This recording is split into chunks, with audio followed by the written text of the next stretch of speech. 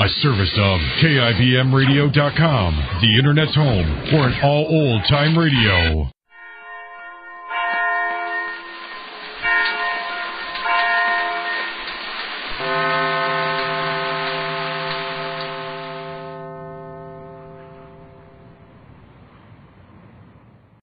Colgate Dental Cream to clean your breath while you clean your teeth and help stop tooth decay, and Luster Cream Shampoo for soft, glamorous, caressable hair bring you Our Miss Brooks, starring Eve Arden. It's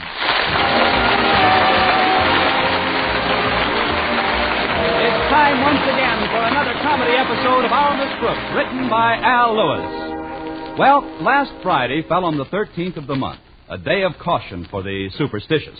But to our Miss Brooks, who teaches English at Madison High School, it didn't mean a thing. No, indeed. Even when my landlady told me at breakfast that our cat Minerva came home with 2 black kittens, I just laughed and said, Mrs. Davis, no. Oh, yes. They've just had our last drop of milk. But Minerva and I were always so friendly. She didn't say a word to me about this.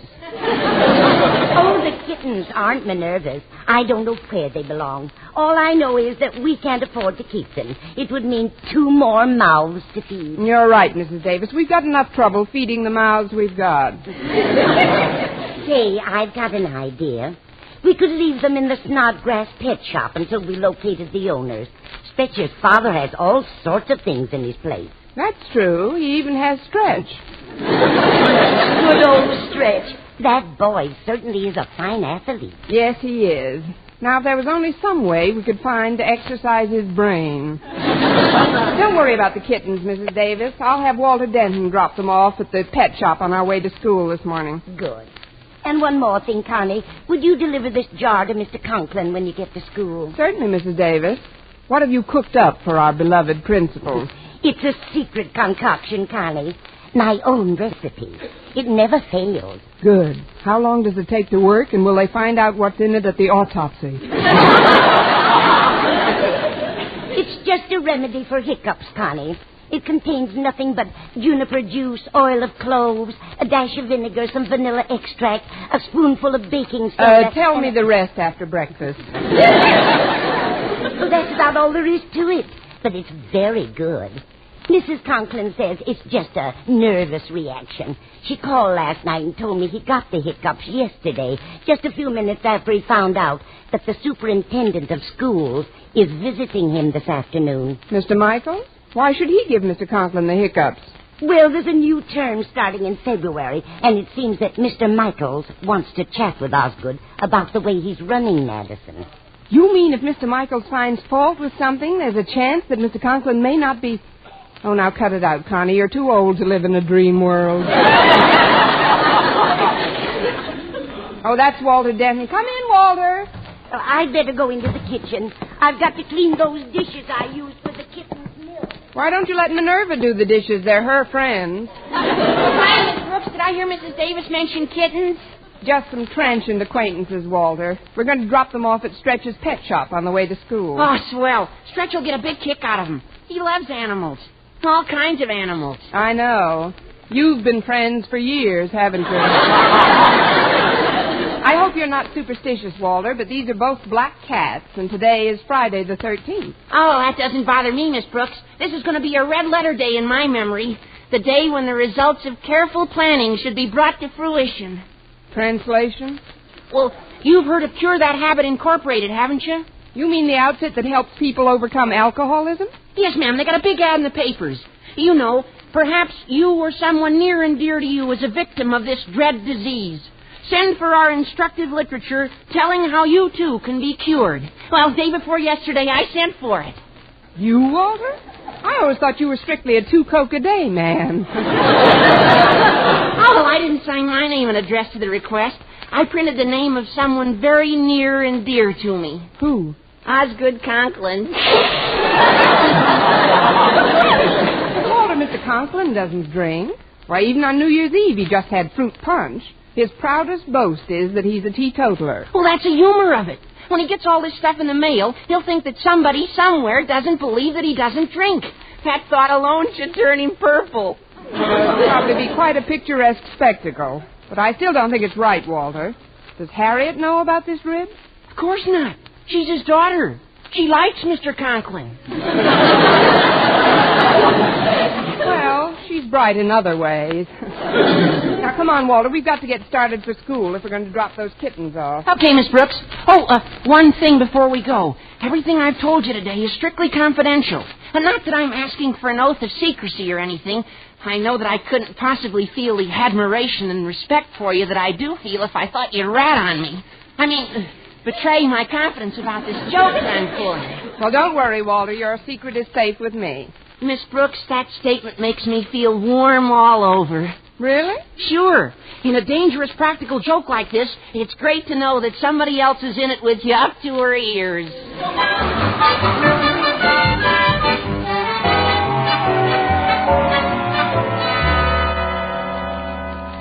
Sorry to have kept you waiting, Mr. Chalmers. What can I do for you? Well, Mr. Michaels, as superintendent of schools, you're acquainted, no doubt, with the principal of Madison High School. Oh, yes, that's Osgood Conklin. Matter of fact, I'm going to see him this afternoon. Then I'd very much like to go with you. You see, Mr. Michaels, my son attends Madison High, and I'm very anxious to find out the meaning of this postcard which arrived at my office this morning. Postcard? Yes, sir. I'll read it to you. It's addressed to Cure That Habit Incorporated. That's my firm, Mr. Michaels. And it says, kindly send me all your literature. I am determined once and for all to rid myself of the curse of alcoholism. It's signed, Osgood Conklin.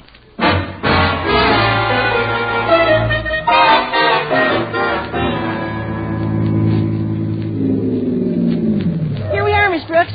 Dear old Madison High. I should have known that the Snodgrass Pet Shop doesn't open until 9. What in the world are we going to do with these kittens, Walter? Gosh, I don't know, Miss Brooks. Mr. Conklin's awfully strict about pets in the building. The only animals allowed are in Mr. Boynton's lab. Oh, say, we could keep them in there until lunch period. That's right. Then Stretch could take them over to his dad's shop. Come on, Walter, let's take them in.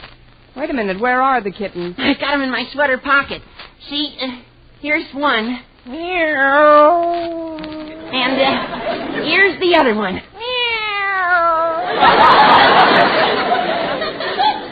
So much for Maxine and Laverne. Hello, Miss Brooks. Hello, Patty. I mean, Harriet. Hi, Harriet. Well, I gotta run now. I'll talk to you later. Okay, Walter. How does your dad feel, Harriet? Are the hiccups gone? Yes, Miss Brooks. They disappeared about an hour ago.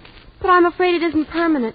Every time something unpleasant happens, it brings them on again. Well, maybe this remedy that Mrs. Davis sent down will be of some help. I'd better take it into him right now. All right, Miss Brooks. See you in class.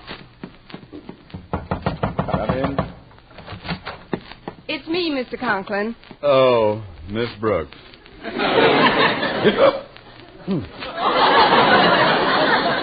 Well, they're back. Who's back? Does that answer your question? Maybe you should see a doctor, Mr. Conklin. Saw a doctor yesterday. Told me to relax and they go away. Relax. What's in that jar you've got there? It's a hiccup cure that Mrs. Davis asked me to give you. She made it herself. What's in it? Nothing but juniper juice, oil of cloves, a dash of vinegar, some vanilla extract, and baking soda. I'd rather have the hiccup. Mr. Conklin, if you haven't got anything else handy, maybe you ought to try some of Mrs. Davis's remedy. Well, I might take just one swallow of the stuff. Give it here. Well, Mr. Conklin, what does it taste like? Well, it tastes like...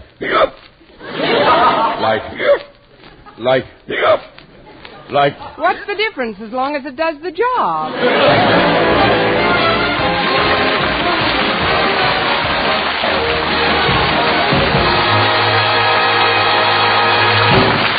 Our Miss Brooks, starring Eve Arden, will continue in just a moment. But first, here is Vern Smith. No other dentifrice offers proof of such results. Proof that Colgate Dental Cream helps stop tooth decay before it starts. 2 years' research at leading universities using Colgate Dental Cream, hundreds of case histories, makes this the most conclusive proof in all dentifrice history on tooth decay.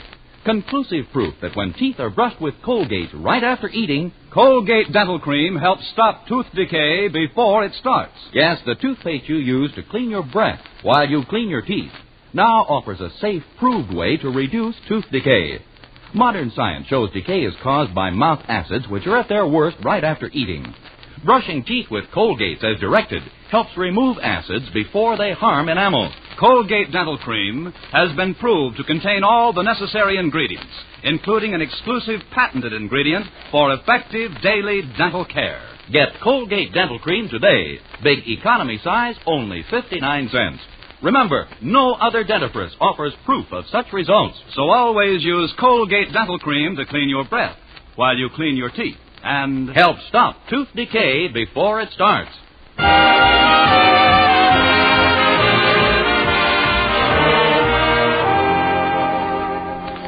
Well, after giving Mr. Conklin an antidote for Mrs. Davis's hiccup remedy, I returned to my classroom and whiled away the hours before lunch by teaching a bit of English. Promptly at noon, I found myself, by the amazing coincidence which occurs daily, at Mr. Boynton's biology lab. Come in. Oh, it's you, Miss Brooks. I'm glad you dropped in. Very glad indeed. Honestly, Mr. Boynton? I should say so. You've got to get these cats out of here. Oh. No, don't worry about that. Walter Denton has asked Stretch to pick them up and take them to the Snodgrass Pet Shop. Oh, good. Where are they, Mr. Boynton? Well, I had to keep them over here in a separate cage, away from the white mice. They were pretty upset. Cats do that to mice as a rule. Well, here they are.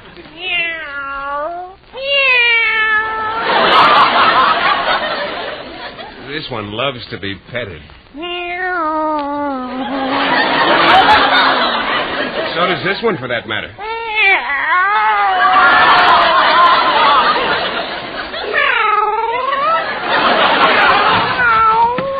Hello, Mr. Boynton. Excuse me, Miss Brooks. I didn't mean to interrupt. Oh, that's all right, Stretch. Oh, I don't mind waiting if you want to finish your song. No, thanks. I don't know the rest of the words anyway.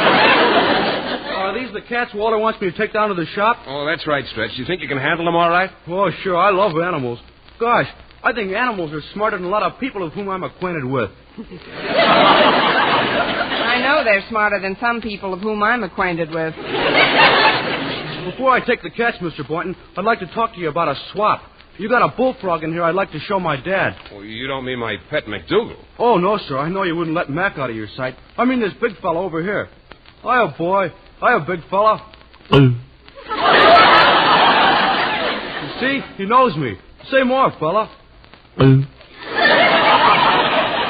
He certainly talks your language.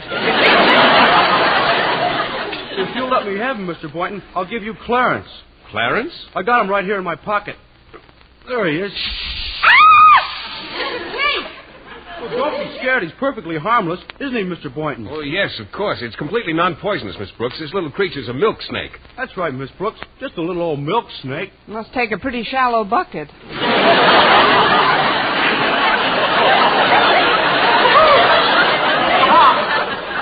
Well, he couldn't possibly hurt anyone, Miss Brooks. He's just a baby. That doesn't prove anything. When I was a baby, I bit people all the time.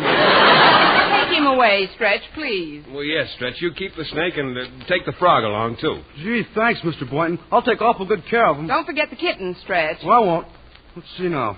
Well, it's a good thing I wore my sport jacket today. I can put the kittens in the side pockets, the frog in an inside pocket, and Clarence in my breast pocket. Too bad you're not a kangaroo. You could give me a lift to the cafeteria.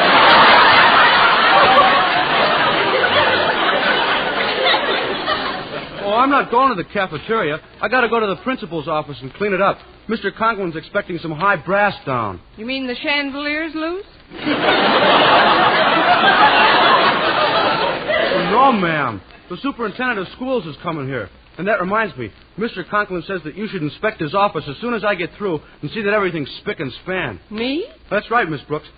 Well, I better get going. Thanks for the key frog, Mr. Boynton. Oh, you're welcome, Stretch. See you in a little while, Miss Brooks.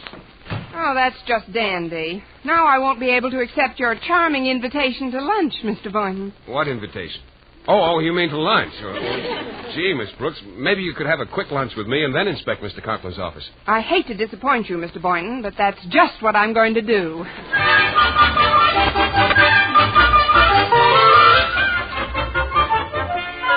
There. The last window's clean. Mr. Conklin's office looks neat as a pin. Don't you think so, Miss Brooks? Let's see. Yes, it looks very nice, Stretch. Mr. Conklin should be very pleased when he gets back from lunch. Oh, I hope so. Now I'll put my jacket back on and get these animals back to the... Hey, wait a minute. They're gone. Who's gone? Everybody. Kittens, the frog, and the snake.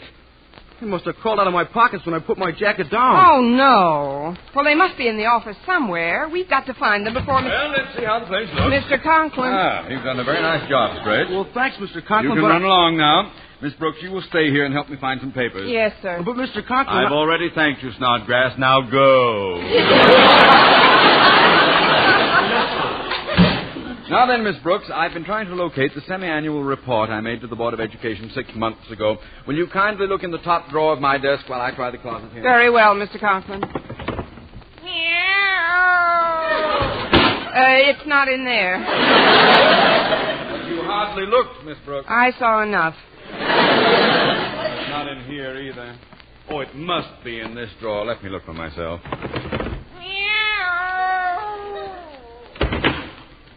You were right, Miss Brooks. There's nothing in there but a cat. Well, maybe it's in this other drawer.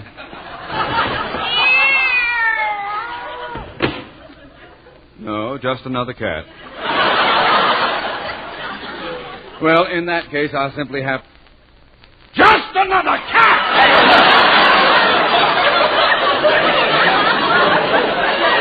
Miss Brooks, what are those two cats doing in my desk? Maybe they're looking for the report, too.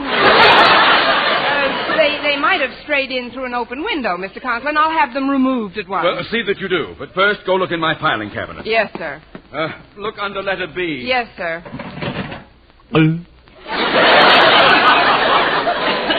What are you doing in here? You should be filed under F. It's not in here, Mr. Conklin. Well, it must be somewhere. Let me look. What's in this batch? Let's see. One letter from Boys Town. My Beaver Patrol badge. One communication from the board. One frog. An invitation to the Elks barbecue. Another notice of a board meeting. A letter from... One frog! Miss Brooks, there's a frog hopping around my filing cabinet. Frog? Yes, he's jumping all over the place. What'll I do, Miss Brooks? Why don't you hit him with the snake that's crawling on your coat lapel? That's a good idea. I'll just take this snake and then I'll... Take this snake! Here, Mr. Conklin, just file him under S. What's going on here? Miss Brooks, look! Look, this mark on my hand. That snake bit me. I'm poisoned. Oh, but Mr. Conklin, I've got to be inoculated. Quick, take me to the first aid room.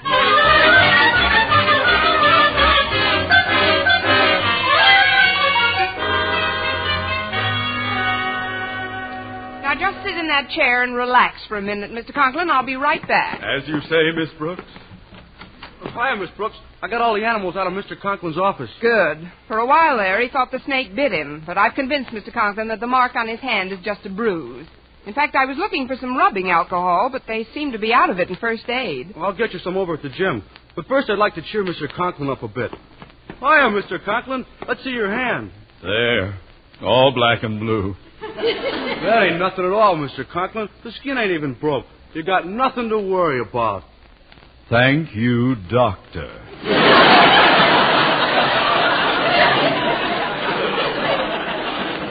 Now that... There they are again. Oh, don't worry about them, Mr. Conklin. I didn't expect you'd be concerned, Miss Brooks. Well, frankly, after hearing nothing but meow and all day, it's a relief to hear a... Oh, I know. A sure cure for hiccups, Mr. Conklin. Now, just sit back in that swivel chair for a minute. I am sitting back. Swell. Now the idea is to start spinning you around slowly. Yeah, Stretch, stop that. It never fails. Stretch, you mustn't spin, Mr. Conklin, like that. I know. We got to spin them faster. Oh, no, Stretch. Let go of me. Stop this at once, you hear me? Stop it, I said. Stretch, stop. There. Daddy, I've been looking all over for you.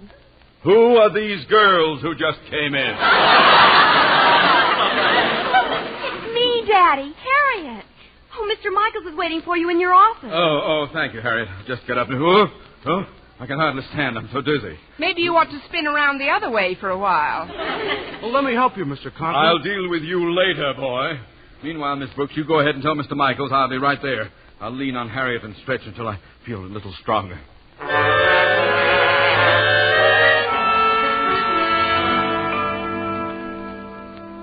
So you see, Mr. Michaels, I certainly wouldn't want my boy in a school run by someone who had to come to my firm for assistance. I'm sure there must be some mistake, Mr. Chalmers. I've known Osgood Conklin for a good many years, and whatever else he may be, he's not a drinking man.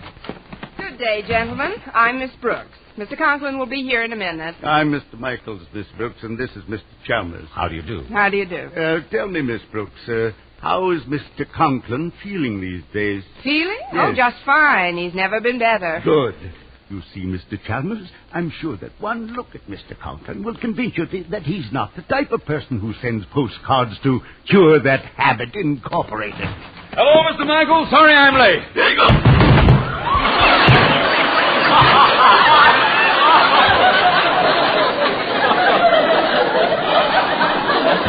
Let me help you up, Mr. Conklin. I must have tripped, Mr. Michaels. And who are these gentlemen with you? These gentlemen are Mr. Chalmers. Shake hands with the one in the middle. Pleasure to know you, Mr. Chalmers. Don't look now, but that's Mr. Michaels. Here's Mr. Chalmers. Oh, of course. Glad to shake your hand, Mr. Chalmers. You're shaking his umbrella. What seems to be the matter, Mr. Conklin? Having trouble with your vision? Yes, that's it. I broke my glasses this morning. Well, I'll get over here and sit down at my desk. Michaels, look at him stagger. Incredible. Miss Brooks, you said Mr. Conklin never felt better. That's right. You should have seen him an hour ago. Boy, what hiccups. Hiccups? Yes. I always get them when I'm startled. And what, may I ask, startled you? He opened his desk drawer this morning and saw a cat in it. Tell me, Mr. Conklin, in which drawer did you see the cat? Well, the first cat I saw was in this drawer. In this drawer, Mr. Conklin? No, there's another cat in there. It was the one in here that startled me. Would you mind showing us your cats, Mr. Conklin? Not at all. They're right here in these drawers. Why, they're gone. They come and they go, Mr. Conklin? Miss Brooks, where are the cats? They disappeared right after I took you to first aid. But he really did see them, gentlemen. Indeed. The next thing you'll be trying to tell us is that he found a bullfrog in his filing cabinet.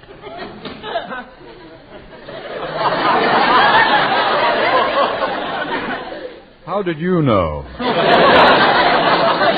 Bullfrog, too? There must be some error here. Yes, he was filed under B instead of F.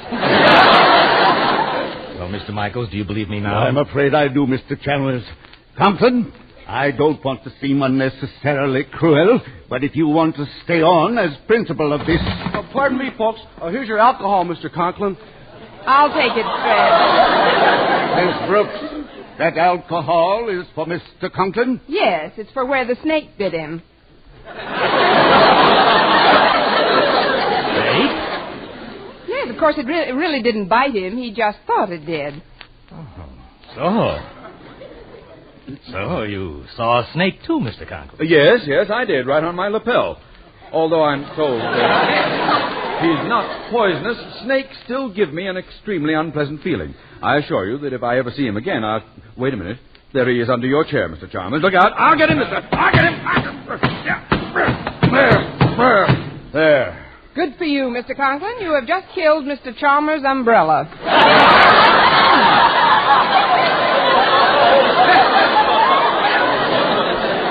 Getting out of here. This man is dangerous. I'll go with you, Mr. Chalmers. As for you, Mr. Conklin, I'll talk to you again when you're sober. Sober? Mr. Chalmers here is the head of Cure That Habit Incorporated. Oh, no. This card he received yesterday will explain why he called on me this morning. Good day. Cure This Habit Incorporated? What has that got to do with me? Miss Brooks, read this card for me. It says, kindly send me all your literature. I am determined once and for all to rid myself of the curse of alcoholism. And it's signed Osgood Conklin. Poor soul. Any man who has to resort to writing in. Osgood Conklin! I know you didn't write this postcard because I know who did. But it was only a little Friday the 13th joke, and I'm honor bound not to mention who did it. Oh, you are. Well, Miss Brooks, such loyalty is worthy of a better fate than the one under which you are about to crumble. You see, you and I have traveled the road of learning together for some time now. It hasn't always been a smooth road, but it's been our road, Miss Brooks. Now, do you know what's in store for you? I believe I do, Mr. Conklin. Pass me the rubbing alcohol. The rubbing alcohol? Yes, I might as well have one for the road.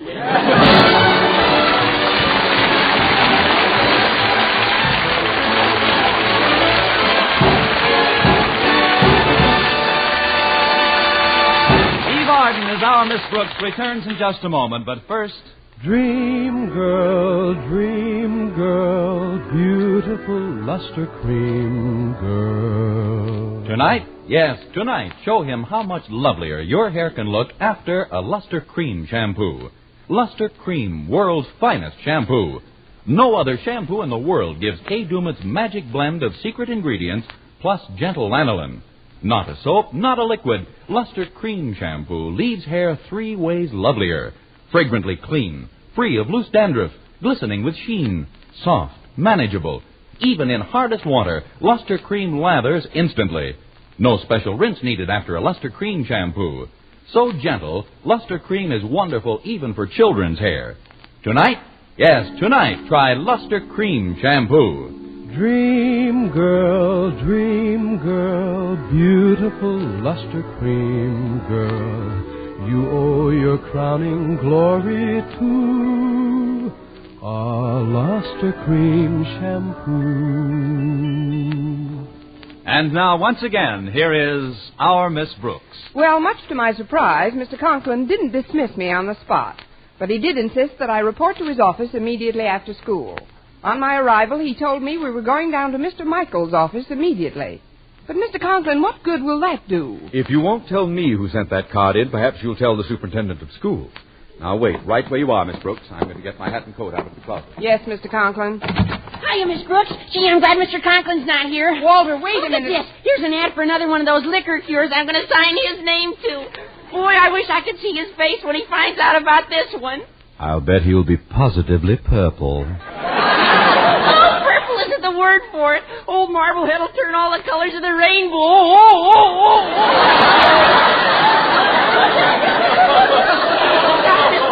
What should I do now? There's only one thing you can do. Plead insanity.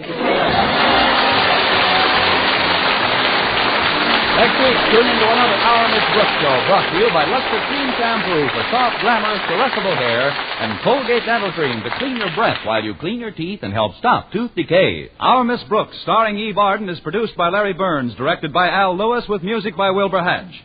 Mr. Boynton is played by Jeff Chandler, Mr. Conklin by Gail Gordon. Others in tonight's cast were Jane Morgan, Dick Crenna, Gloria McMillan, Bill Lally, Leonard Smith, and Francis X. Bushman.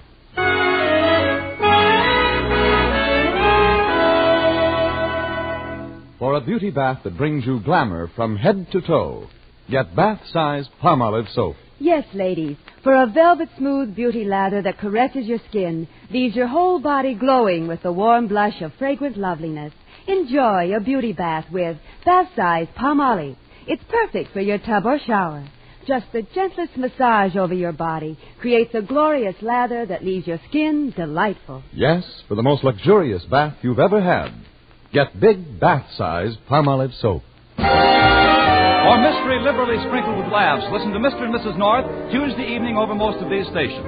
And be with us again at the same time next week for another comedy episode of Our Miss Brooks. Bob Lamont speaking. This is CBS, the Columbia Broadcasting System.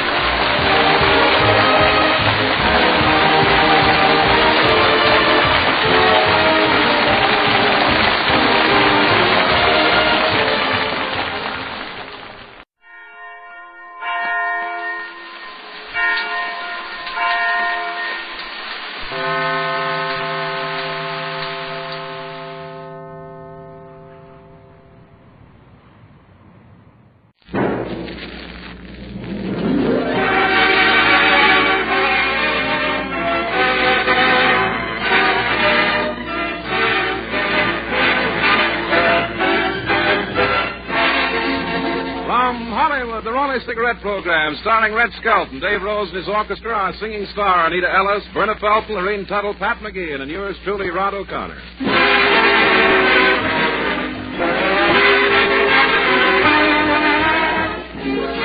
From Metro-Goldwyn-Mayer, we present the star of the Rolling Cigarette Program, Red Skelton.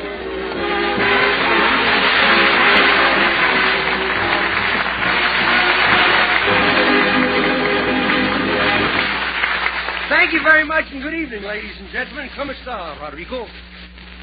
How long have you been speaking Spanish, Red? Was that Spanish? Yes. Well, I've been speaking about 10 seconds. Oh, I thought you were going to do the whole program in Spanish. Oh, no. Why should we? Is there in any language? Well, talking about I hear you went around on Halloween giving people a special imitation of our Yeah, I'd ring a doorbell and I'd say, that jet of pure moisture is a seltzer bottle. Hey, oh, boy, what a bunch of roughnecks we had around our neighborhood. Well, a bunch of the pranksters came up to me and he says, hey, Skelton, where's your house? I says, it's up on the next block. He says, you want to bet?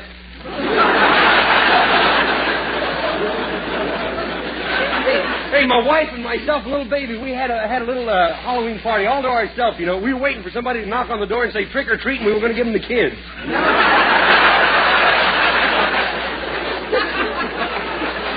Well, that's one way of getting you with us. It's not here, you know. Say, by the way, Red, have you seen the newspapers lately? Only the front page. Why? Newsboys keep chasing me away all the time. Hey, I did read about the huge plane, you know. Hey, did you hear about what he said? Some guy said, do you think this thing's going to fly? He says, if it don't, it'll be the fastest boat in the bay.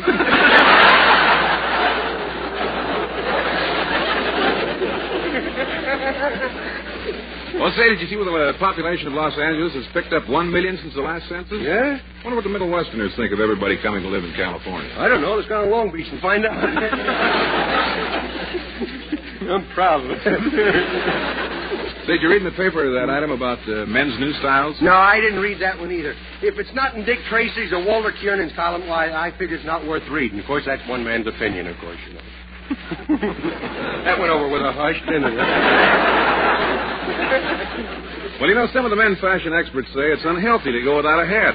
Well, they're trying to get us to carry handbags. Well, no fashion expert's going to tell me what to do, boy. I even wrote him a letter about it. Here, hold my purse and I'll read it to you.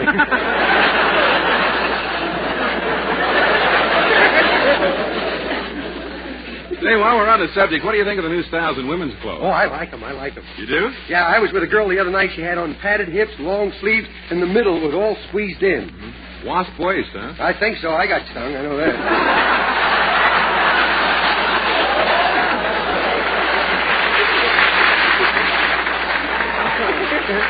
Go ahead, Rod. What else is in the paper? Well, 2,000 people are being invited to Princess Elizabeth's wedding. Yeah? Oh, and speaking of royalty, Bob Hope's going to give a command performance before the King and Queen of England.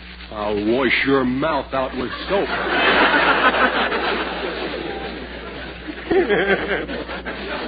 Hope is going over there. I'm sorry I couldn't make it. Were you invited? No, that's why I can't make it. Hey, you know why Hope's going over there, don't you? He's going to tell the King and Queen a few of the jokes to get them to laugh, just to see if they've been using that Lend-Lease Irium. You know?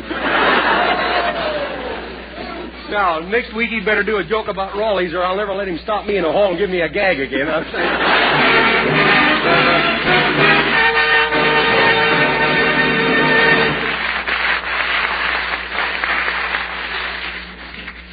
Listen.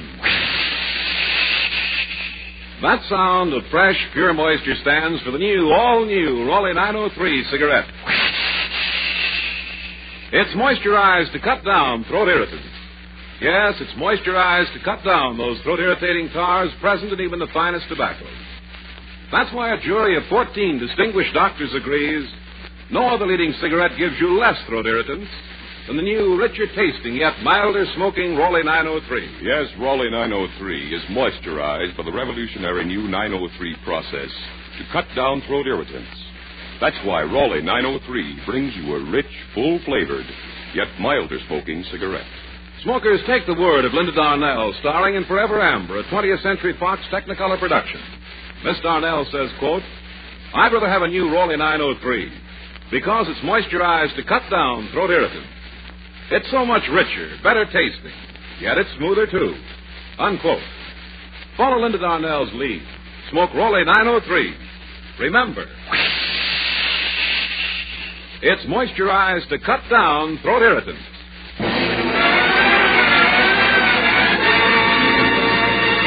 Thanks, Rod. And remember, ladies and gentlemen, pronounced backwards is...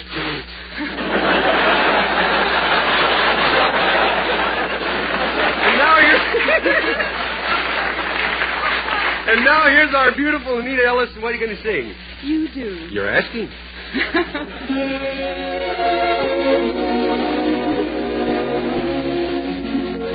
Who knows how much I love you? You do. No one means more to me than you do. You take December and smile it into May, and then December comes back again when you're away. Who has a charm that very few do? Who makes life necessary? You do. And who can take my dreams and make my dreams come true? Don't give me three guesses. One will do.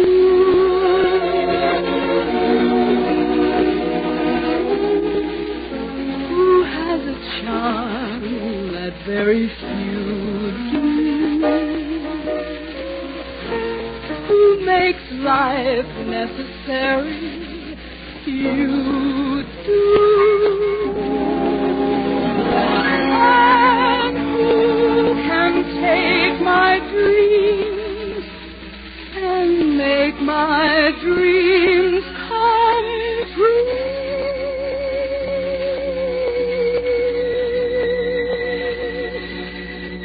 Don't give me three guesses.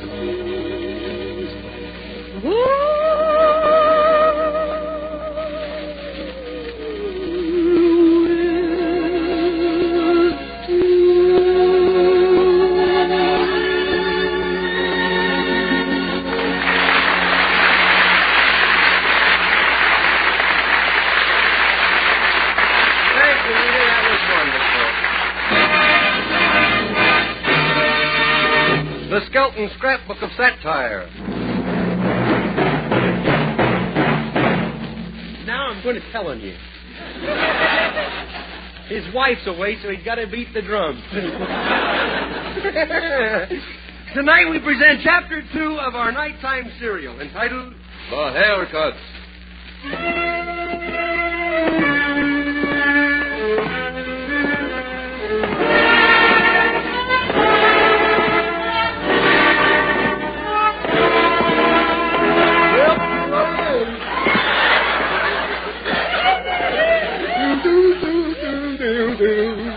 You do. You do.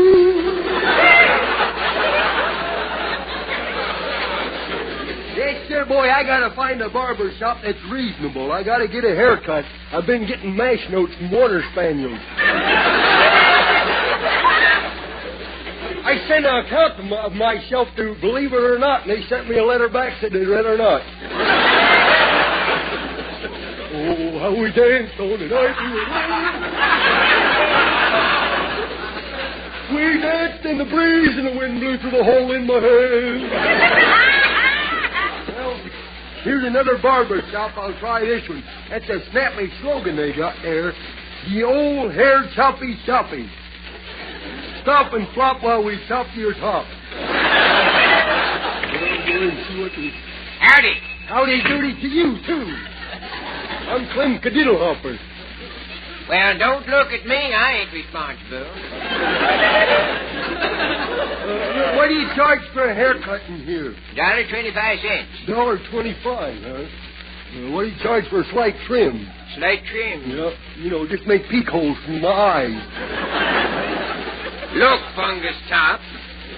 I'd have to charge you the same price for the time it would take to find your eyes. Oh, I see. Well, what do you charge for a shave? 50 cents. And shave my head.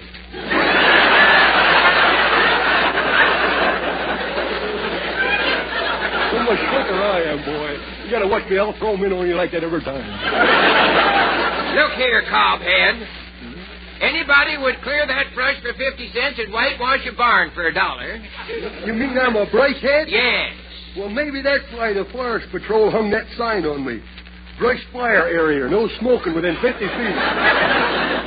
Look, I'm busy. Why don't you just get along? My final price is $1.25. Well, that's too much for me. I wouldn't pay that kind of money. Why, is my hair getting hard to get or something? I'll go home and let my ma cut it for me. Well, how will your ma do it? Put a bowl over your head? Oh, you flatterer, you. No, my ma will use a funnel. Your head does come to a point. How come? Well, when I was a baby, my old man tried to cut my hair with a pencil sharpener. I'm sorry I can't do business with you.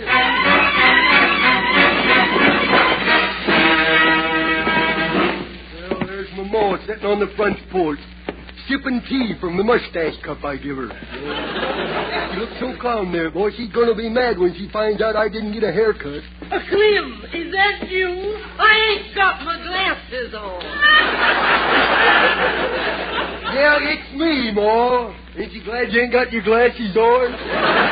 Well, did you bring my head cold medicine? No, I got something better than what she was taking. It says on the bottle it will cure anything, including ham, it says.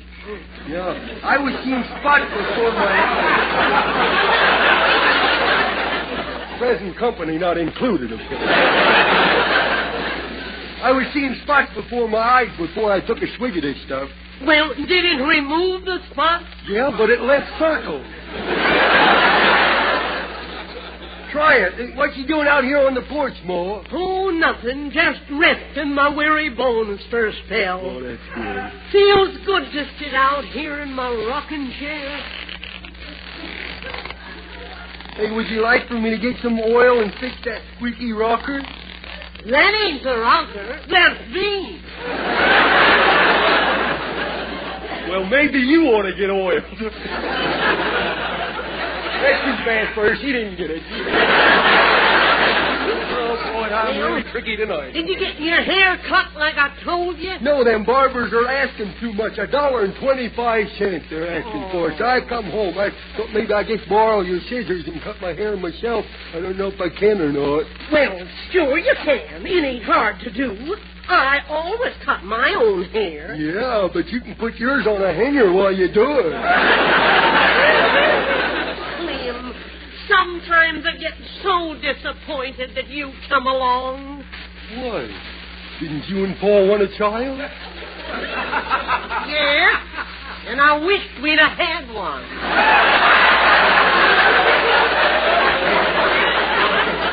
I'll tell you what. You sit on the porch, and I'll go inside and get the scissors and a bowl, and I'll cut your hair for you. A bowl? You better get a roasting pan about size 18 and a half. Well, meanwhile, you be combing it out. I'll be right back. Okay, I kind of hate to get a haircut. It means I'll have to start wearing a shirt again, you know. Oh, well, I might as well comb it out.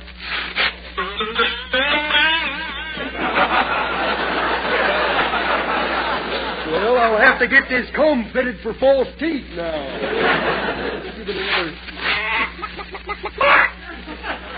Hey, Ma, come here. They didn't steal our chicken after all. Well, I couldn't find a bowl, so I guess we'll have to use this bucket.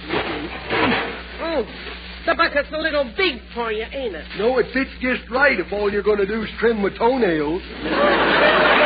All right. Sit down on this tote box, and I'll cut your hair.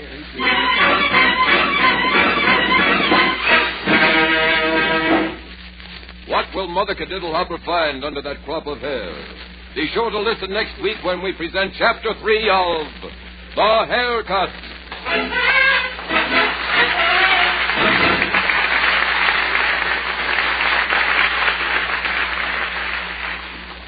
Listen. That sound of fresh, pure moisture stands for the new, all-new Rolly 903 cigarette.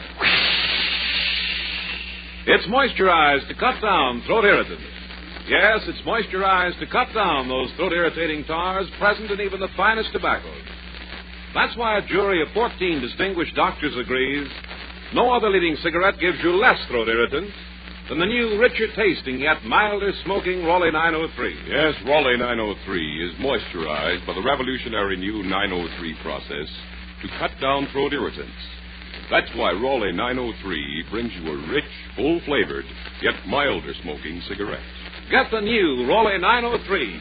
You'll see the number 903 on the package. Remember, it's moisturized to cut down throat irritants. So, friends, smoke the new, richer-tasting, yet milder Rolly 903.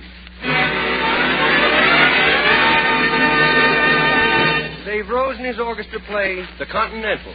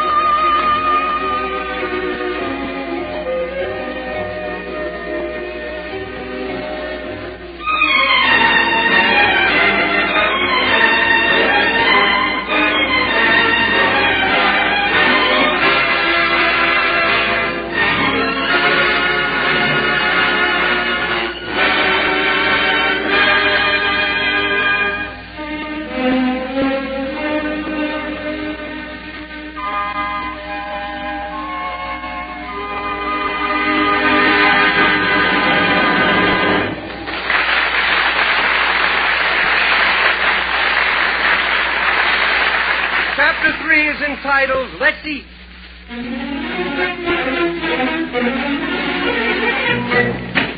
Junior! Yes, Mummy doll? Is that you? Yes. Come and eat your lunch. No, just give me a piece of pie. Just give me a piece of pie. You'll eat your lunch. Oh, you always make me eat stuff I don't like. I refuse to eat any lunch. In fact, I'm not going to eat any dinner either. Just give me a piece of pie, that's all. But you can't live on dessert alone. Diet like that is bad for you. I know dessert is bad for me, and spinach is good for me, but I is just too ornery to deserve anything good, so punish me with apple pie. What's all the rumpus? Oh, Mother, what am I going to do with Junior? Don't ask me. I'm tired of being called a meddlesome old lady. Hey, no more. I'm not hungry. Can I go out and play? By all means. Yeah. Go next door and tease that big, vicious dog. Okay. Boy, they sure does love me, don't they?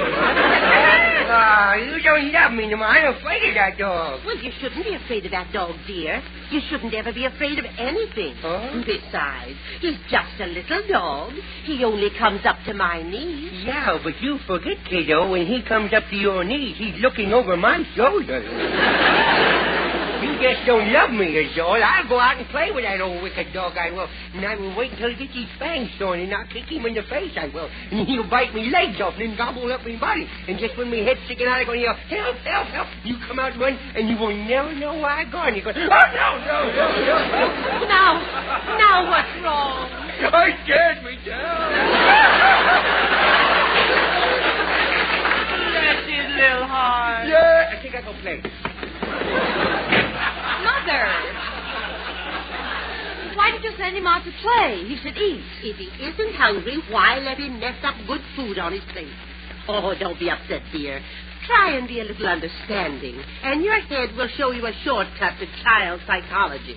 Mother, I wonder if Professor Mushmouth could help me. Well, who's he? The author of the book Child Advisory I bought yesterday. Oh, that's wonderful. Put it on the shelf with the others. Now, Mother, I know how you feel toward these books, but now listen to this. Chapter 1, Whipping a Child. A child should never be spanked on an empty stomach. I agree. Turn him over. Mother. Now, listen to this.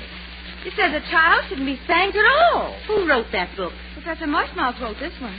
I'd like to meet him. I wonder what days visitors are allowed. Mother, you're not inferring the man is nuts.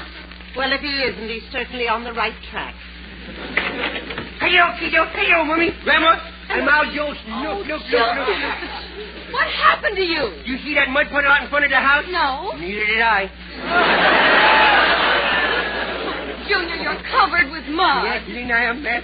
How do you do it? Oh, I don't know. I see something like that. I just throw myself into it. I don't know. Good heavens, you didn't fall in that mud puddle with your good pants on. Well, I didn't have time to take them off in a minute. Just you wait until your father gets home tonight. I will. Boy, what a big splash he should make, huh? It was an accident. Will you forgive me if I give you a kiss? Well, your mouth is covered with mud, dear. You better throw me a kiss. Okay. Whoa! More mud than you thought, wasn't there? Oh, Junior now. Hit her right in the mud. Junior, it's none of my business, I know. But I think you've been fighting again. What makes you say that? Well, I'm not saying anything. Well, why do you say that? Did some kid give you a bloody nose? I got your bloody nose? You certainly have. Well, Look at yourself. Thank goodness. I thought I was growing a red mustache. What did you fight about? About 2 minutes. That widow Dickie Orland, he gets me so perturbed, he does. How did you get your tooth knocked out? Well, that happened when I tried to help Widow Jean Fowler when he was down. He hit you for that? Yes. Why? Because I was the one that knocked him down. Well, you should learn to control your temper. Yeah? When I get mad at your grandfather, I slowly count to 10. Yeah, but you was always standing over him when you were counting to make sure it was a knockout, you know. Junior! I should spank you. Oh, now, remember the book. It says never spank a child. Oh, very well, Mother.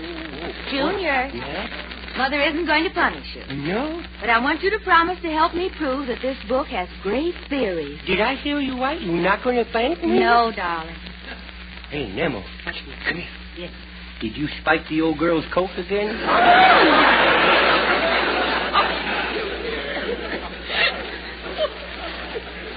Now come in and eat your lunch. No. I cooked everything myself. Oh, no. If you cook it, that's what I'm doing, boy. I'm too young to start taking bites, you know, all right? Now. Not so fast, young man. Now, you come here now. No, put me down. Now, it's right there. No. And I said eat everything on your plate. No, I don't want to eat. You mustn't waste food. No, I don't want to eat. Now, that's no way to act, Junior. Well, you always make me eat things I don't want to eat. Now, don't cry. Oh, you yelled at me. Mother, what shall I do? Don't look to me for advice. No, don't look for her. If you don't know by instinct what to do, then go read old Professor Moore's book. Glubmore. Oh, well, it comes out even either way. Yeah, it comes out even either way. Dear Mother, what shall I do? Where's my book? Where's your book? Here, crying. Where's your book? How to stop crying. How to stop crying. Humor the child. Humor. Is that what it says in the other book? Yes. Humor the child. Is that what it says in your book? Yes. Boy, if morons ever learn to read, that thing will be a first seller, you know. Humorous. Yes. Junior. Yes. Momsie's widow baby. Please eat seafood, see? Ah, nutsy whatsy. Now, look, you just like too many things that you should eat. Why, I would eat, but you never fix what I want. You'll eat what we want you to have. No. Now, dear, remember the Idiot's Digest. It says humor the child. I will. Yeah. Junior. Right. What would you like to eat? Well, I like something you bake by yourself. A pie? A pie. Apple or peach? Mud. Mud. Mud, yeah, mud. You know, dirt with a water in it. Oh, now, let's not be ridiculous, Oh, Junior. humor the child. No, I want a mud pie. I want a mud pie. Go into the other room, Junior. I want to Oh, call it's your a mud grandmother. Now, pie. go in the other You room. want to make me ill good, you know. Mother, now what will I do? Oh, well, a little dirt won't hurt him. And believe me, after he takes one bite, he won't go through with it. Besides, it might break him of asking for silly things. You're right. I'll bake it. Junior!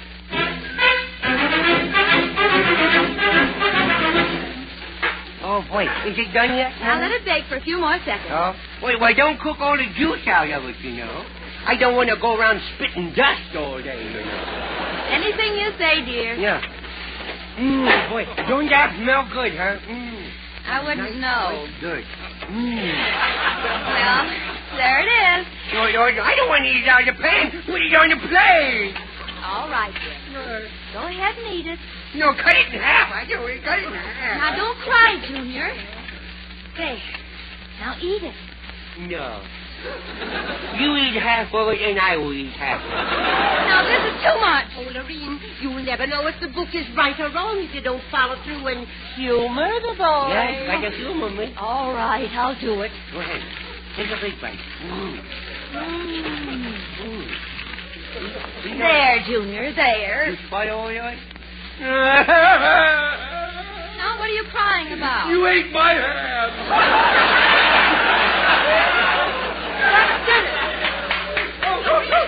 Lorene, you're spanking the boy. Ain't it the truth? But what about your book? What do you think he's spanking me with?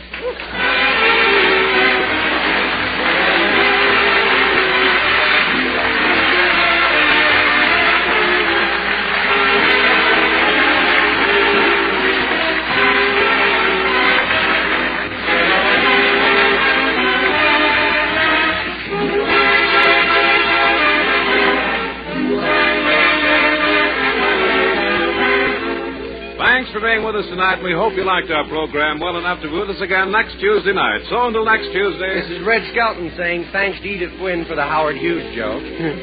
Also, thanks for listening, ladies and gentlemen. And there's a friendship train coming your way. Please help. Good night.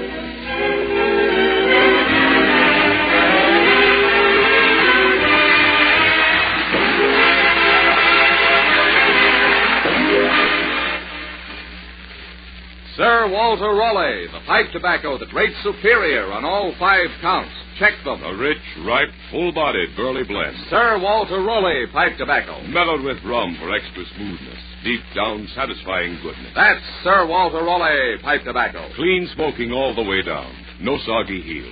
He leaves only a clean, dry ash. And that's Sir Walter Raleigh pipe tobacco. Crimp cut for slow, even, cool burning. Yes, Sir Walter Raleigh pipe tobacco. The brand of grand aroma. Keeps home sweet home. It's Sir Walter Raleigh. Sooner or later, your favorite tobacco. Yes, a favorite with college men, servicemen, businessmen. Men everywhere who know and appreciate quality pipe smoking. Smoke Sir Walter Raleigh, the quality pipe tobacco of America.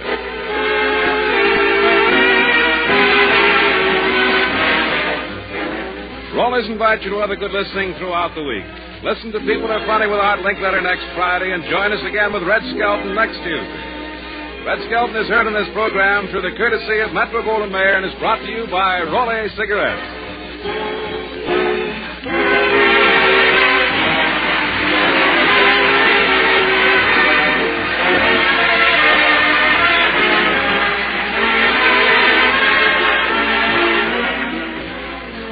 NBC, the National Broadcasting Company.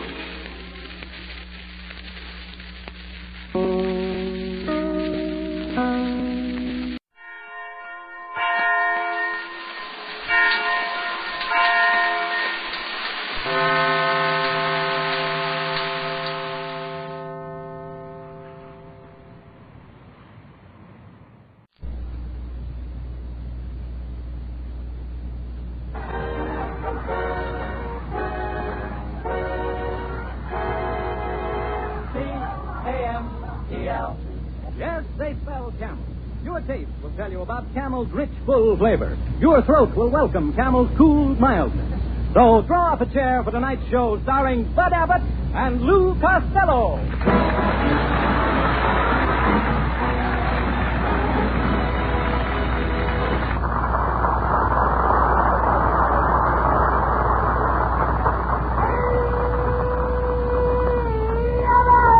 Costello, where in the world have you been? And just look at your face.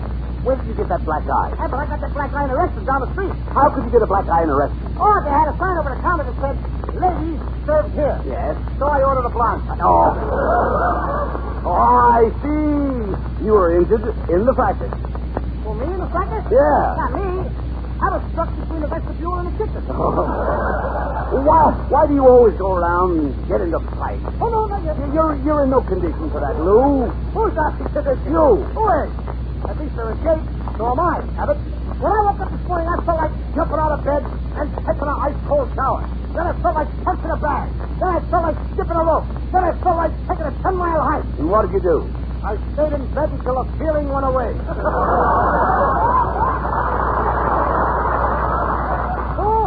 To my Uncle Artie's Stebbins farm and help him pick strawberries. Well, no, that's very commendable. But you must be careful picking strawberries or you'll get poison ivy. No, I won't. I got a system. The minute I get up to Uncle Artie's, I'll wrap myself up in a paper bag, then I'm going to hang myself in the closet. But you can pick strawberries, that's right. I know, but I can't get poison ivy either. You know, talking to you, Costello, is a waste of time. You know that, don't you? You're an imbecile. And I say you're an imbecile. And I say you're an imbecile. Now, just a minute, boys. What's all the arguing now, about? You keep out of this, Niles. It's just between us imbeciles. How do you expect to get along with people? How do you expect anyone to like you? Oh, I'm a bad boy. Well, you certainly are. Mrs. Niles will be here any second. And just watch what you say. Try to be decent for once. Okay, Abbott. Now, hey, quiet. Here she comes. I heard that remark, Costello. I didn't say anything, Mrs. Niles. No, that's right. I didn't say anything. Costello, I'm trying to be so nice. Absolutely, Mrs. Niles. He's not going to insult you. He's going to be a good boy. Aren't you, Lou? Yes, Mr. Abbott. That's Gee, Mrs. Niles, I sure am glad to see you. And by the by, is this you talking? Did you ever collect the insurance for the accident you had? Well, I didn't have an accident. Don't tell me you were born with that face. No. What did I say? All right, Abbott, I'm sorry. Go ahead, wash my mouth out with soap. I said a bad thing. I'm a cad. I'm even lower than a cad. I'm an old Chevrolet. Oh, you know, Costello, I had a dream last night. I dreamed we were holding a contest to see which comedian had the most empty space in his head. So? Well, one comedian had 2 square inches of space, another had 5 square inches, and another had 10 square inches of empty space in his head. I'll bet you didn't see my head there. See it? That's where they were holding the contest.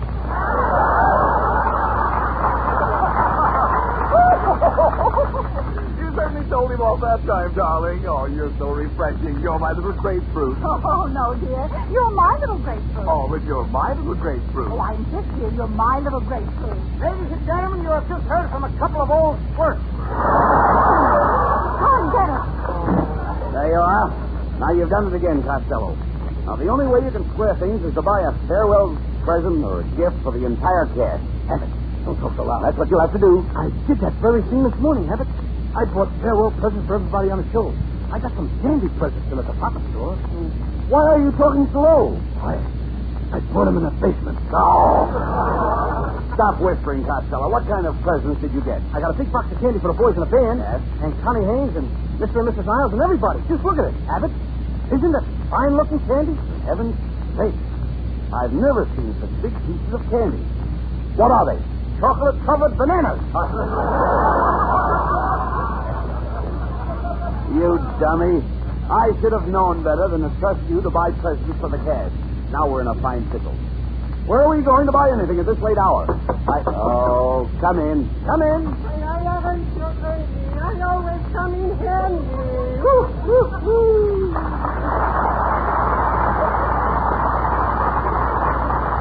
Well, look who it is, Costello. Our old friend Kitzel, the salesman. Oh, could be, yes. Well, how do you do, Mr. Costello? I haven't seen you in a long distance. You're just the man I'm looking at. And you're just the guy I'm looking at, Kitzel. You know, you showed me an electric razor 2 weeks ago, and it's no good. Oh, P356, no good. No, P356, it's no good. Well, for your information, my little man, that was not an electric razor. That was a riveting machine. A riveting machine? Yes, sir. No wonder every time I shave, it hammers my whiskers in and I have to bite them off with my teeth. Never mind that, Costello. Look, have you got anything to sell us today, Mr. Kitzel? Have I got anything to sell? Yes. Boy, now you're talking my language, if that's possible. Why, I've got here... He's lost. No. Today I'm in the mansion business.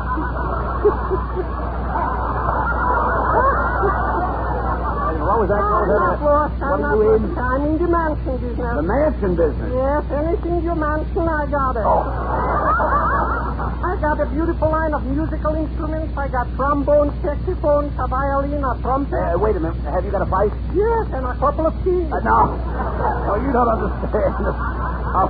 A fife is a long, skinny thing. Yes, that's my favorite. Oh, wait a minute, Kitzel. Yes. We don't want no music lessons.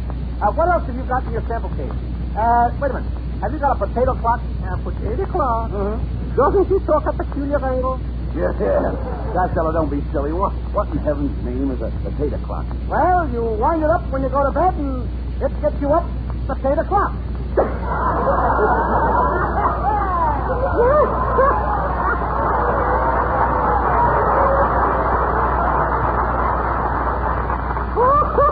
You are potato clock. Forget it, huh? Boy, I don't like it. Oh, excuse me, my line. Come on, come, Kitzel. Open that sample case and get out those presents. Don't push me. What am I, a baby Tavern? Look, Mr. Kitzel, we have no time for foolishness. What have you got to tell us? What have I got to tell you? Why, in this little satchel, I got gold rings, old rings, earrings, hair rings, scufflings, stud-rings, golf-rings, and bobolings, sports suits, suede shoes, braces, and a few clocks, socks, and smocks. Not to mention tech suits, swimsuits, blue suits, and your suits, top coats, sport coats, overcoats, and undercoats, both sides, silk ties, home ties, and rail ties, sweats, shirts, assorted, nurse, and exceedingly I think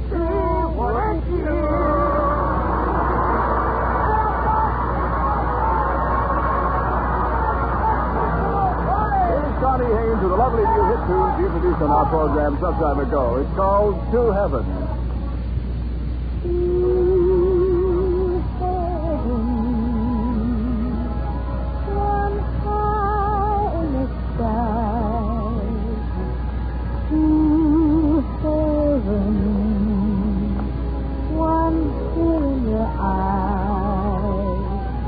I never dreamed I'd kiss an angel, but darling, here you are, in an overcoat of moonbeams, buttoned with a star.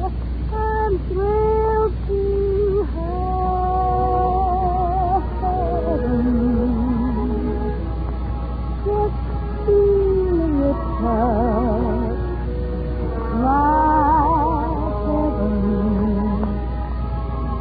I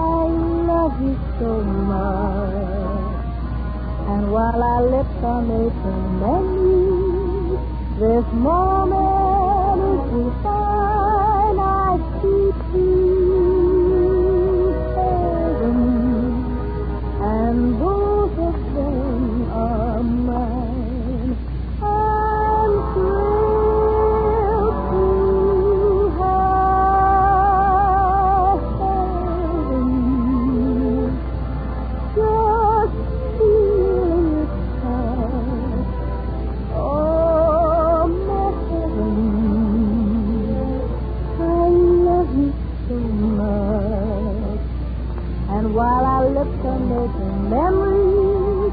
This moment is divine.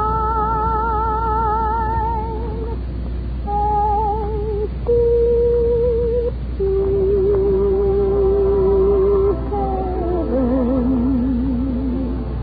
And beautiful.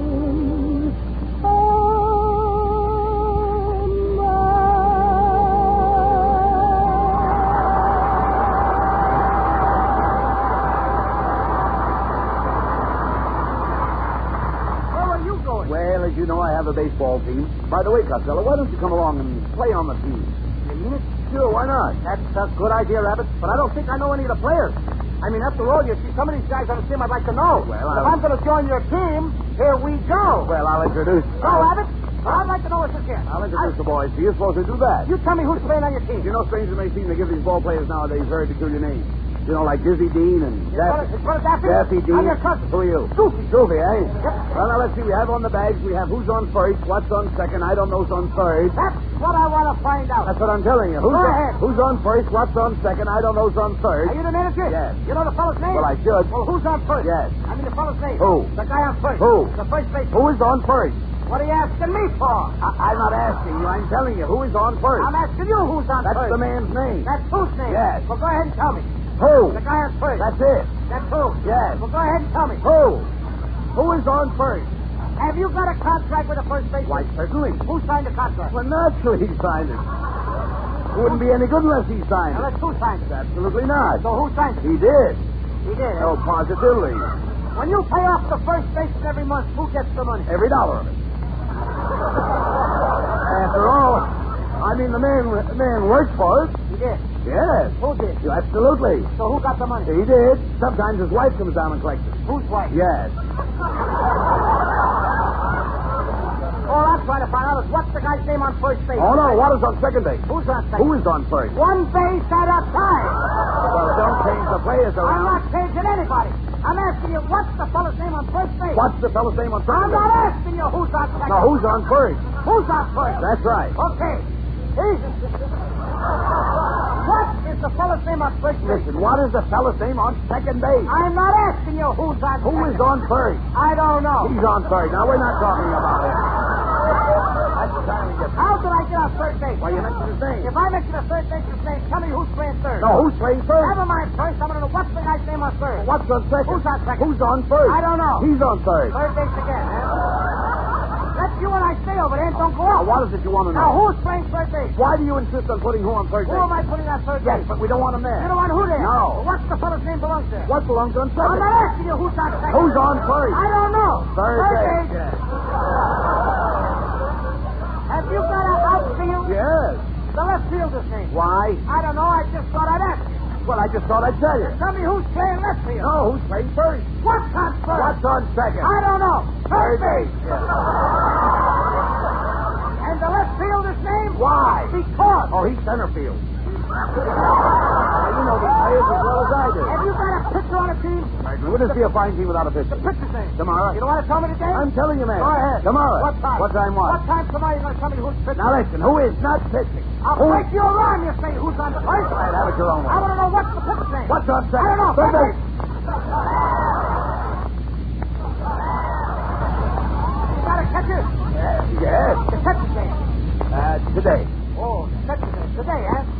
Yeah, fine. You know, I'm a catcher too, you know. So they tell me. Now, I'll get behind the plate. I'll do some catching. Tomorrow's pitching on my team, and the heavy hitter gets up. Home run, Freddie Ritchie. Now, Is he a home run hitter? Freddie Ritchie? Yeah. He's a home here. Oh, yes, I see what you mean. Now, home run, Freddie Ritchie, he gets up to the plate. I'm the catcher. I get behind the plate. I'm doing some fancy catching. Tomorrow's pitching on my team, and he throws the ball. Freddie Ritchie punts the ball. Now, when he punts the ball, me being a good catcher, I want to throw Freddie out of first base, so I pick up the ball and throw it to who? Now, that's the first thing you've said right. I don't even know what I'm talking about. That's all you have to do. Throw it to first base. Yes. Now, who's got it? That's right. If I throw the ball to first base, somebody's got to get it. Now, who has it? Naturally. Who has it? Naturally. Who has it? Naturally. Naturally. Mm-hmm. So I pick up the ball and I throw it to naturally. I know, you don't. You throw the ball to first base. Then who gets it? Naturally. That's different. Now, telephone. So I pick up the ball and I throw it to Naturally. You do nothing of the kind. I throw it to who? Naturally. That's what I'm saying.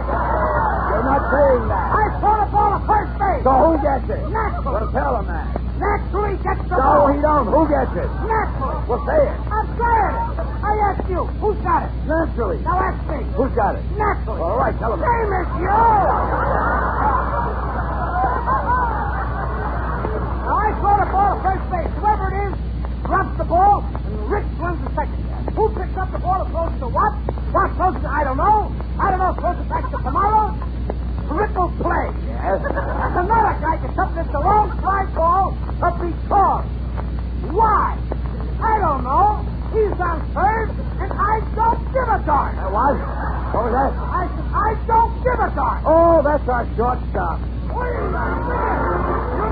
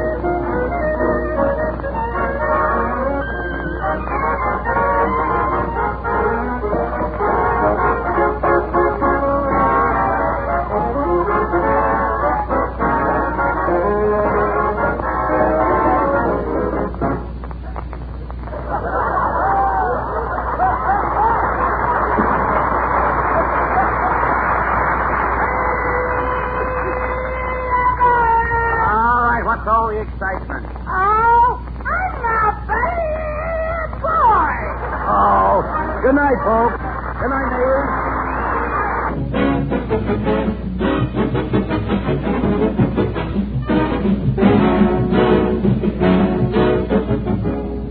Be sure to tune in next week for another great Abbott and Costello show brought to you by Camel Cigarettes.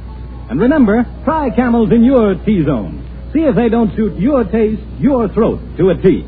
C-A-M-E-L-S.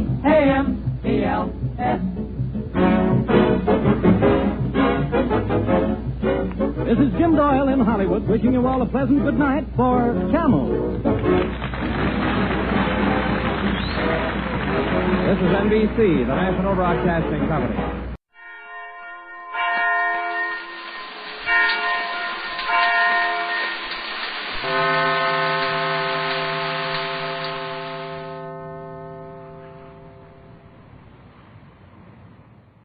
The secret word tonight is name. N-A-M-E. Really? You bet your life.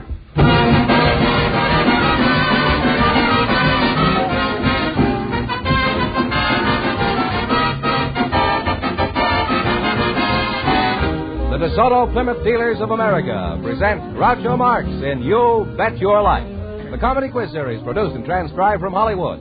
And here he is, the one, the only... That's me, Groucho Marx.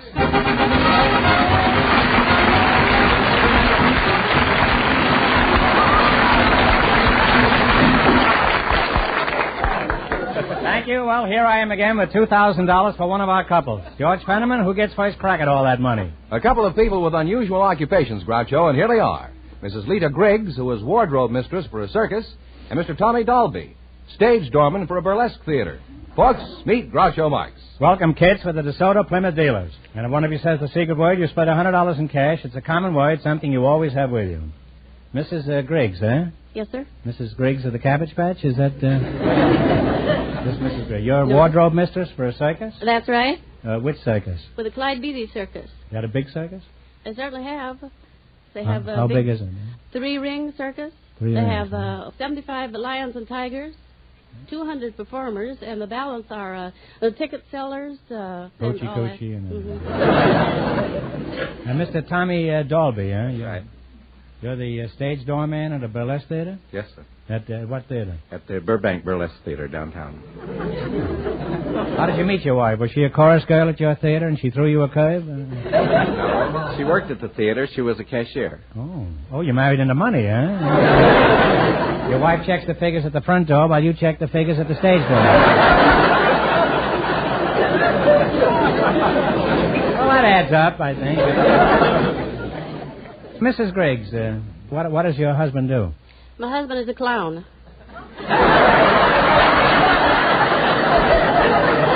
Mrs. Griggs, everybody's husband is a clown. Let's face it, huh? Is he funny at home? Oh, yes. Could you give us an example of... No, not right here.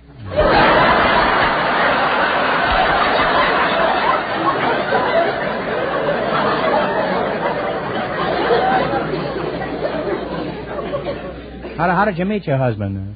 Oh, I met him at a fox hunt.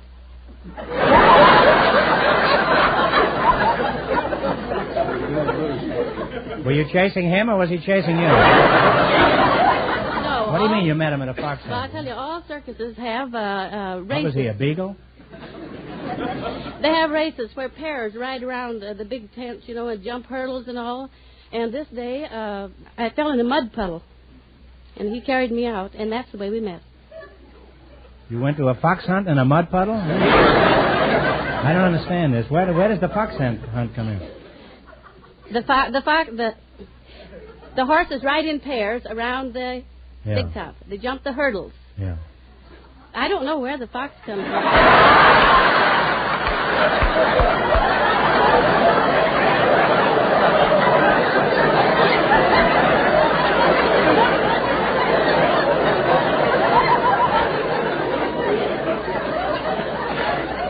Well, you just threw that in to make it more difficult, is that it? Do you have any children? I have 3 girls. You have 3 girls? Yes, Yeah. 3 girls. How old are they? 16, 14, and 11. Oh, and do they go to the circus? Yes, they do. They're all aerialists. Oh, they're all in the circus? Yes. Oh, I see. Hey, you mean you can tune them in and get television programs? And...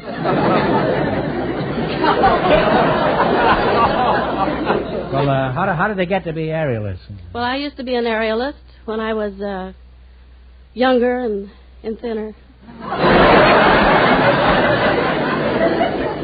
So I think you're young enough now to be an aerialist, Mrs. Griggs. Thank you. And thinner.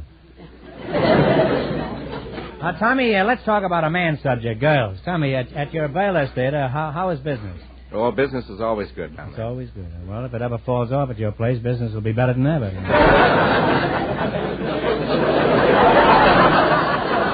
Well, who are some of the headliners you've known that you've seen parade through your theater?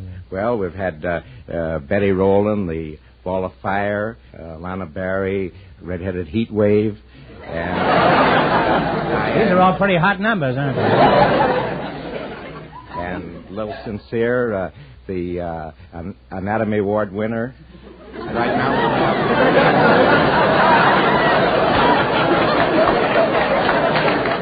What was that last one, Tommy? The Anatomy Award winner. Yeah.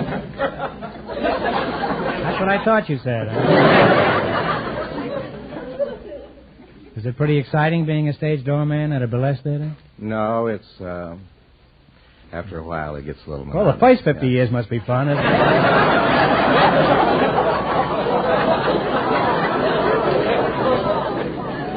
Well, after talking to you two, I can say I've lived a very sheltered life. Now, in just 1 minute, you're going to work together for a chance at $2,000.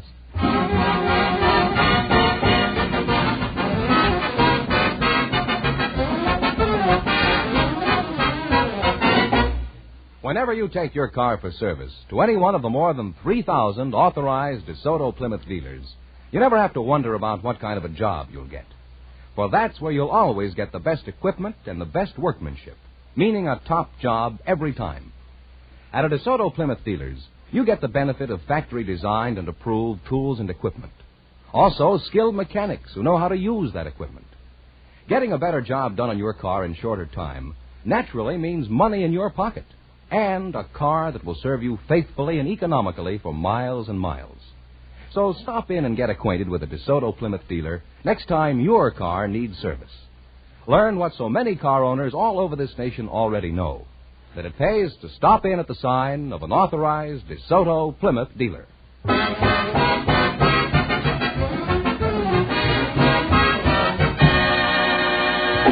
Now, let's see if you two will be high for the night and get the chance at the $2,000. Fenham, and tell them the rules. Each of our three couples has $20. They bet as much of that 20 as they want in each of 4 questions. The couple that earns the most money gets a chance at the DeSoto Plymouth $2,000 question at the end of the show. Our other 2 couples are in a waiting room off stage, so they don't know what's happening out here. Here we go. Let's see how high I can build you $20. You selected former Academy Award winners as your category. Is that right? That's right. All right. Now, you have $20. Here's your first question. How much will you bet? 10. Who won the Academy Award in 1942 for his portrayal of George M. Cohan in Yankee Doodle Dandy? James Cagney. James Cagney is right. We're on the way, Groucho, with $30. Well, you got $30. Remember, you're going for $2,000 tonight. Now, how much of the 30 will you try? 20. $20. Who won the award in 1940 as Kitty Foyle? Ginger Rogers. Ginger Rogers. They're climbing. We have $50 now. Well, you burlesque man, you're stripping right along here. Here's your third question. How much of the 50 will you bet? 45. Oh, 45. Who won the award playing Father Flanagan in the picture Boys Town? Spencer Tracy. Spencer Tracy. Now they have $95. Are you sure you don't work in a movie theater? Well, you got $95. Here's your last chance to beat the other couples. How much will you bet? 95. 95. All right. Who won the Academy Award in 1945 as Mildred Pierce?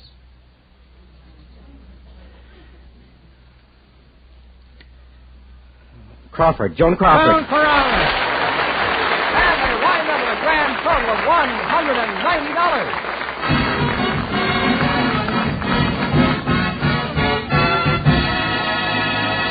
Thanks and good luck from the DeSoto Plymouth dealers. Now, don't go away. You may get the chance at the big question. Groucho, the secret word is still name. Perhaps the next couple will say it. Just before we went on the air, our studio audience selected a fireman and a housewife. And here they are, Mrs. Evelyn Russell and fireman Ben Brewer. Folks, meet Groucho Marx. Welcome to You Bet Your Life. And if you say the secret word, you divide $100 in cash. It's a common word, something you always have with you. Mrs. Russell, where are you from, Mrs. Los Angeles, California. So native. Whereabouts? Well, I was born in the Southwest. Well, whereabouts, Southwest? You mean North Dakota? Or... In California. I'm a native. I have to be in California if you're a native. Not if you're a native of Los Angeles, you know. You could be in Waco, Texas. Fireman Ben Brewer, huh? Yes, sir. Where are you from? The Smoky Mountains? No, I come from Arizona. With a banjo on your knee? What is the... Tell me, Smokey Stover, what is the... what's the proper procedure for turning in a fire alarm? Well, you merely break the glass and pull down the alarm. The important thing is not to delay, to turn it in immediately. Well, most people are reluctant to ring the alarm because they're afraid that they'll break up your canasta game at the firehouse. Or poker, whatever they play. What do you play? Huh? We don't play any poker. We're not allowed to gamble. We'd be dismissed if we gambled. You mean they can fire a fireman? You don't play poker or canasta. Just what do you do between fires? As of late, we have our fire prevention program that keeps us out most of the day in our district. We can answer alarms because we're on the radio and in contact with our dispatcher. And we talk to the taxpayers. Housewives? That's right. What do you tell the housewives when you call on them? Well, shall I assume you're a housewife?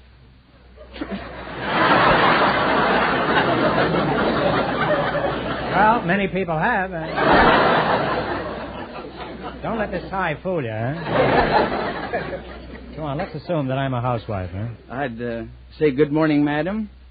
We're out here in the street with our apparatus. You don't even wait for me to say good morning back to you, huh? Let's try it again, huh? Good morning, madam. Good morning, sir. How's tricks? What's new, big boy? What are you doing later on today? Okay. Now, the fire's still burning, I suppose. We're around trying to enlist your cooperation in helping us prevent fires in this district. Yeah. We want you to watch rubbish in the backyard. Yeah. Keep my relatives out of this, huh?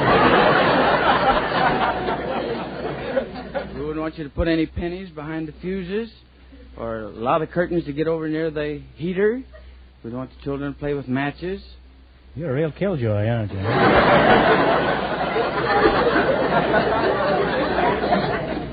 Mrs. Russell, do you have any fire hazards at your house? Well, my husband's a fire hazard. Your husband is a fire hazard? You mean he burns up easily? Well, he smokes in bed. What's your opinion of smoking in bed, fireman? It's dangerous.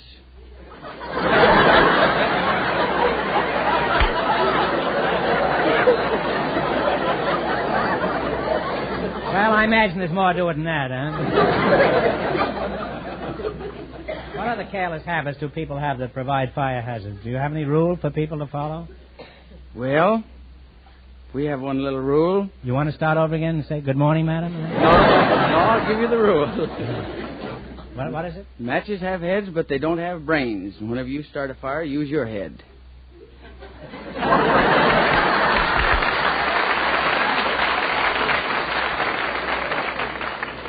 That won't work. I got water on the knee, huh?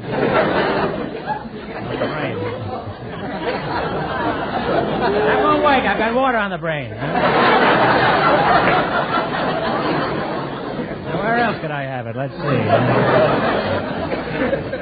Well, I've kidded our firemen, but I know all of us are thankful that the fire department does such an efficient job, Mr. Brewer. Now, you're going to play You Bet Your Life for the chance at the $2,000 DeSoto Plymouth question. You run your $20 and the more than the other couples, and you get a chance at the big question. I can't tell you how much our first couple won, but Fenneman is off stage to remind our listeners. The circus lady and the burlesque doorman earned $190. Here we go. Let's see how high you can build your $20. You selected radio MCs as your category. Is that right? Now, you have $20. Here's your first question. How much will you bet? Make it 10. Let's just make 10. $10. Who is the popular master of ceremonies on People Are Funny? Art Linkletter. Art Linkletter is right. They're on their way with $30. Remember, you're going for $2,000 tonight. Now, how much of the 30 will you try? 25? 25, okay. 25. Who is the MC on Stop the Music? Is, oh, Fireman, save my child here, huh? I can't even think of what it is. Well, it's Bud Parks. You should have known that. We lost. They now have $5, Groucho. Well, all right. Now you're down to $5. Oh, well, that's a shame. Here's your third question. How much of the 5 will you try? Let's try 3. Try $3. All right. Who is the MC on Double or Nothing? Walter O'Keefe. Walter O'Keefe is right. They're on their way again. They have $8. Now you're climbing. You got $8. Here's your last chance to beat the other couples. How much of the 8 will you try? Let's bet it all, huh? Okay, here you go up the ladder again. Now, who is the MC on Take It or Leave It? Eddie Cantor. Eddie Cantor. And they wind up with $16.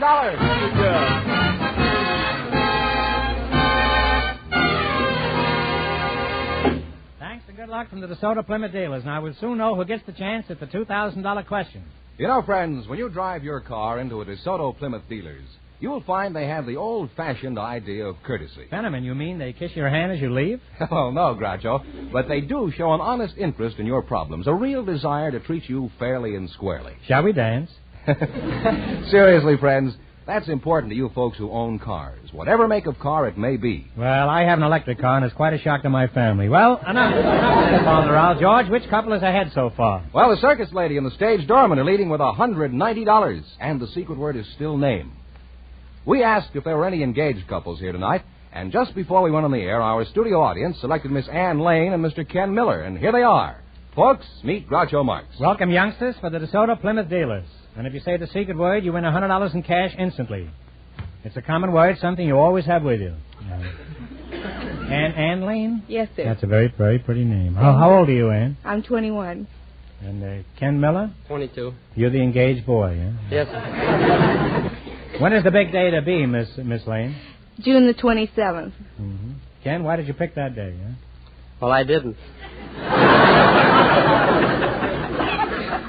She pick it? Yes, she did. Who's going to be present at your wedding, Ken? All her friends and her relatives and mine. Do you know her relatives? Well, not all of them. You will eventually, brother.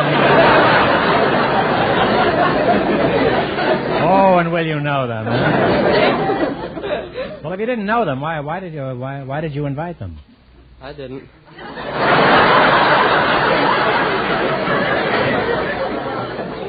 Are you implying that her relatives are trying to crash the party? No, sir. She invited them.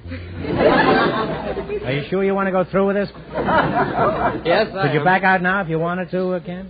Oh, sure, I think so. Well, how could you back out of it, huh? Well, I could quit paying on the rings.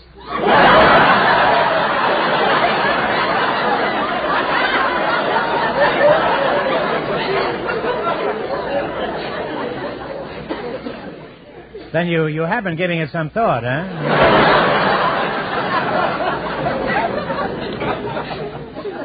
Ann, is Ken going to be able to support you all right? I think so. Other fellas support their wives on his income.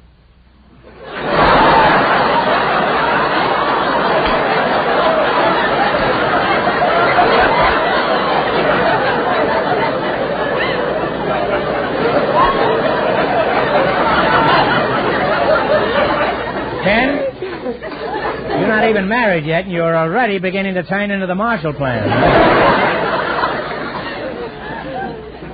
Ann, do you have a pet name for your boyfriend there? Yes, sir, but I don't want to tell you what it is.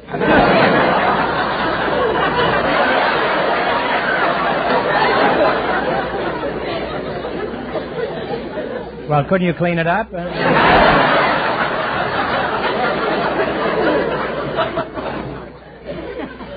Come on, Ann, what is it, huh?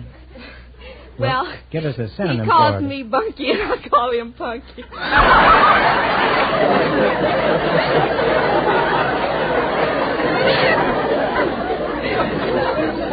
Why Bunky, Ken? Huh? I don't really know.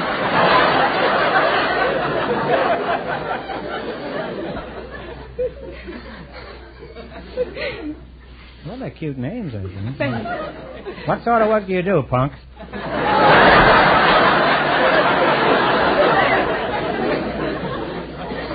I'm a template maker at Douglas in Long Beach. A what? A template maker. Come again. What is a template maker, huh? All a template maker is a... Fellow makes templates, I suppose. Well, that's clear. Now I understand it, huh? Well, what is a template? A template is a pattern. And a pattern is a what? Huh? A pattern is a structure that they build a part of a ship to and drill holes from. That has a bunch of holes in it. Did you ever read Gertrude Stein? Now, what kind of planes are you building now? Well, it's called the C-124, and it's supposed to be the largest cargo ship built. How big is it?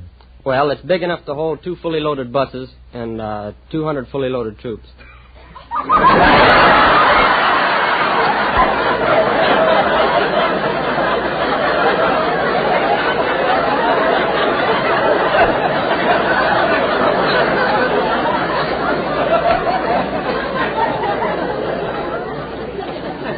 I don't know if they can get the buses loaded, but they can certainly get the troops loaded.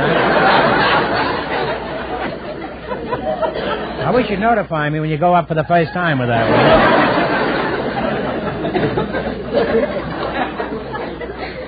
one. Where do you work, Bunk? I work at Douglas, too. Oh, you work there, too? Yes, huh? sir. So what do you do? Huh? I do general clerical work in the planning department. Secretary? Yes, sir. Mm-hmm. And what's the difference between secretarial work in an aircraft factory and in any other office? Well, I guess there isn't much difference except that you have to be able to understand the boss's terms when he's dictating. Well, when you start understanding the boss's terms, it's time for you to go home to Mother.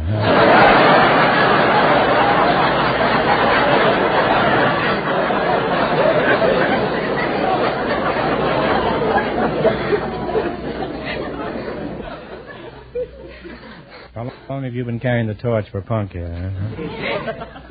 About 2 years. How did you meet Ken for the first time?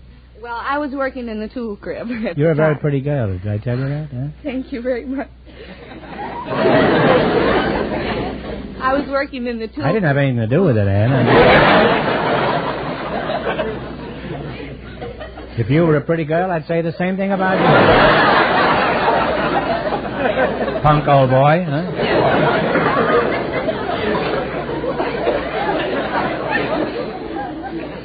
So? So I was working in the tool crib, and he was a riveter on the assembly line, and he had to make approximately 2 trips a day to the tool crib, but I saw to it that he made about 10 or 15. What is a tool crib? I don't know. What are you keeping there, baby tools?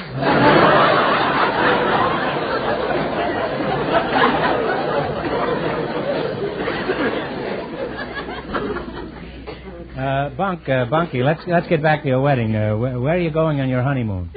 That's a secret. Don't you think you ought to tell him? When are you leaving on your honeymoon, Bunky? After the wedding.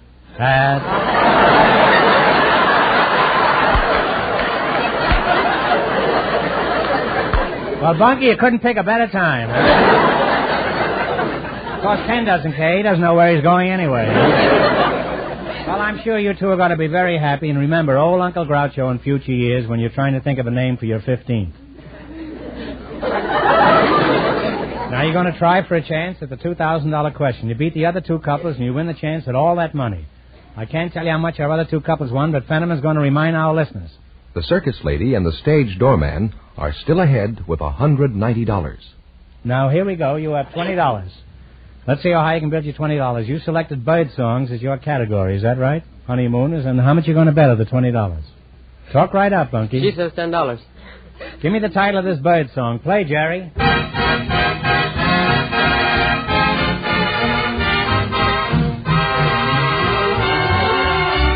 Blackbird. Bye-bye, Blackbird is right.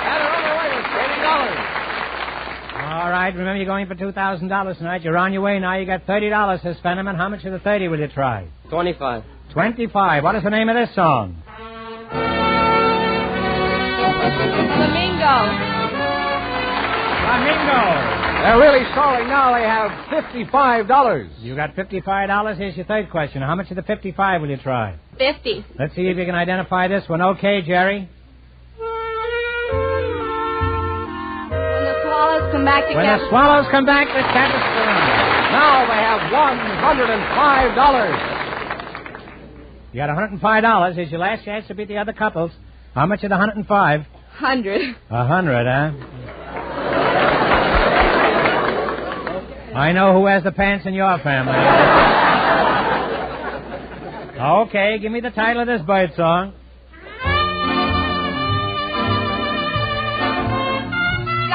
Skylark is right.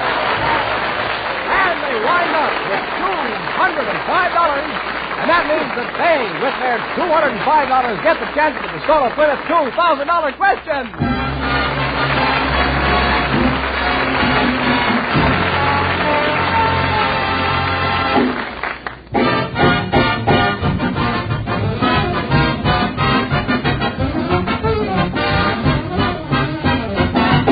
Warmer weather is approaching fast, so now is the time to take your car for that spring tune-up to a DeSoto Plymouth dealer. With factory-designed and approved tools and equipment, with expert factory-trained mechanics, your DeSoto Plymouth dealer will give your car, whatever its make, a careful inspection and do all the things that should be done to put your car in tip-top shape for the weather ahead.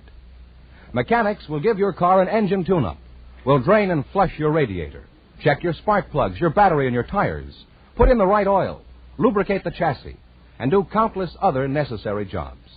So don't put it off. Bring your car in right away. Authorized DeSoto Plymouth dealers are well equipped to give you courteous service, prompt service, service at a fair price. And remember, all dealers who sell DeSoto also sell Plymouth.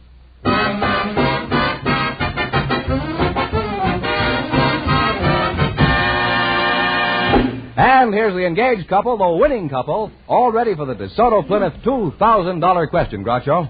All right, here we go for $2,000. The young married kids. Well, if you win this, you certainly will have a wonderful honeymoon. Huh? Are you ready? I'll give you 15 seconds to decide on a single answer between you, so think carefully. And please, no help from the audience. Here it is. The monument to the Battle of San Jacinto, where General Santa Anna was defeated, is the tallest monument in the world. In what state is the San Jacinto Monument?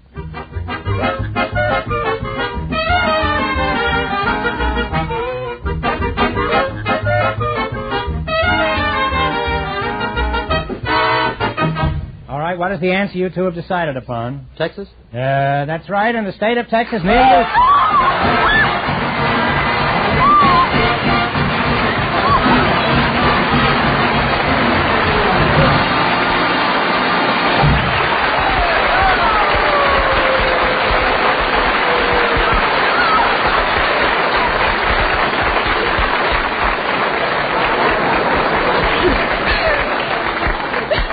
Well, it shows you love will find a way, huh?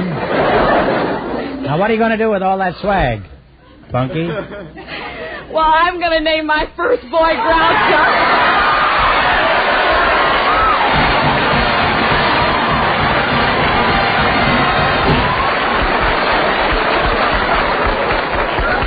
Every time you open your mouth, I'm getting more broke here.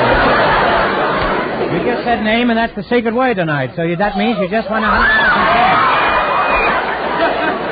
Compliments of the DeSoto Plymouth Dealers of America. Let's see, you won $2,000 plus $205 in the quiz plus $100 for saying the secret word. Say, you really cleaned up tonight. $2,305. All I can say to you both is congratulations. From the more than 3,000 DeSoto Plymouth dealers from coast to coast, you bet your life. Thank you very much.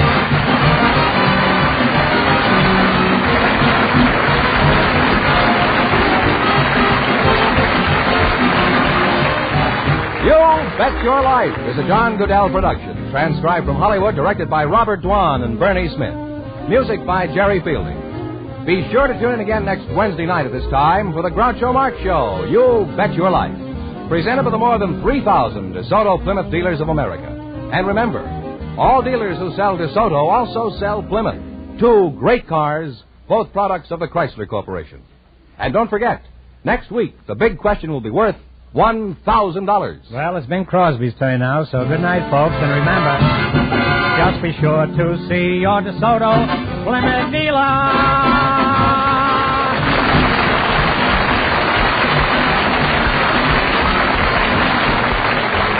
Folks, here's a tip from the National Safety Council.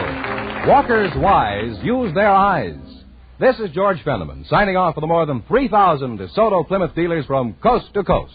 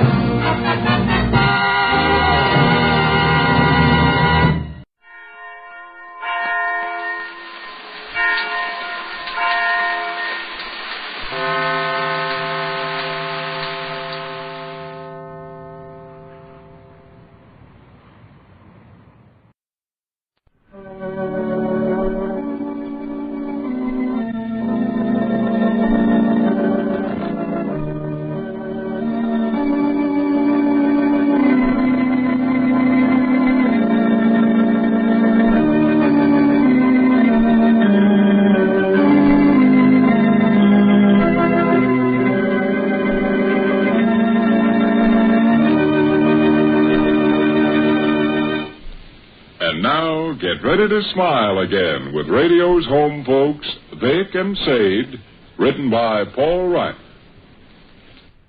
Well, sir, it's late in the afternoon as we approach the small house, halfway up in the next block now, and here in the living room we find Mrs. Victor Gook all by herself. Mrs. Gook is established in her husband's easy chair, her sewing basket in her lap. We're untutored in such matters, but we're inclined to believe she's embroidering initials on napkins. However, we're probably mistaken because... Oh, wait a minute. Here's a voice. Listen. Mom. Hey, don't you be coming in that front door with your muddy feet. I'm not. Go around to the back. I ain't coming in at all. What you doing? Sewing. Why don't you come outside? Rain's over. Sun's shining now. Well, don't stand there holding the door open. Nice out. Is that? Sure is. Run out in the porch. Well, I'm busy. It's real swell out. Bring your sewing and come sit in the swing. Yeah. Any mail in the box? No. You coming? Well, I might as well take a look at this sunshine you're talking about. No fooling, it's warm as toast. What time is it? Not quite 3 o'clock. Well, wait till I get my sweater. Oh, you won't need your sweater, Mom. Certainly will. No.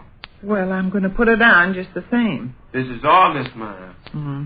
August, when it pays a person to watch their step. Air is cram-packed full of sickness. That's what you say about every month in the year. Take it in spring, summer, fall, or winter. You always tell how the air is cram-packed full of... Well, let's go for going. Let's take advantage of the porch swing while we can. Why? Because the porch swing season is short, and Won't be long before we'll be taking it down and putting it in the Close basement. the door. It'll stay there till next year. Hey, it is warm. What'd I tell you? Wasn't anywhere near like this noon. The thermometer's been climbing steadily up the ladder all day. Well, last night's paper stated rising temperatures, but I never expected this much of a change. Me neither. Have a seat. This is getting to be an awful junky-looking porch swing. Next year we can slap on a coat of paint. Yeah, we'll probably buy a new one. Half the slats on it are loose. You and me and Gov are the types of individuals that give a porch swing rough treatment. You mean you're the type of individuals that gives a porch swing rough treatment? Me and Gov don't invite our friends over to hang by their heels on us. I suppose you refer to Smelly Clark. I refer to the whole bunch of you. I guess I have to admit I belong to a pretty red-blooded, active set of fellas. My arteries pump away with energy. Mr. Kreider. Uh-huh. Got his little quarter's worth of steak from Croucher's Meat Market. How you know? He gets a little quarter's worth of steak every evening. Cooks it himself and eats it himself. They aim to buy it in the bulk. Makes me think of a scheme as figured out by Rooster Davis. He's going to go in the restaurant business, see? Specializing in bacon sandwiches. Selling nothing but bacon sandwiches. On the corner of Jefferson and Main Street. Oh, go ahead and tell what you're going to tell. Don't just say one sentence at a time and then wait till I answer. Miss Elder's got that habit. Gives a person the willies. Eugene Partlow's got the worst habit I know of. He'll strike up a conversation with you and tell a story or something, and then won't give you a chance to tell a story. Miss Apparat will do that, too. The other day I saw Eugene in Tapman's vacant lot. That was Mr. Clark. Uh-huh. Got his little umbrella up. Wonder why. The rain stopped. Well, he carries it to keep off the sun. He had sunstroke one time and has been scared of it ever since. Yeah? He always wears tennis shoes on account of that, too. Because he got sunstroke? When he was a young man working on a farm, he keeled over from the heat. Affected his ankle some way. Had to wear tennis shoes ever since to be comfortable. Funny place to get sunstroke, an ankle. Yeah, but that's the way it is. Pretty nice sitting here in the porch swing, huh? Lovely day, all right. Ain't you glad I called you out? Never was so happy in my life. Thought you'd pass a sarcastic remark, huh? Yeah. That's okay. I like to see a streak of fun in an individual's makeup. The way I look at it, an American citizen Miss ought to Simmons? always... Huh? Miss Simmons turning off on Kelsey. Uh-huh. She's got her little girl. Oh, I was telling you about Eugene Partlow and how he won't give you a chance in the conversation. The other day I got talking with him up in Tapman's vacant lot, and he whipped out a story concerning a big fish as caught by his Uncle Vernil. When he got through and I said, that's fine, I started to tell about a big fish. But do you think he'd let me?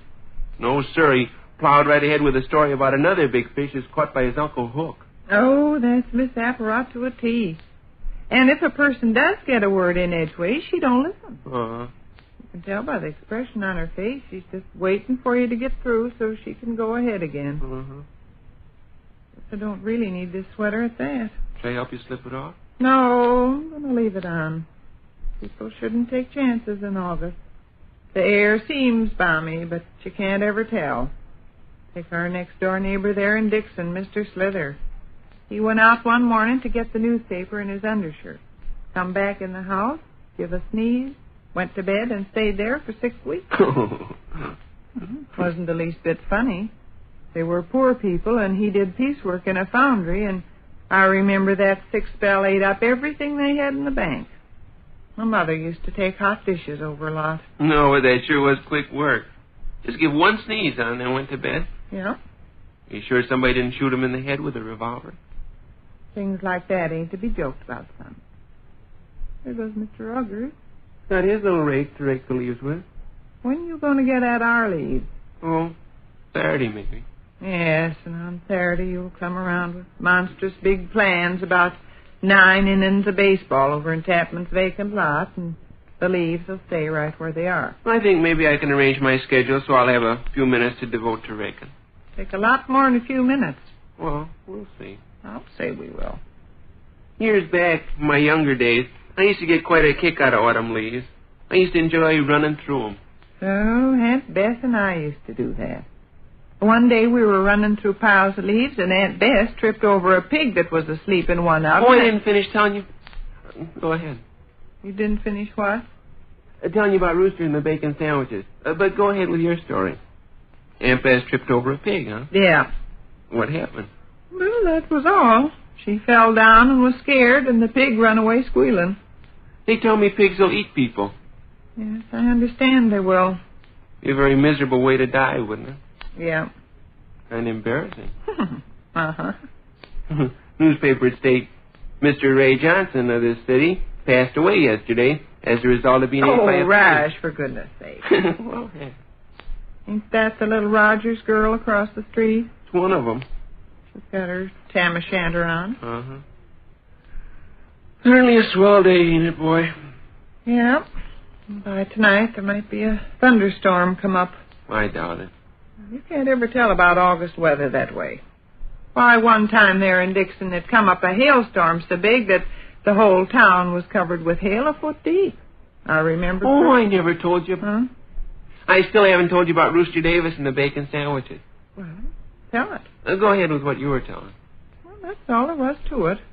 One time in Dixon, during what looked like a calm summer day, it come up a hailstorm to where the ground was covered a foot deep. Very remarkable. What about Rooster and the sandwiches? He's going to start a restaurant. Uh-huh. In this restaurant, he's going to sell nothing but bacon sandwiches. Going to deal in bacon sandwiches exclusively. Restaurant's going to be right downtown. Yeah. Corner of Main and Jefferson Streets. Oh, there you go again. How you mean? Well, instead of telling a thing and finishing it, you just say one sentence at a time and make a person answer. Oh. What about Rooster and his bacon sandwiches? Well, he's going to have a live pig out in back of the restaurant, see? Uh-huh.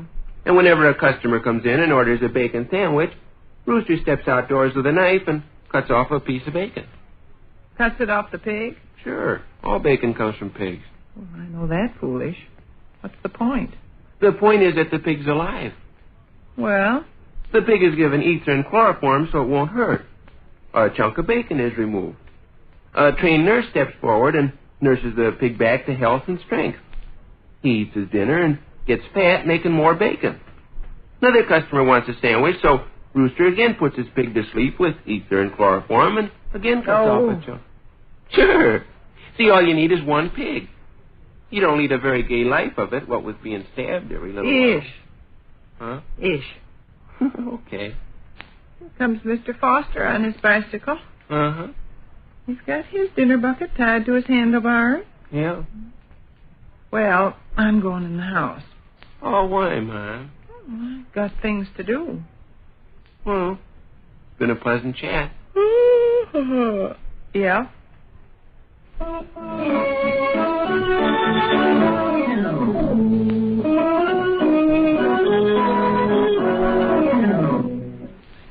Which concludes another brief interlude at the small house halfway up in the next block. And so we leave Mrs. Beach and Crisco's Vic and Sade until the next time. Don't forget to listen.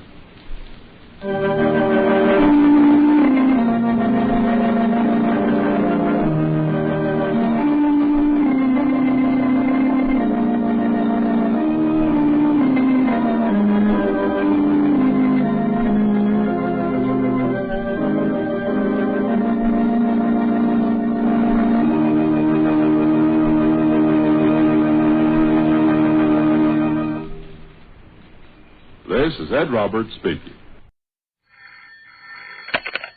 Hello, Duffy's Tavern. Where do you late meet to eat? Archie the manager speaking. Duffy ain't here. Oh, hello, Duffy. Tonight, Marie McDonald, the body. Huh? Well, picture Mrs. Duffy. Now divide by 4. Yeah. You ought to see this McDonald, Duffy. A Sunday school face with a Saturday night figure. And the rest of the week ain't bad neither. Brother, you think them dishes in the kitchen is stacked.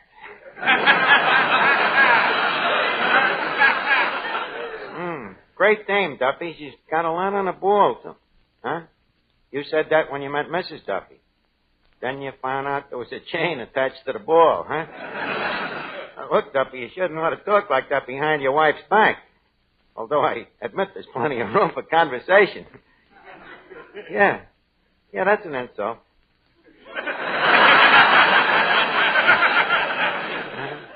Okay, goodbye.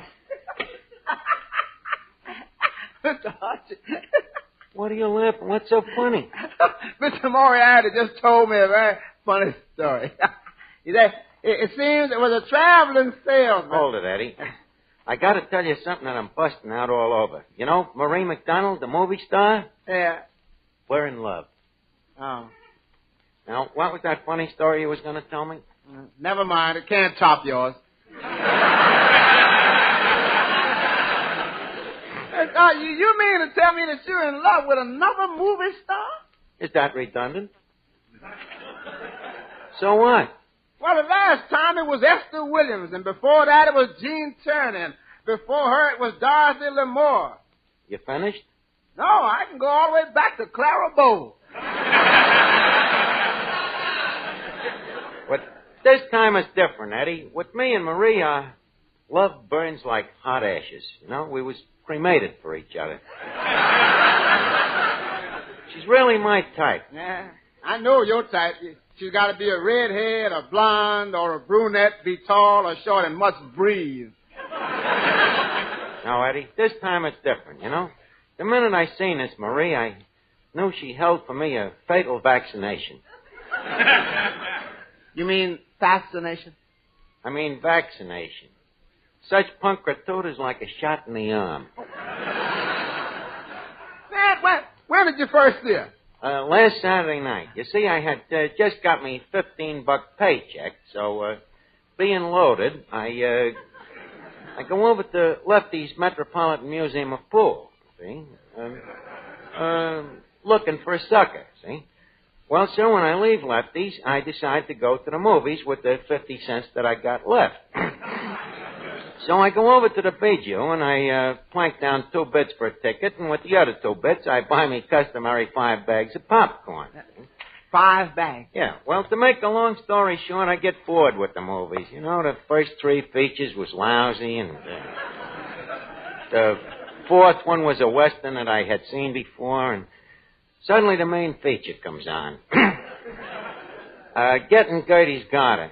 And for the first time, I see this Marie McDonald. Eddie, I was so struck I couldn't touch that 5th bag of popcorn. What a dame. Ever since I seen her, she's got me walking around on a cloud. Yeah. But with a girl like that, Marie McDonald, that cloud better have a silver fox lining. I see what you mean, Eddie, but the letter I wrote her covered that. You mean you wrote that you was a millionaire? Well, I was subtle about it. I just mentioned that I had a swimming pool, Cadillac, 3 suits.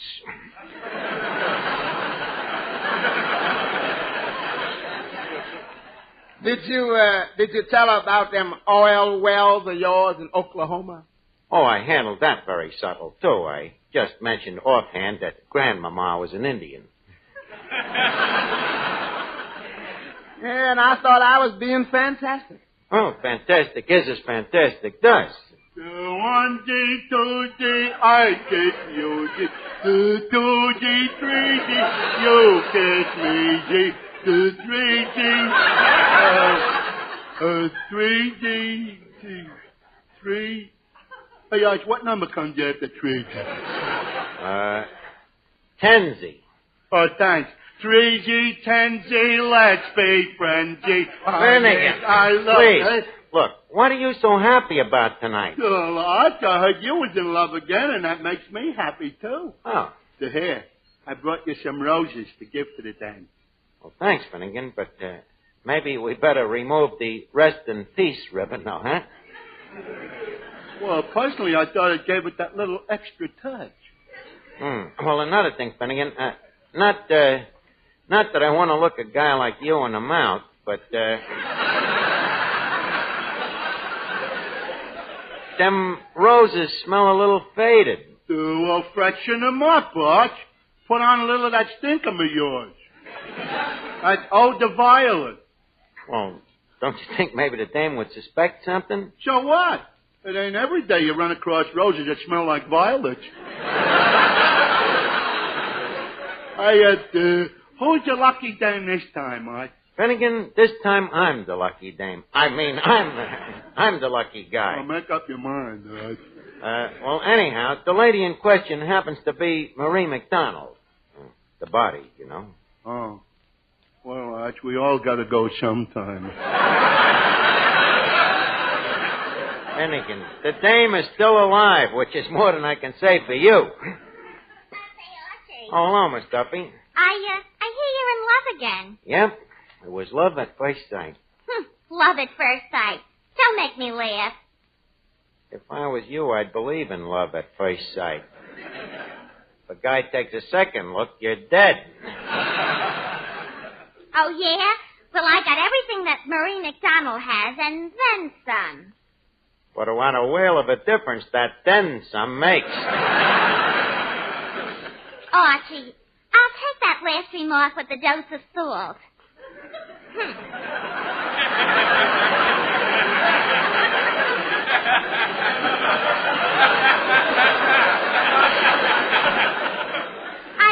I'd just like to know what Marie McDonald would want with you when she can go out with stars like Clark Gable and Van Johnson. Miss Duffy, them Hollywood glamour dames is tired of them guys. They're crying for new blood. New good old H2O. You're a jerk. You certainly turn a pretty phrase. Anyways, you should talk with some of them antique characters you go out with. Like, for instance? Like that guy who was out with Wednesday night, that G.I. Joe from the Civil War. Archie, he wasn't that old. He wasn't, huh? The guy was so bent over, all he had to do was drop his arms, and he'd be walking on all fours. What a romantic couple you two must make. I can just see you now, sitting in the parlor and whispering sweet nothings into his ear trumpet.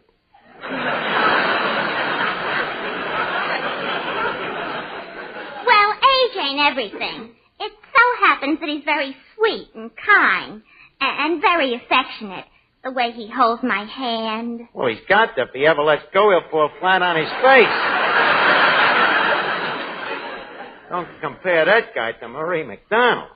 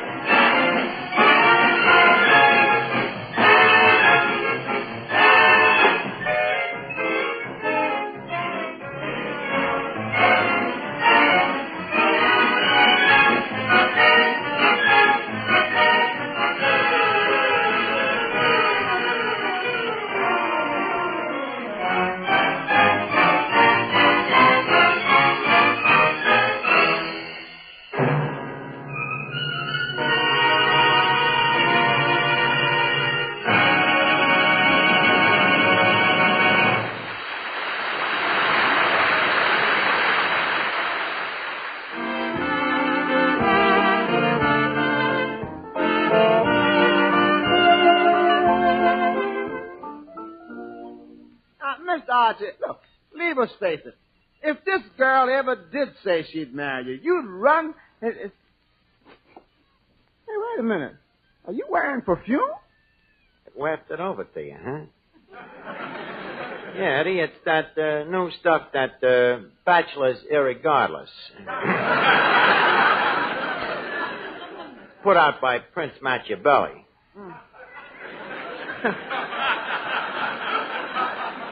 Now, Miss Archie, now look, she ain't gonna think you Santa Claus just because you smell like Christmas night.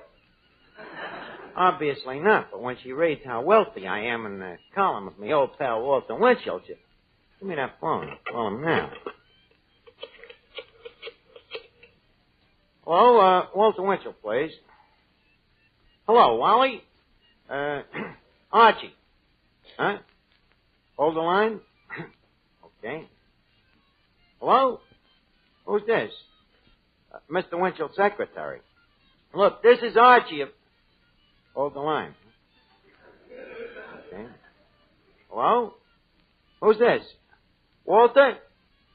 Oh, Walter, the office boy. Well, look, kid, I got a scoop for the boss. Tell him that Marie McDonald, better known as the Body, and that wealthy playboy, Archie, better known as the Wallet, are carrying on a Candlestein romance. Okay, kid, shoot it at him. Now, let's see. Who else should I How about Hedda Hopper? Oh, yeah. The old pal. Hello? Well, Hedda? Hiya, kid. What are you wearing on your Hedda these days? Yeah, this is Archie. How did you know? Well, look, Hedda, I got an item for you. Beauteous Marie McDonald is nuts about what wealthy bistro owner? Beauty and the Bistro manager. Quiet, Eddie. Hedda, well, look, you might just mention that we have been seen around town dancing the rumba cheek to cheek.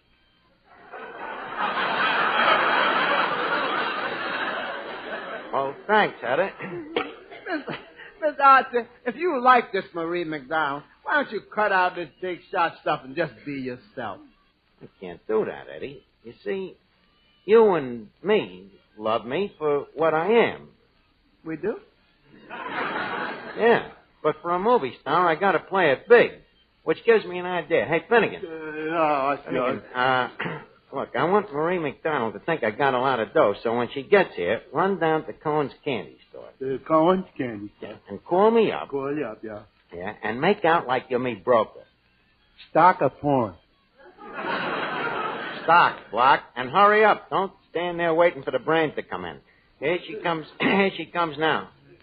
Look at her there, Eddie. Yeah, she's sure as pretty as a picture. Yeah. Get a load of that frame. Good evening. I take it that you're, Marie McDonald. Yes. It's a very nice thing to be, too. Well, Miss McDonald, welcome to Duffy's Tavern. Oh, thank you. I'm supposed to meet someone here named Archie. A tall, handsome, distinguished-looking gentleman, very wealthy? Yes. I'm he. You? You're Archie? You sound incredible. What did you expect to find? Some bum? That's just it. I didn't. Your letter said you were very wealthy. So? Then how do you happen to be working in a place like this? I'm eccentric. Besides, this tavern was left to me years ago by the will of me great-grandpater. You know me, that's me, pater, twice removed. But enough talk on an empty stomach. Would you care to partake of some cuisine? Well, I can't stay very long. Oh, just for dinner. Who'll drive me home? The dinner will. Please, back to the kitchen and get Miss McDonald some food. Well, Marie, leave us talk about us. Tell me, honey, you got any hobbies? Ooh, well, I like swimming and money and football and money and baseball and money. baseball, huh?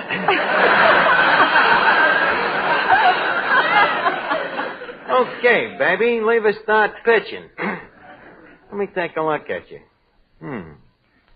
Honey, how would you like to have your neck choking with Tekla pearls? How would you like to have them gams of yours swathed in nylons? How would you like to have your whole body covered over... No, that'd be kind of silly. Excuse me. Hello? Oh, hello, Penny. Excuse me, Marie. It's me, broker, calling from the curb. How are you, J.P.? Yes, this is A. Listen, J.P., I want you to buy me 10,000 shares of DD&T. Huh?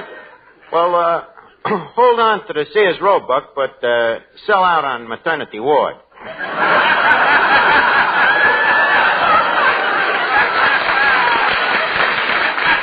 But, look, J.P., keep it kind of quiet. I don't want the bears to know that I've gone bull. That's all, J.P., and don't call me again. I'm in conference. Get it?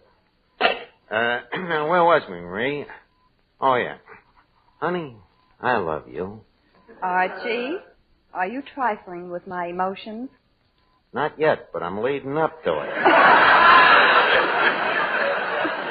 Now, look, baby, leave us face it. You and me was meant for each other, and Excuse me. Hello? Now, look, J.P., I told you not to call me. What? U.S. Motors just merged with Cucamonga Copper?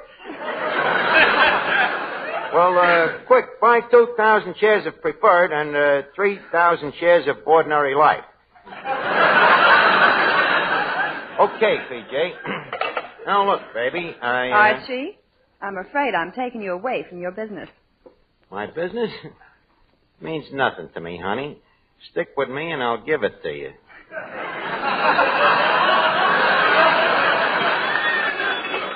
Hello? Look, J.P., I told you not to bother me again. Now, as I was saying, Marie, Listen, you dopey lunkhead. Oh, excuse me, Duffy. I thought it was another lunkhead. Well, look, wait a minute. I'm kind of busy right now. Huh? I should get off the phone and clean the tin cans out of the back room? Okay, thanks, old man. Get off the phone and clean the tin cans out of the back room. It's a Wall Street code. Oh.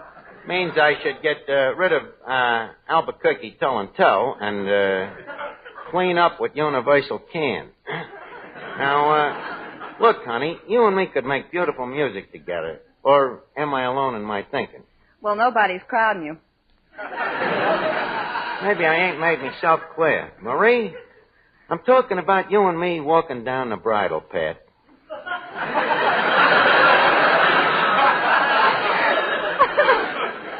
I assume that surely the feeling must be nuptial. Wait a minute.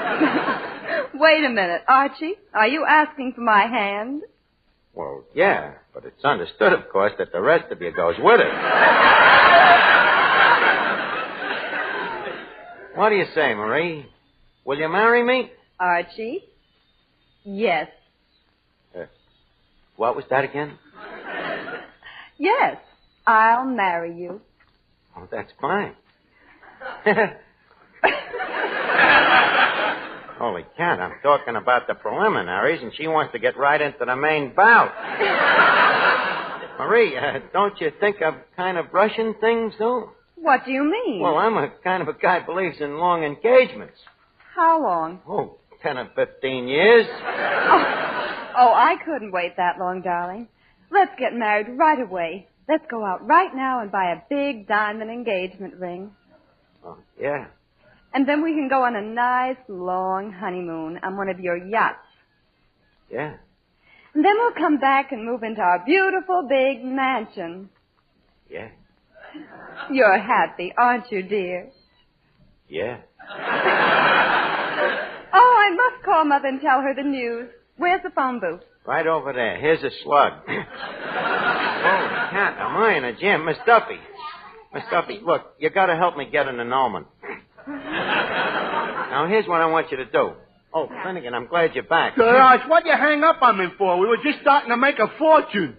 Yeah, but we got to lose it quick. Now, here's what I want you and Miss Duffy to do. Come here, Eddie, take over for a minute, will you? Okay. If a body meets the body coming through the rye, it wins the body. Can't imagine why.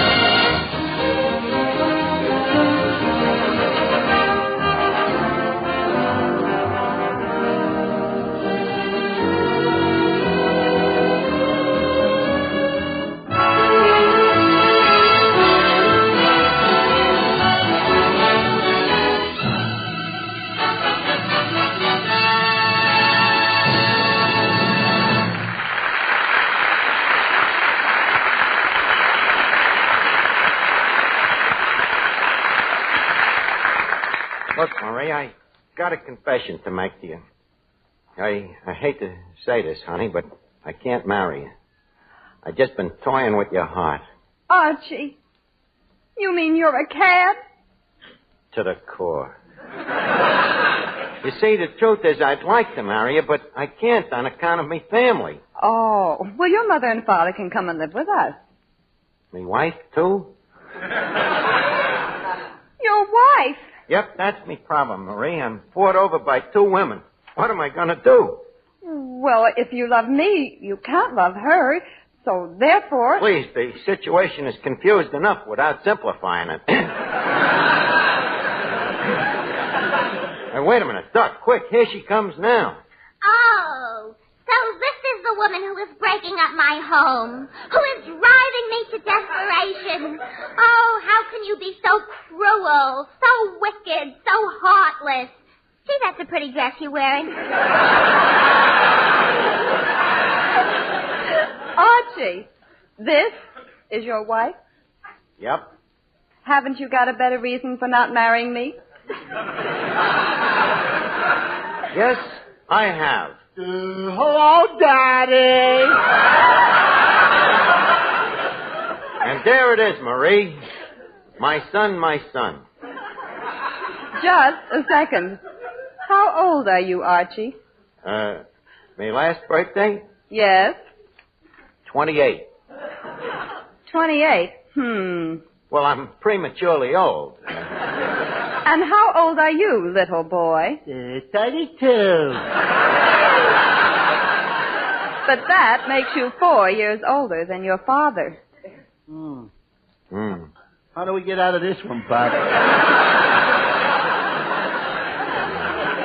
It's simple. You see, Marie Clifton, my son here, was an incubator baby, and some jerky intern turned up the heat too high, and it aged him very quick.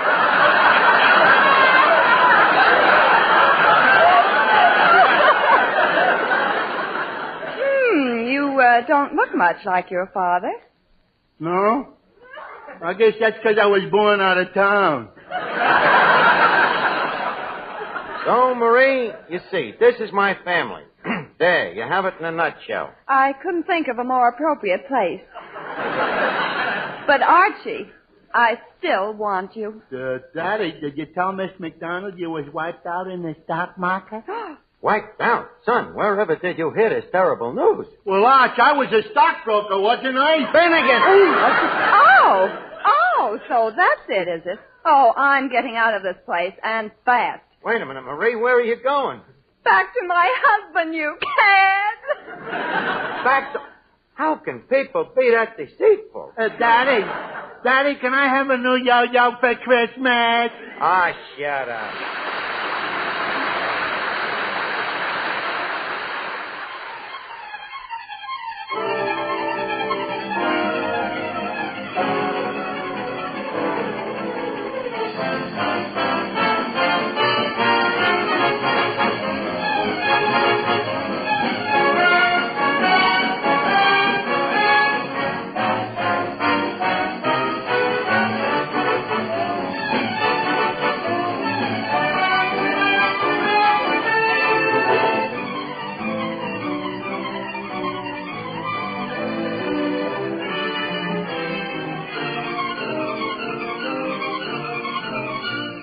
This is the Armed Forces Radio Service.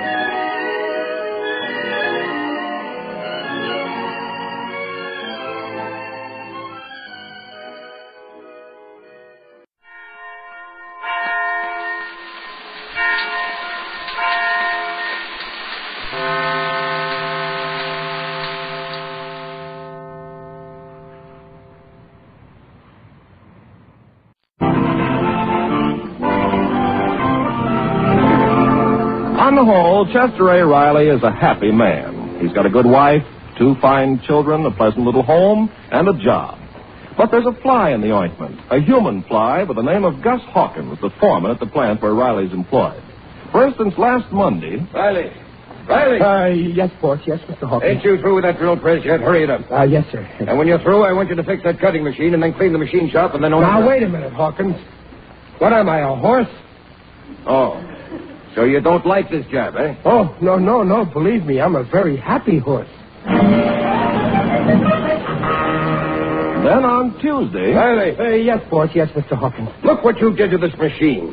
Why, you haven't got the brains of a 3-year-old. I have so. And then on Wednesday... Hey, Riley, quick, here comes the foreman. Hide my cigar. But, Gillis, wait, don't give me that cigar. What'll I do with it? Riley. Yes, boss. Yes, Mr. Hawkins. Smoking on the job again, eh? No, I wasn't smoking. Don't lie. I saw you hide that cigar. No, I didn't hide no cigar. You didn't, eh? Then why are your pants on fire?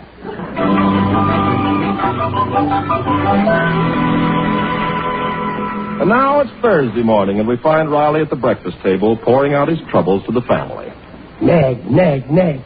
That's all that Hawkins does, always picking on me. Daddy, why don't you tell this Mr. Hawkins off? I did tell him. Hawkins, I said, you can't treat me like this. I'm a human being. And he said, prove it. He had me there.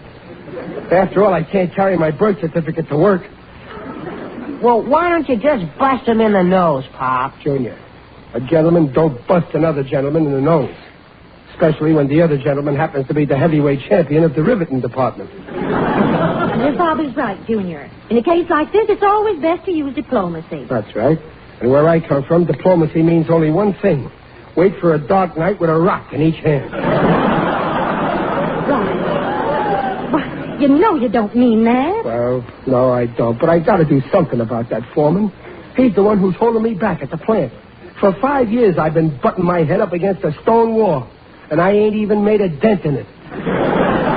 Well, why don't you try being pleasant to Hawkins for a change? Then maybe he'll be nice to you. But, gee, I never thought of that. Well, try it once. Can't do any harm. Well, yeah, what'll I say? Well, you know what to say. Good morning, Mr. Hawkins. Isn't it a lovely day? Yeah, lovely day. Tell him you want to get ahead in the plan. Ahead in the plan? And you don't see the point in not being friends. So why not bury the hatchet? Bury the hatchet. That's it. The minute I get to the plant, I'm going to stop being myself and start being pleasant.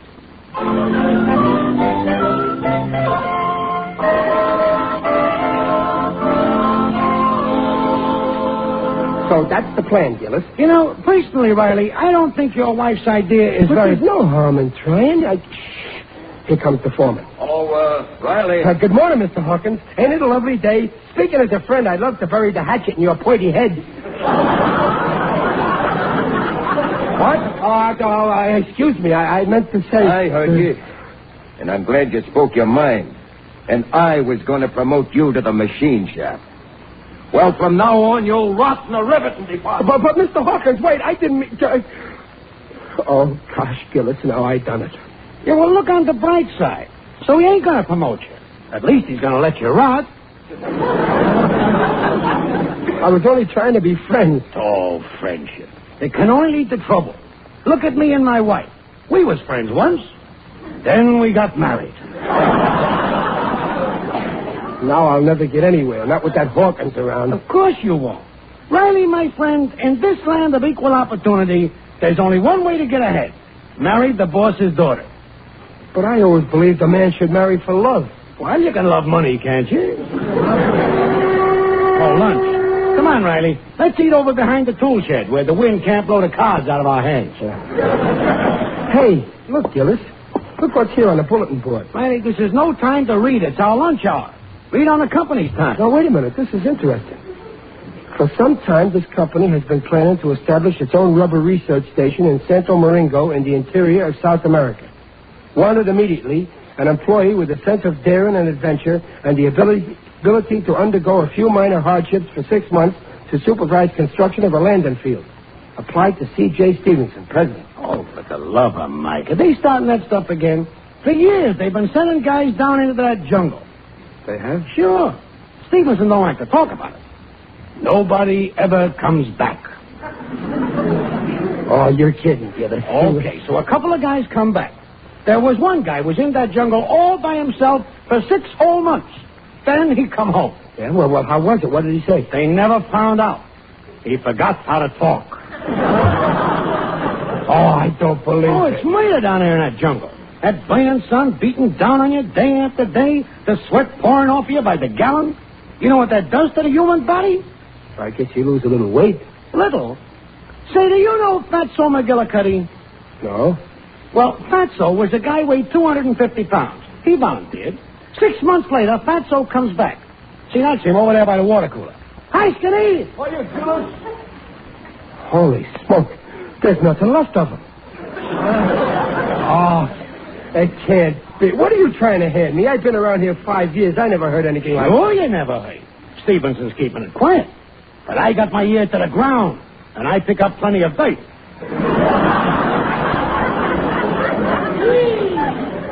Gee, that jungle must be awful, with them monsoons and carrying tortillas. Yeah, and all night long, the natives beating on that drum. Boom, boom, boom, boom, boom, boom. Can you imagine 1,000 Team Croupers? Gee, I wouldn't wish that job on my worst enemy if I... Oh, Gillis. What's the matter, man? Quiet, I'm thinking. Oh, yeah. I'm thinking, too. Gillis, are you thinking what I'm thinking? If you're thinking what I'm thinking. I only hope the foreman ain't thinking we're thinking what we're thinking. Gillis, lend me a pencil. Now, remember, Riley, you got to be clever about this. Leave that to me. Well, here's a pencil. I already wetted the point. Let's see. Dear Mr. Stevenson, as a loyal employee, I wish to state that my beloved foreman, Gus Hawkins, wishes to volunteer for the South American job. But he is too bashful to speak up. As his friend, I am speaking up for him. And I hope you take advantage of this tip. Believe me, if anybody deserves this, he does. Yours with love, Chester A. Riley.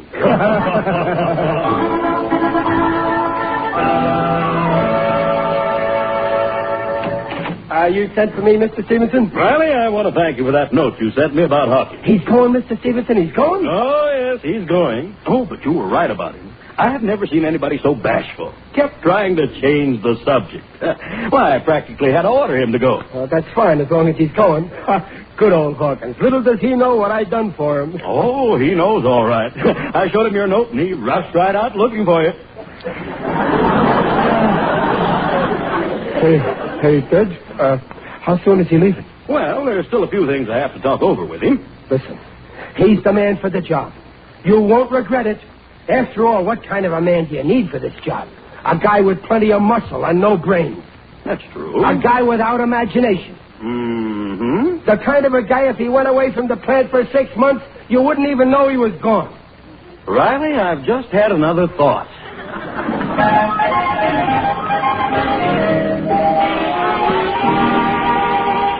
So I'm going to South America.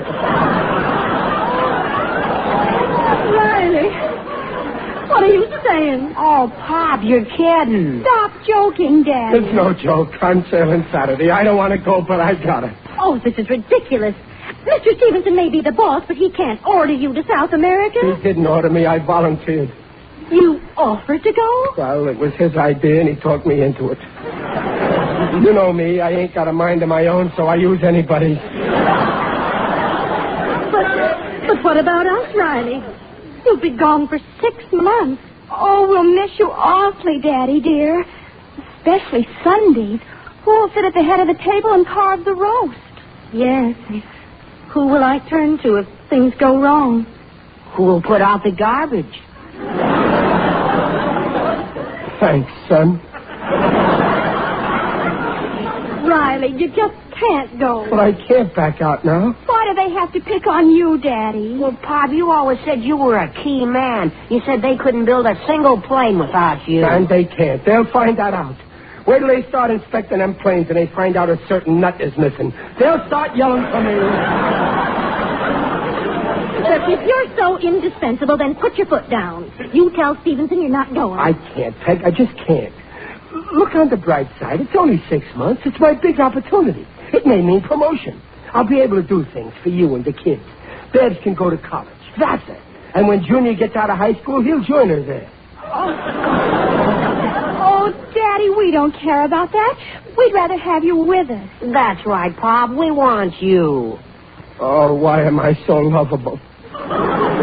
So you march right back to Mr. Stevenson and tell him you absolutely refuse to go. Peg, are you ordering me to go to Stevenson? No, you're volunteering.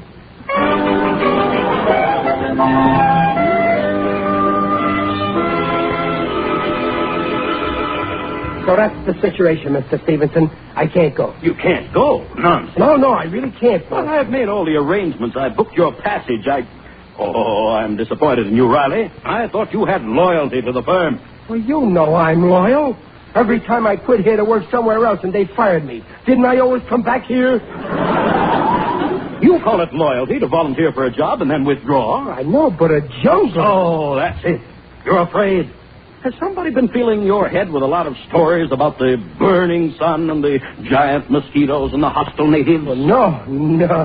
Why should I be afraid of the burning sun or giant mosquitoes or hostile natives? After all, for the last 5 summers, ain't I been going to Ocean Park?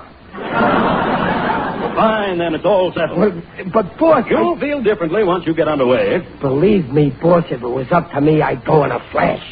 But my wife and kids, they just won't hear of it. Oh, the family. Is that all? Let me have a little talk with them tonight. Oh, okay, boss, but it won't do any good. They won't hear of my going. It's breaking their hearts. You see, I ain't like other fathers. They treat me just like one of the family.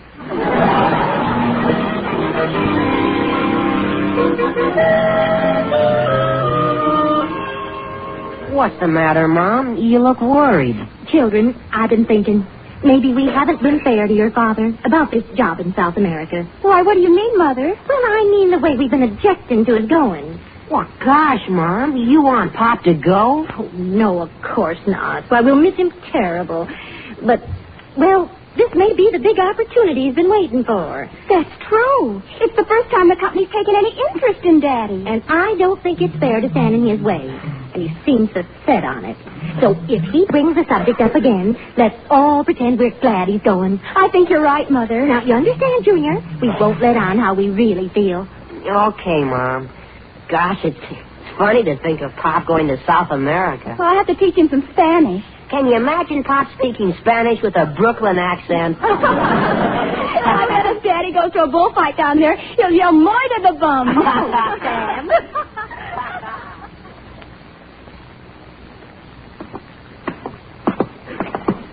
Now, you just let me talk to them, Riley. Well, okay, boss, but it's no use. They won't let me go. Why, right now they're in there crying their eyes out. Did you say they were crying? Well, why, they're hysterical. You just come in and ask them. Oh, Riley, I didn't hear you. Oh, hello, Mr. Stevenson. Good evening, Mrs. Riley. Good evening, Mr. Stevenson. Peg, I want you to tell Mr. Stevenson how you feel about me going to South America. Well, now, come on, Dumpling, the truth now. I insist. Well, I think it's the most wonderful opportunity. You hear that, boss? She thinks it's the most wonderful... Peg, what are you saying? Now, don't you worry about the children and I. We won't... Wait a minute, Peg. Let the children speak for themselves. Babs, what do you say? Oh, Daddy, it's the chance of a lifetime. Babs, what do you say? Oh, you see, Riley, and you were worried. Now, I'll have your Wait a boat minute, tickets. Mr. Stevenson. Junior's a member of this family, too. He's got a right to speak. Junior, please, what do you say? South America, take him away.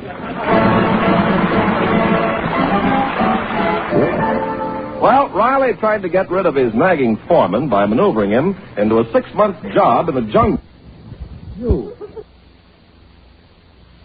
Misery. But for Riley's sake, the family is pretending they're glad he's going. Right now, Peg and the children are packing for him. Here's Pop's shirts, Mom. And here's his socks and the Spanish dictionary. Good. Now, hurry up and clear out the rest of the drawers. Fine thing. Hurry up, she says. My family can't wait to get rid of me. Oh, no, Pop. Daddy, what a thing to say. Don't be silly, dear. But after all, you're sailing tonight. That's no excuse. You just can't wait to see me go. Oh, that's nonsense. No, it ain't. You even told Stevenson. Why did you do it? But Riley, don't you want to go to South America? Who wants to go and live in a jungle? Don't you know there's headhunters down there? And they ain't particular what kind of head it is. But, Riley, we thought... You said this was your big opportunity. Why, that's why I fibbed to Mr. Stevenson. We only pretended. You said you wanted to go, so I decided to let you have your own way. My own way? After 17 years of marriage, you picked a fine time to start. Now I'm trapped. Oh, why didn't you speak up before, Daddy? Oh, well, let's unpack, children. No, don't unpack. I gotta go through with this. But why? Just tell your boss that you can't. I can't. I backed out once already. He'll get sore, and my old job's filled. I'll get fired. Let him fire you, Daddy. But I'm getting $77.50 a week. Well, so what? You can get another job, Pop. Well, they'll pay you what you're worth. No, we couldn't live on that. Go on, Riley. Now phone Mr. Stevenson. No, I can't. It ain't only the job. It's the boys at the plant. They gave me a farewell shower. With speeches and a going-away present. If I back out now, they'll think I'm a coward. So far, I'm the only one that knows it. But, Riley... It's no use, Peg. My head's made up. I'll just have to go to South America. Oh, I wish I knew the right thing to do. It's no use. I wouldn't do it. I gotta go down to the Santo Domingo consulate and get my visa. Riley, I could go to Mr. Stevens. No. I absolutely forbid it. I got myself into this, and I'm facing it with my own face. Even if it is an ugly mess.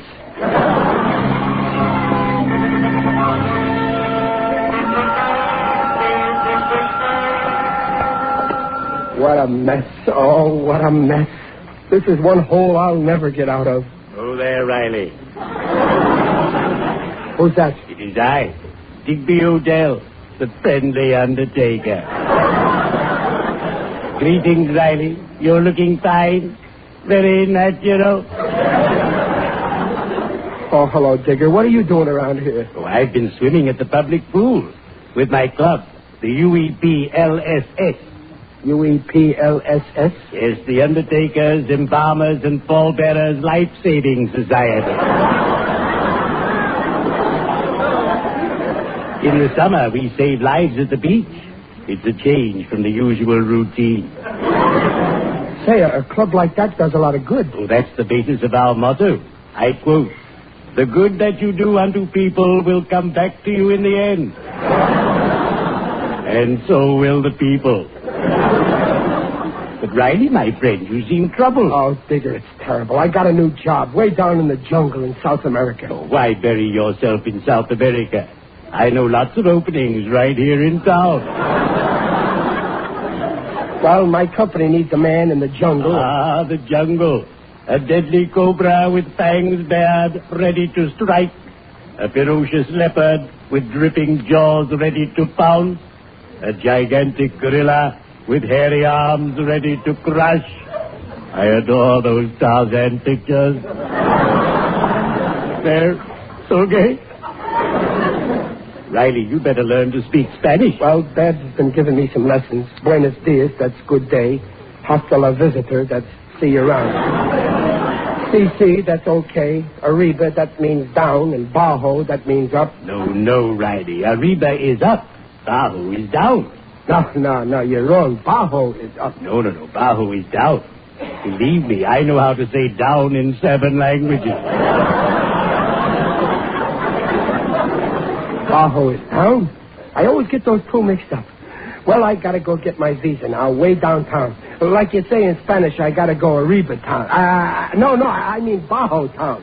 Bajo is down. Adios, amigo mío. I'd better be shoveling off.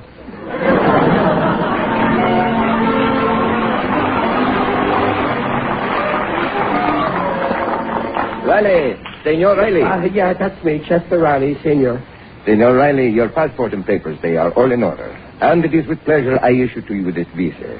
My countrymen in Santo Domingo will show you every custom. Si. You speak Spanish? Si. Perfect. In your language, Bajo your country. What? Bajo your country. Adios. Bajo Santo Domingo. Down with Santo Domingo. Gracie. Si, senor. You hear he say down with our country. The insult. Cancel the visa. Call Senor Stevenson. Much better for the good neighbor policy. Senor Riley, stay home.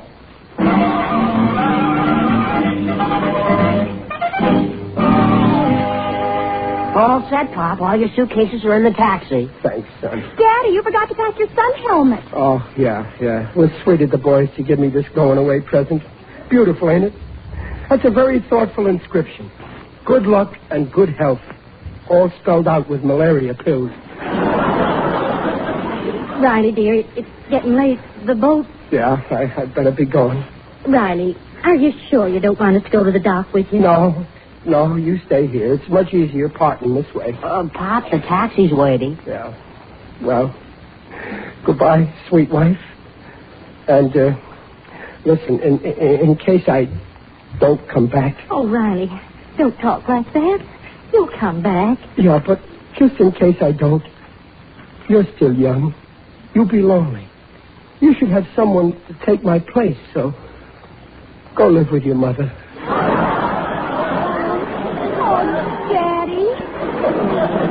Daddy, you'll be all right. We'll pray for you. So will I. Goodbye, Babsy. Keep an eye on Junior. Junior, keep an eye on Babs. And when she's entertaining boyfriends in the living room, don't peek through the keyhole. I won't, Pop. In my closet, you'll find my homemade periscope that looks over the transom. Well, goodbye. Goodbye, dear. In 6 months, we'll be standing right here, waiting for you. Take care of yourself, Dumpling. And take care of our 2 little chicks. That's the law of nature. When the rooster's away, it's up to the old hen. Well, goodbye now. Goodbye, dear. I'll shut the door. Don't look at me, and I won't look back. Riley! Mr. Stevenson, you come to see me off. See you off? You're not going. They've canceled your visa. Boss, you mean you ain't sending me? I'm sending Hawkins. Bajo your country. I ain't going, boss. Oh, bless you, bless you. And like they say in Spanish, bajo is Mr. Stevenson. Peg! Peg! Peg, I've come home. Did you miss me?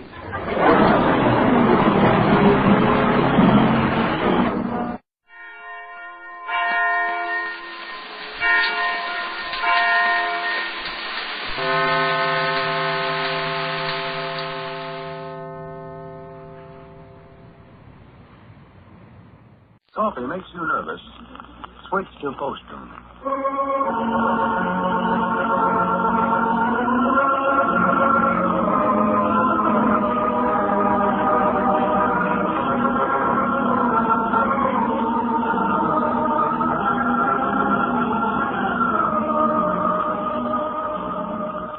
The makers of Postrum, the favorite mealtime drink in millions of American homes, present those 2 lovable old characters from the hill country, Lum and Abner.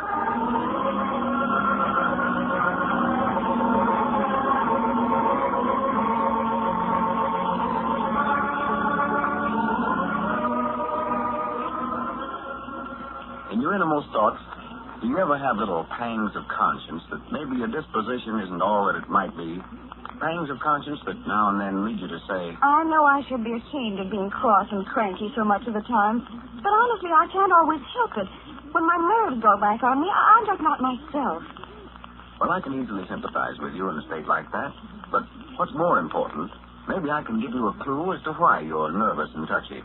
You see, it's quite possible that coffee nerves is turning you into what doctors call a nervous irritable. But while many people can drink coffee and not pay such a penalty, many others drinking coffee pay and pay plenty. So, if you think coffee nerves is your trouble, switch to Postrum. For Postrum's entirely free of caffeine or other stimulants that could possibly affect your nerves. And Postrum, with its own distinctive full-bodied flavor, is completely satisfying. When you drink it, you'll surely say, My, Postrum tastes just grand. I think I'll have a second cup. So by all means, friends, if coffee's making you nervous and irritable, drink Postrum instead. Give it a reasonable trial for, say, 2 weeks, and then see if your nerves don't tell you. I'm mighty thankful I switched to Postrum. And now, let's see what's going on down in Pine Ridge. Well, even though Lum has decided definitely that he will not marry Florence Beaumont, the supposedly wealthy widow that came to Pine Ridge in answer to a letter of proposal from him, it looks as though she'll remain a guest in town for some time, as one of the children has contracted whooping cough and the family is quarantined. As we look in on the little community today, we find Cedric Wheathunt and Abner over at the Jot 'em Down store discussing the possibility of Lum being faced with a breach of promise suit. Listen. Oh, I feel so sorrowful for him, Cedric. I just don't know what to do. Yes, Mom, I'd hate to see Mr. Lum get married to that woman. Yeah, but it looks like there ain't no way out of it. He wrote her a letter, proposing to her. She come to Pine Ridge to get married. If he don't go through with it, why, Squire Six Skimp says she can sue him for a breach of promise. Well, he got sued once for that, you know. I know it cost him every cent he had. That's the reason he's so worried. Well, why don't he just come right out flat-footed and tell her he don't like her and he don't want to get married? Maybe if she knowed that, she wouldn't want to get married. Well, the trouble is everybody knows what she come down here for. And she's been telling it around town that her and Lum's going to get married. She'll make him go through with it if she can. Wait a minute. Look yonder. Huh? Well, for the land's sake, what in the world happened, Lum? Don't ask a bunch of silly questions. Get me a shirt and a pair of overalls from over there and bring them back here. On back in the feed room. Why, you're raining wet. Did you have an accident? You don't think I'd do something like that on purpose, do you? Hurry up and get some dry clothes for me. Yeah, I get them. Liable to catch a pneumonia, Mr. Lum. Cold as tears. I know it. Grannies, if it ain't one thing happening to me, it's 6 dozen or something else. Did you fall in the mill pond? No, I never fell in no mill pond. And stop asking a batch of questions. I don't want to talk about it. Here's some 34, 38 overhauls, but we ain't got your size in a shirt. I don't care what size it is, just so it's dry. Get that in there on top. Well, you're the one that's wearing it. Over here. Yeah, well, get on back there and get these clothes off, quick. Well, you better hurry and get back up here to the fire. It's cold back there. Yeah, punch up that fire a little. Well, it'll be hot. I just filled it up a while ago. I reckon where he got so wet. I don't know, but he's sure stopping. It ain't raining out, is it? Why, no, it's too cold to rain, Cedric. Oh, sure. Said he never fell in the mill pond. No. Where else he could have got so wet unless somebody shoved him in that watering trough down there by the blacksmith shop. Oh, that's all fizz over, that thing. I Doggett, wait a minute, Cedric. He said he never fell in that mill pond. He might have just jumped in, delivered. Oh, he sure had got more sense than that. Mr. Lum can't even swim. I know it. He might have tried to committing suicide over this weather. Oh, surely not. I don't know. The way he was talking around here yesterday, he'd do anything to get out of marrying that woman. Just worried Tom to death. Oh, to goodness. Well, I reckon how he got out. Why, somebody must have seen him and saved him. It's pretty lucky for him. Yeah, except if he felt bad enough to jump in that ice-cold water down there, well, he never wanted to be saved. We're going to have to watch him pretty close, too, Cedric, if he's feeling that way. That don't much sound like Mr. Lum trying to kill himself. Oh, well, he's so worried over this thing, he just ain't at himself, Cedric. I know yesterday we said, wait a minute, here he comes, find out. Let's try to cheer him up if we can. Cheer him up? Yeah, try to make him forget his troubles. Come on to the fire here, Lum. How do you feel? Well, I'm still cold. Why, yeah, natural. Here, you take this chair right here now and sit there by that stove and throw yourself out good. Yeah. You sure picked a cold day to try it, Mr. Lum. Yeah, I'll never try that again. How did you know about it? Oh, we figured it out, Mom. We know. Well, let's just don't talk about it. Granny, is this the biggest shirt in the store you got me? Look at that. There's a roll of pumpkin down that collar. You just told me to grab the one on top, and that was it. I never looked at it. It is sort of big for you, all right. Must be a size 19. Mom? Yeah? I don't want to bawl you out or nothing, but you ought to stop and thought first what you was doing. Well, I never expected nothing like that to happen, though, Abner. Well, you know better next time. Who saved you? Well, there weren't no saving to do. I just got out of there as quick as I could. Well, how come you'd ever try such a thing in the first place, Mom? Oh, I thought maybe it'd make that widder leave town. Well, what about yourself? Supposing you'd drowned. Oh, well, there wasn't enough water for that. Ain't enough water to drown in the mill pond? Who said anything about the mill pond? Well, you undoubtedly never tried to drown yourself in that watering trough, did you? What are you talking about? Now, you have gotten mixed up. Well, quit talking about it. I just tried something, and it never worked, and I'm going to try something else. I tell you, I ain't going to marry that woman. Well, ain't going to do it. I don't care what they say. I ain't going to do it. Oh, that ain't no way to feel about it. I will get you out of it some way. Here comes Mr. Grandpap. Yeah, let's just quit talking about it. Come in, Grandpap. I want to thank you for coming to my rescue. Oh, Grandpap. Oh, yeah, that's all right, Lon. How you feeling? Oh, tolerably well. As soon as I get thawed out good. Yeah, what was you doing? Having a fit? Well, I wasn't sure enough having one. See, I've been trying to figure out some way to get that widder to where she won't want to marry me, so I told her yesterday that I had fits all the time, and I decided to put one on for her this morning. Man, you sure done a good job of it. Looked to me like you was having one. Had me scared to death there. What in the world are you fellers talking about, anyway? Why, Lum throwed a sit out there in front of the tourist camp a while ago, and Widder come out there and throwed a whole tub full of water on him. Oh, that's where you got so wet. Well, I thought you said a while ago you knowed all about it. Oh, well, me and Sadie thought you'd tried to drown yourself down there in the mill pond. Oh, for goodness sakes, no. Of course not. Well, good. I thought I'd try to scare her by having a fit. I was laying there in the yard moaning and kicking and carrying on, and she walked out there and poured a whole tub full of water on me. Well? And I jumped up and lit out for the stove. Well, I do know. What'd she say after I left, Grandpa? Well, not much of nothing. Said she felt awful sorry for you, and you ought to have a wife to take care of you when you have them fits strike you. Oh, Granny. That whole bunch of young'uns has got the whooping cough over there now. I know it. First the little girl had it, now the whole bunch has got it. Well? Never heard such barking in my life. Sound like a bunch of dogs had a possum tree. Oh, yeah, they whoop. Ain't no doubt about it when they get it. I can't help but feel sorrowful for them children, sick. No. But Granny, we just got to get them out of them tourist cabins, Abner. They're tearing that place to pieces. Yeah, huh? Oh, I walked in there this morning. It looked like a cyclone had hit the place. Pan of ashes turned over right there in the middle of the floor, and one of the young'uns had pulled a bucket of syrup off the table and spilled it all over the floor, right into them ashes. Yeah. 3 or 4 window lights broke out. Oh, my goodness. Well, you can't get them out while they're sick with the whooping cough. No. They had one of them good chairs turned upside down, just dragging it all over the floor with some ropes, playing horse and wagon. Well, I reckon ain't nothing we can do now, Lum. Well, just watch, and the first chance we get to get them out of them tourist cabins, we've got to do it. Oh, yeah, got to get them out of there before they just plumb ruin the place, yeah. Well, I'm dried out now.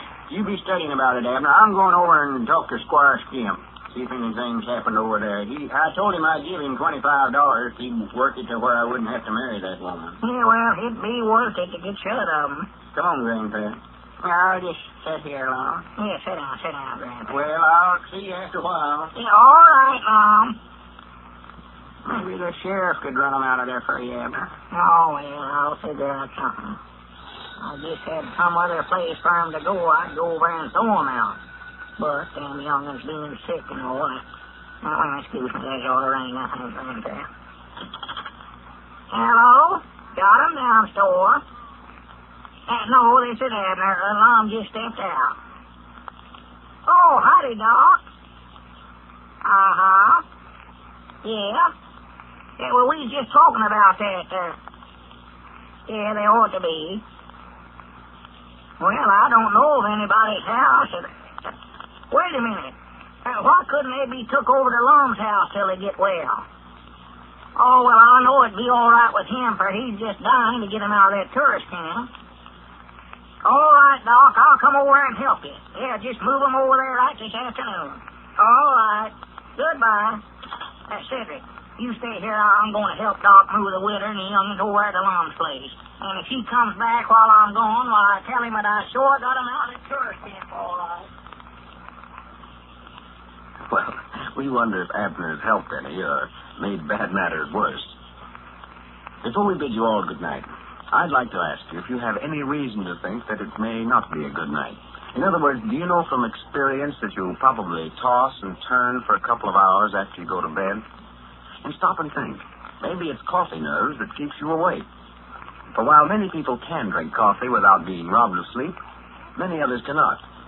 So if you can, if you think coffee causes your sleeplessness, switch to Postum. For Postum can't possibly keep you awake. Contains no caffeine or stimulant of any kind. Postum's a grand mealtime drink with a fragrant, inviting aroma and a satisfying flavor all its own. So enjoy it at home, and if you're dining out, ask for it in hotels and restaurants. And if coffee's been keeping you awake, see if drinking Postum instead isn't helpful even in a few days.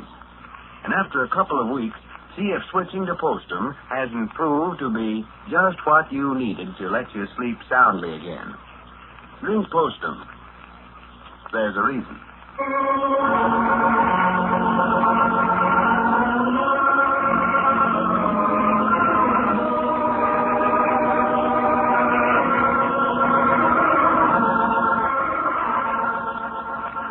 forget to come along with us next Monday at this same time when we again visit Pine Ridge with Lum and Abner, who say, we've always found the weather to be sort of like a woman. You never know what it's going to do, but you can always be sure it's going to do it. Bill Cosby speaking. Remember, Postum, your best bet for a good night.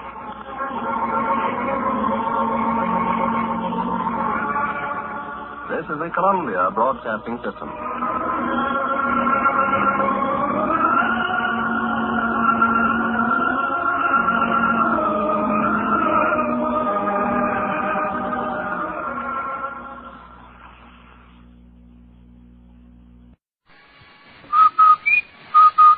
Andy, did you hear that? Come on, Andy. Did I hear what? That whistle.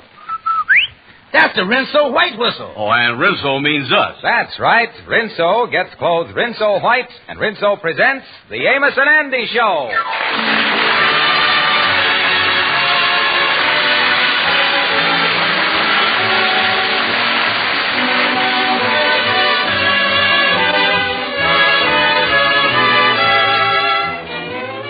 I've got a hunch that some wash days, a lot of you ladies look at your laundry hamper, and the clothes seem piled way up to here. And your spirits go like this. Because you don't see how you'll ever get it all done. Well, that's your cue to switch to Soapy Rich Rinso. With those peppy Rinso suds in your washer, it takes as little as a 5-minute run for each load to give you a wash that's really clean. You see, Rinso gets out more dirt. Washable colors come out Rinso bright, safely. Shirts and sheets and all your whitewash look gleaming Rinso white. Get Rinso, ladies, tomorrow, first thing. And now, our stars, Amos and Andy.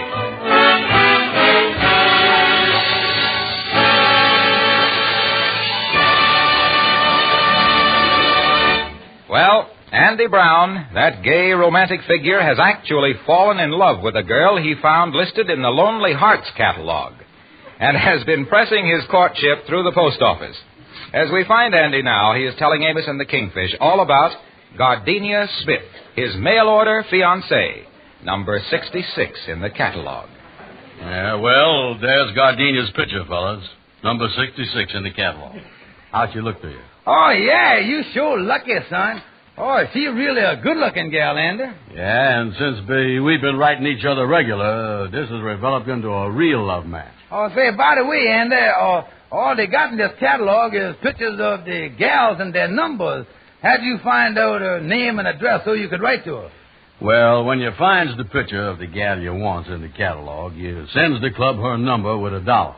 And they send you back her name and address. Oh, that's a pretty good idea there, Brother Andy. Yeah. Oh, yeah, that's how it works, huh? But tell me this, Andy, you sound like you and this Gardenia Smith is practical married. Did you propose by mail, too? Oh, sure. I read the proposal Tuesday and sent it to where she lived in Pittsburgh. Yeah. And just this morning, I got a telegram saying she arrives in New York today and for me to meet her at the Harlem Plaza Hotel at 2 o'clock. Oh, so you read her proposal and she's coming to New York. Yeah. Brother Andy, you really on the hook now. Oh, Kingfish. Look at that picture. Mm-hmm. She looked like Lena Horne. Look at that beautiful face. Catalog or no catalog, that's a gal that any man that... Wait a minute. Hello, Lightning, what you want? Hello, gentlemen. I raced over here, what did I race over here for? I know why. No, I don't either. It was something, what was it? Well, what's that in your hand? This is a special letter for you, special delivery, Miss Andy. That's why I race over here. Special delivery letter. Here, let me see that. Who is it from, son? Gardenia? No, from the Lonely Hearts Club. Oh, boy, my alma mater. Yeah. Maybe they want a 50-cent bonus because I picked the best-looking gal in the catalog. Yeah, must be report and read it, Andy. Go ahead. Yeah. Dear sir, this is to inform you that due to an unfortunate error, instead of sending you the name and address of number 66, we sent you the address of Gardenia Smith, who was actual number 99 in the catalog, and wait a minute. That means I done preposed to number 99 instead of 66. Kingfish, give me that catalog. Brother Andy, I was way ahead of you. I already got the catalog open to the picture of 99, the real Gardenia Smith. I was looking at it. You is, huh? What is the news, Kingfish? Andy, prepare yourself for the worst. Huh? Well, why? Ain't number 99 as pretty as number 66? Pretty... The best way to describe her is to say that she got a face that, on second thought, I ain't sure it is a face. Yeah. You ain't, huh? No, but then again, it must be a face that's got ears on it. Let me see. Well, put it down on the desk there so we can all see it. Yeah. All right, Andy, gather your nerves, steel yourself, and if you got any rose-colored glasses handy, slip them on. Here's the picture.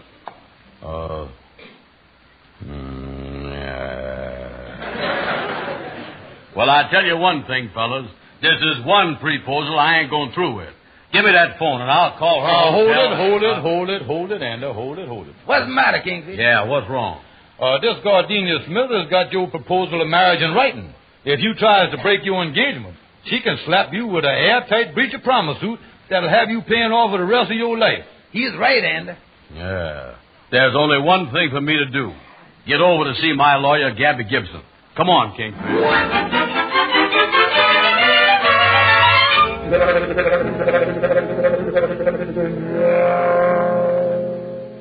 Well, there you is, Gabby. Andy done told you all the facts in the case. Now, do you think there's any way that he can get out of marrying this Gardenia Smith? Well, you got to see the gal personally. Yes, indeed. Got to explain the thing to her. Yes, indeed. That's the only thing to do. You got to face the gal. You got to face her. Now, let me see the picture.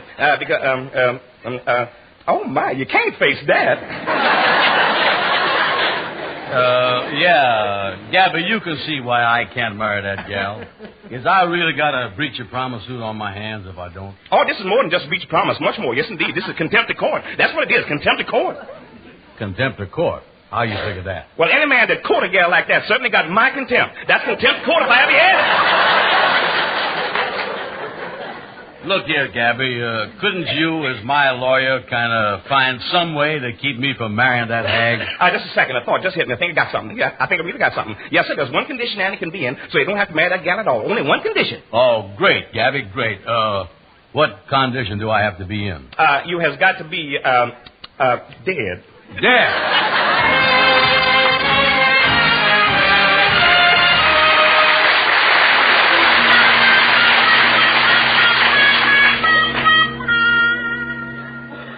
Kingfish, I'm telling you, Gabby is crazy. What good is it going to do me to say I is dead? Listen here now, I got a $50 Christmas club at the bank that I done paid half on. Half, huh? Yeah, and I gets it tomorrow. Yeah. Tell you what, I'll give you the whole $25 if you get me out of this mess. Brother Andy, it's a deal. You have started my brains working. I got it. Yeah, what is it? Now, look here. We'll say that you is dead. Now, listen. If you is dead, then Gardenia Smith won't insist on marrying you. Well, I don't know. Judging from her picture, I don't think she's that choosy. Now, look, Andy, look here. You write a suicide note saying that you has done throwed yourself in the Harlem River. Then I takes the note up to Gardenia and tells her that I is a detective from the suicide squad. Well, what good is that going to do? Well, as a detective, I can tell her that the police wants all the love letters you done writ her as evidence in the case. You see, that way I gets back the letters for you, and Gardenia Smith ain't got nothing left to hold you for on this breach of promise. Kingfish, it might work. Go ahead.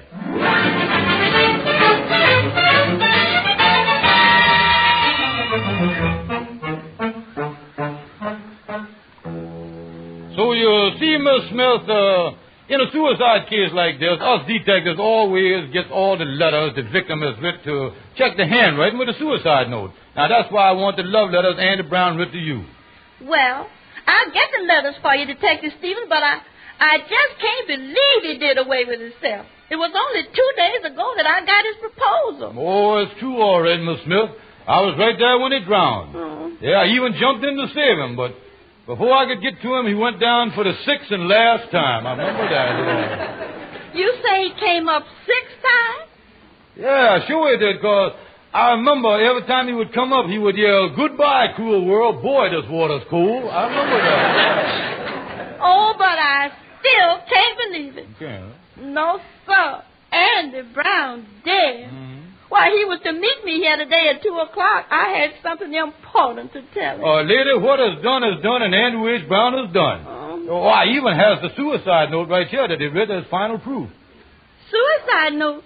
Oh, can I see it? Yeah, right here, just right here. Look at it there. And to prove it's legal, just look at the heading on there. Say here, official suicide note. See that? Yeah, then he had a note to public to sign it and everything else there, yeah. Oh, whatever made him do it. Yeah, well, let me read you the note here. Say here, to whom it may concern, and especially my ever-loving Gardenia Smith, care the Harlem Plaza Hotel. Oh. Now, start out here, say, gentlemen and sweetheart. This is to inform you that I is about to end it all via the Harlem River. Oh. Therefore, Gardenia, don't expect me at your hotel at 2 o'clock. Oh. So goodbye, gentlemen, and farewell, Gardenia, my love. Oh. Then a sign here, Andrew H. Brown, and right below the signature there's 2 witnesses. He always done everything right, you see. Yeah. Oh, if he had only waited to see me. Yeah. Yeah, well, but, Miss Smith, can I have those love letters that you was going to give me? Why, I ain't got them here with me in New York. They're home in Pittsburgh. Do you? Yes, but I can telegram my mother right now to send them airmail. Oh, yeah. Well, they'll be here tomorrow, and you can pick them up then, Detective Stevens. Tomorrow, huh? Yeah. I'll be back then. Goodbye, mister. Oh, goodbye, Detective Stevens. Oh, how could Andy Brown do that to himself just when... Oh. Hello. Hello. Is this Miss Gardenia Smith of Pittsburgh talking? Yes, it is. Who's this? Miss Smith, this is Frederick Montgomery Quindell, reporter on the Harlem newspaper. I hear the rumor that Andy Brown has proposed to you, and y'all are speaking on this nuptial stuff. I just want to get a little story for our society column. For the society column? Then you don't know what happened to Andy? Happened to Andy? What you mean? What you talking about, Miss Smith? Poor Andy. Well, to start from the beginning, a detective was just here and the most awful thing has happened. Andy Brown suddenly went...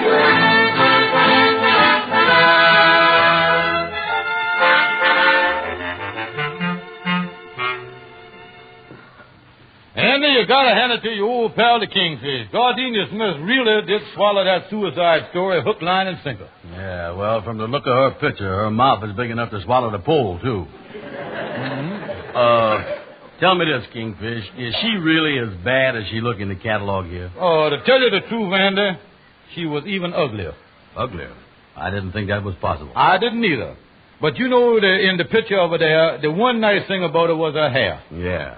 Well, when I told her that you done committed suicide, she fell back in the chair and all her hair slid over on one side. You mean she wears a wig? Well, if she don't, she got an awful slippery scalp.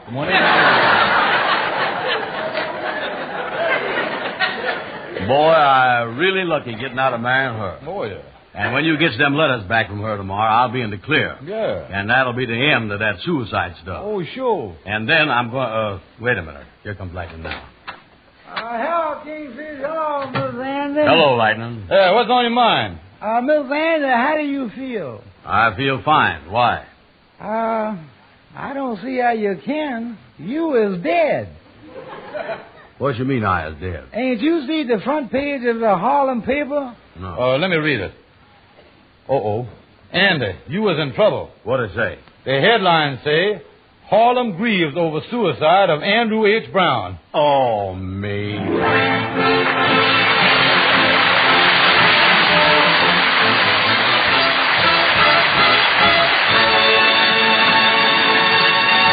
Well, the Kingfish's idea for avoiding a breach of promise suit has certainly gotten Andy in a fine predicament. We'll learn what happens in just a moment. A lady I know told me why she started using Rinso. Seems she was listening to Amos and Andy one night.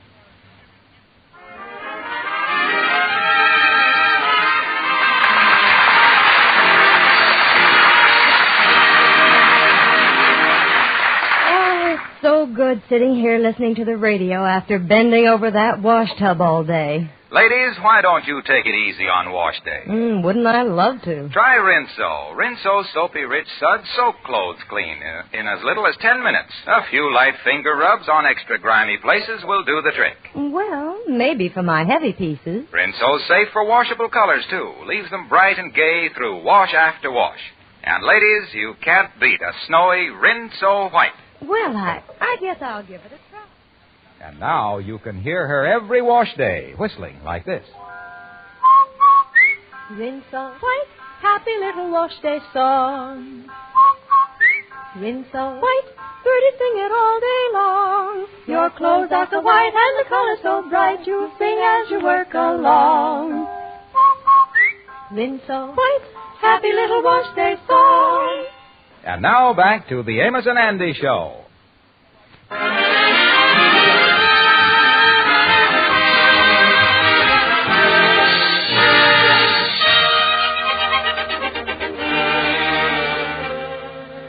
Well, it was quite a shock to Andy to discover from reading the newspaper that now not only Gardenia Smith, but all of Harlem believes he has committed suicide.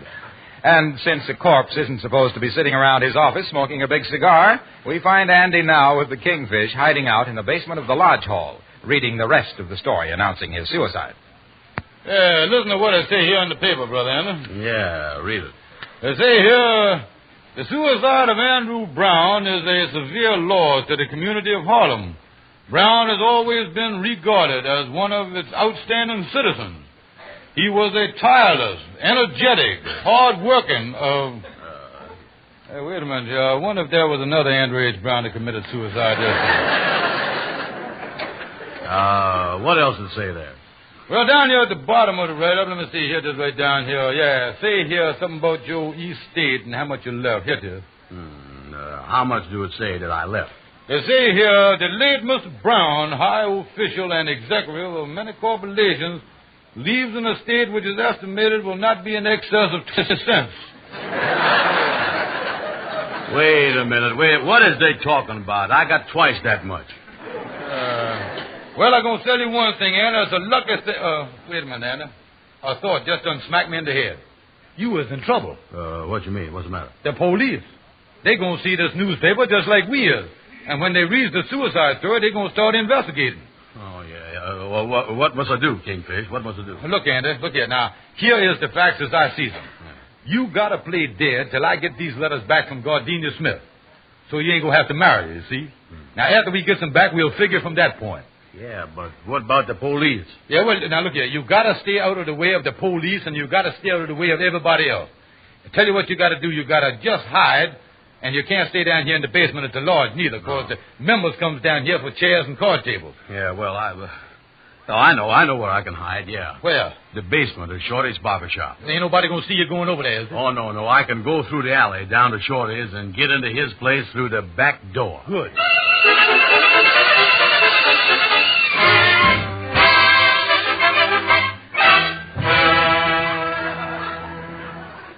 Well, Shorty, here's your towels. Yeah, I've been waiting for that laundry. I was almost out. Yeah, well, barbershop use an awful lot of towels, you know. Hey, what's the matter, Shorty? You don't look good. Well, I've been ailing for 2-3 days. Got swimming in the head, dizzy spells, kind of run down. Been to the doctor twice. Well, you want to take care of yourself. Where's your dirty towels? I'll take them along. Right there in that box there. I don't know what's the matter with me. And then this morning I was reading in the paper that one of my best friends, Andy Brown, committed suicide. That's too bad. You know him well? Oh, sure. Last night I gave him a shave, a haircut, a singe, a manicure, and a face massage. Now he's dead. The best groomed body in the Harlem River. Sure did upset me all right. Everywhere I look now, I seem to see poor Andy standing there. I just can't get him out of my mind. Well, I wouldn't work too hard. You feel better, Shorty. See you next week with your laundry. All right, so goodbye. Well, I believe I'll close up the shop now and go on home. It's getting dark anyway. I don't feel so good in the head. Somebody at the back door.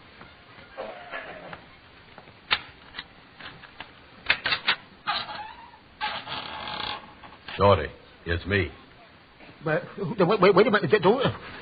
Not only do I see them, but now I hear them. Shorty, do me a favor. I want to spend some time in your basement. Now, wait a minute. Please don't do that. Why don't you go back in the river where you belong, Andy? You was there. Listen, Shorty, listen. It's me. What's the matter? Oh, nothing's the matter. Everything is okay. No trouble at all. I feel fine. Don't worry about me. I'm going to fade. Shorty, everything is all right. I'm just dead for a couple of days. Well, I'm so glad to hear that. Listen, Shorty, don't get nervous. I ain't committed no suicide. I just said I did so I wouldn't have to marry that scarecrow that I pre-posted by mistake. Oh, now I was beginning to understand. Yeah, well, listen, Shorty. I ain't got no time to explain no more to you, but I is alive. And I wants to hide in your basement till tomorrow. And I don't want you to tell nobody that I ain't dead. Is you telling me the truth? Look here, Shorty, look. Here is the catalog from the Lonely Hearts Club.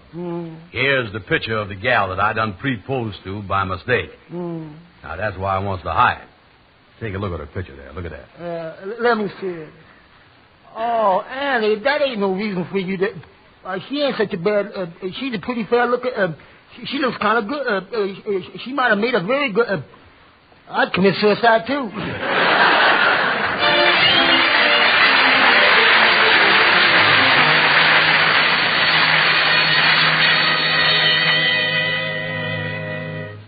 You sent for me, Chief? Yes, Davis. This story here in last night's Harlem paper about an Andrew Brown who was supposed to have committed suicide. Have we any report on this case? Brown? Suicide? Yeah. No, Chief, we haven't. That's what I thought. Fine thing when a newspaper gets a report on a suicide before the police.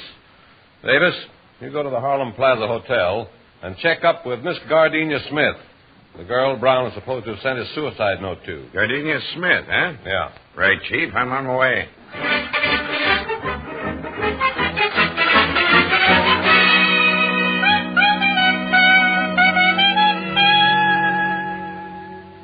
And you say you never met this Andrew Brown in person, huh? You just corresponded with him.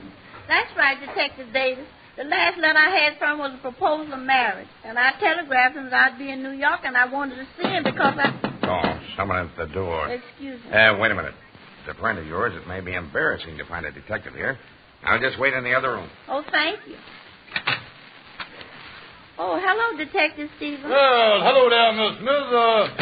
Just come from the police station. The chief down at the police station has me come by here and pick up the love letter so we can close the case down at headquarters. They got you, didn't they? Oh, yes, Mother sent them. Here they are. Yeah, well, now that's fine. Thank you very, very, very much for these. I'll just slip them in my pocket here and... Just a second there. Did I hear you say something about closing this case down at headquarters? Miss Smith, who is this? Oh, Detective Stevens, don't you know each other? You should. You're both detectives. This is Detective Davis. Are you a real detective? Yes. Are you? Oh, yes, sir. A real detective, all right. I got flat feet, magnifying glass, sneak around corners. Oh, a real man. I got the stuff here. Detective Stevens, eh? Oh, yeah, the Stevens. I don't ever remember hearing you. What's your precinct? Precinct, 167th. Yeah, the good old 167th, as the boys say. We only have 84 precincts. 84? Yeah. Did they cut out my precinct without letting me know about the thing? Yeah, and they must have cut out about 80 others, too. Yeah, I tell you, Detective Davis, I feel lost. Here I is, a man without a precinct. Is that as serious as it sounds, Detective Stevens? Oh, it's the worst thing that could happen to a detective. Take away his gun, take away his badge, but never take away his precinct. Well, I got to be running along now, and I got to locate the precinct somewhere. You know, I look for the thing. Maybe they got it laying over there somewhere. Now, just a minute, you. Miss Smith, whatever gave you the idea this man was a detective? Oh, he said so when he brought up Andy Brown's suicide note. Oh, He brought the suicide note out. Yeah, well, I tell you. Stevens, you're coming down to headquarters with me. But Detective Davis... I think the chief might want to ask you a few questions.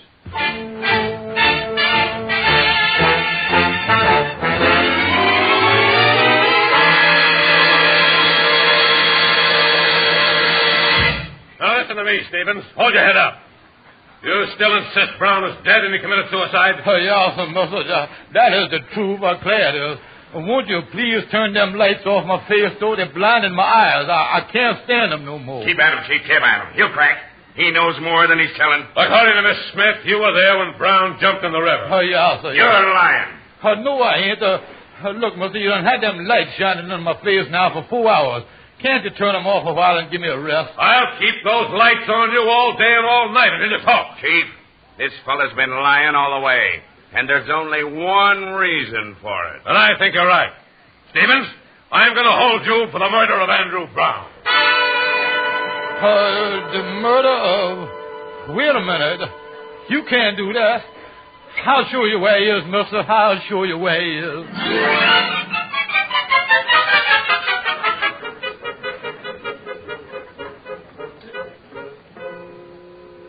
Look, Kingfish, why did you have to go and tell the police I was in Shorty's barber shop? Yeah, well, that was the only way out, Andrew. Yeah, well, that's a fine way out. Now he is both in jail here for tampering with the law. Yeah, well, I had to do it, Andrew. I had to do it. Yeah, I done the best I could. You see, they accused me of murdering you. Anyway, Andrew, at least what I done for you is worth being in jail for. You got the letters back from Gardenia, and now she can't sue you for breach of promise. Yeah, and you got my $25, too. Well, I guess all of this being in jail is worth it after all. Wait a minute. Who is this woman coming over to our cell? Where? Right there. Oh. That is Gardenia Smith in the flesh. Yeah, there's sure plenty of it, too, ain't it? Oh, you must be Andy Brown. I came all the way to New York to see you and tell you how much that sweet proposal of yours meant to me. And that... Now, wait a minute, Gardenia. Wait a minute. Don't worry, Andy. You got the letters. Andy, please let me finish. Oh, there's more, huh? Yeah, you see, the reason I came to New York was to tell you in person that I've decided to marry my old boyfriend.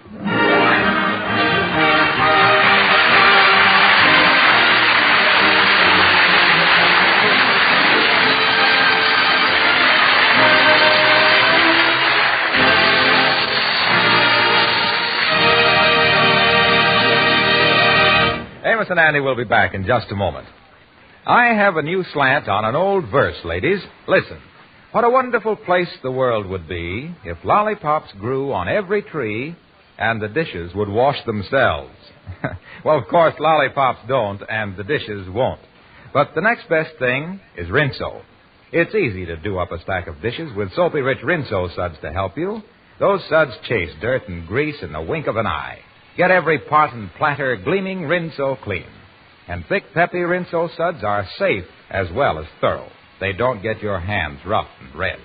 So, ladies, get Rinso tomorrow, first thing. Use it for dishwashing, house cleaning, and, of course, for a wash that's... And now, here are Amos and Andy. Ladies and gentlemen, me and Andy would like to speak to you for just a minute about the 6 Warlow Drive. Yes, folks. It's important to all of us that this drive be a success. Getting down to facts, I think all of us here at home were a little over-optimistic this past summer and during the early fall when our armies were going through France and when we were taking one Jap island after another. That's right. Our boys did a wonderful job then, just as they're doing now. But I think we can see pretty clearly that the war isn't over yet. That is right. Those boys on the fighting fronts can't let up for 1 second, and neither can we. No, that's right. They can't fight Japs and Germans with their bare hands, and we've got to give them the best of equipment and plenty of it. And there's only one thing that will do it, and that is money. So, folks, let's get in back of this 6 war loan with all we've got. Don't forget, our fellows in uniform is doing all the dirty work for us. Yes, and the least we can do is to back them up. Remember, you are not giving away anything. You are merely loaning your money to Uncle Sam and receiving a very liberal return. Won't you please buy an extra war bond tomorrow? Thank you, and good night. Good night, folks.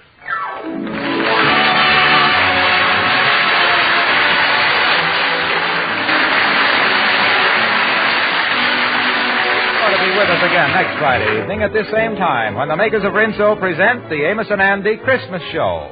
The boys' guests will be the Paul Taylor Chorus, who join in Amos and Andy's special presentation, which has become a Christmas tradition. This program is broadcast to our armed forces everywhere. This is Harlow Wilcox saying good night to all of you from all of us. This is the National Broadcasting Company.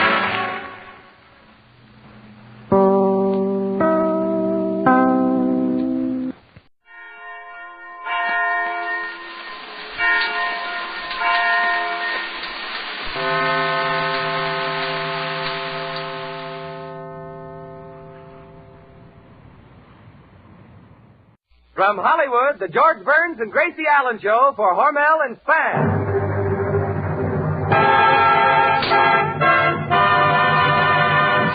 Crazy people.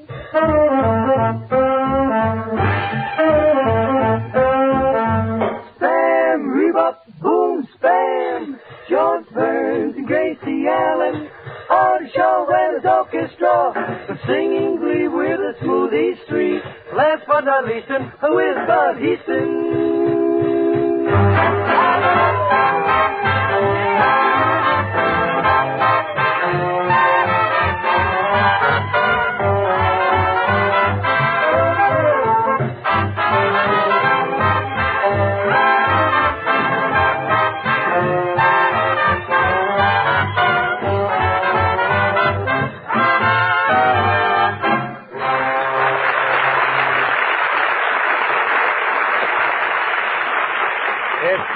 Fun with Burns and Allen. And another helpful hint for you women who are looking for something different to serve for dinner. Give the family baked Spam. That's the easy way to have meat for dinner that really hits the spot.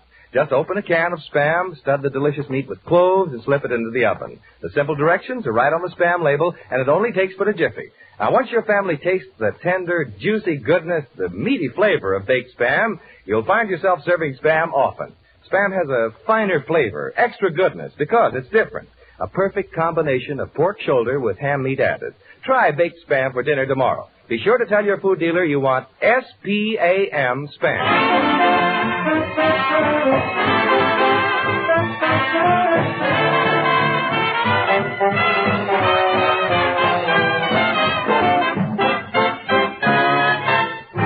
And here they are, those two delightful Spam stars, George and Gracie.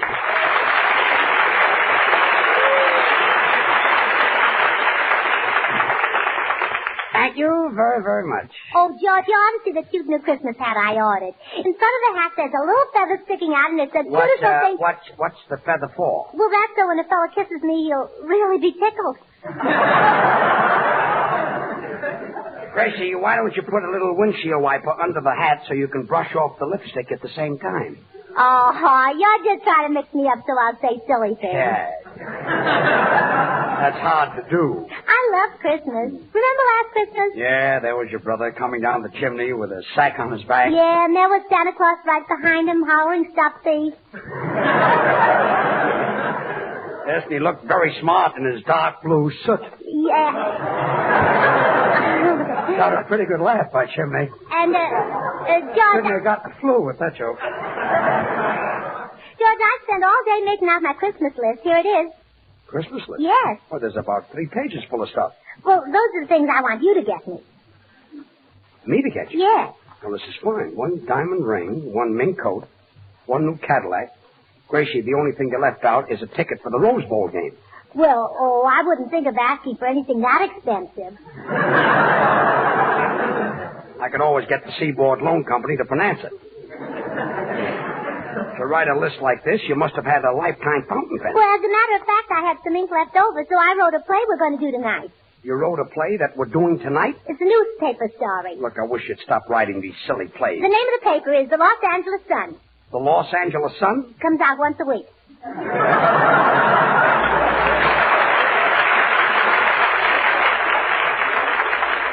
Gracie, you know nothing about writing plays. I do, too. You do not. Say, Gracie, instead of calling your paper the Los Angeles Sun, why don't you call it the Daily Spam? The Daily Spam? Well, sure. So when those newsboys yell extra, they'll have something extra to yell about. Yes, people will eat it up. Oh, yes.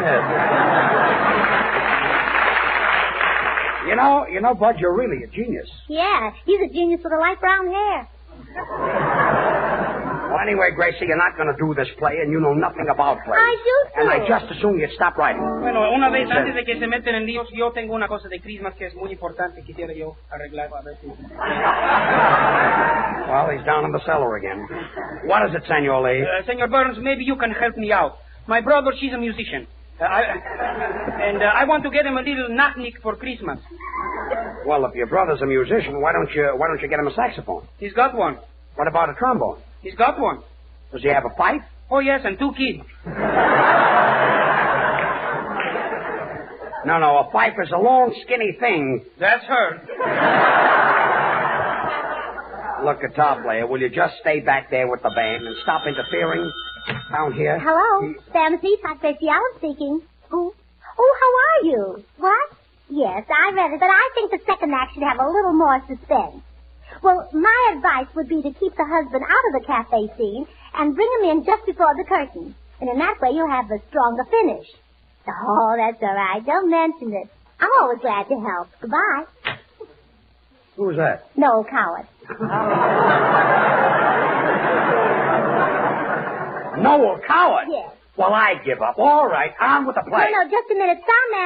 Soundman, I want you to be on your toes today because there are a lot of sound effects in the play. Hey, Soundman, 4 years in Harvard. Gracie's talking to you. Just a moment, Mr. Burns. Oh. I'm reading a letter that my 2-year-old boy wrote to Santa Claus. A 2-year-old boy can write? Oh, yes. Listen. Dear Santa Claus, ? Question mark?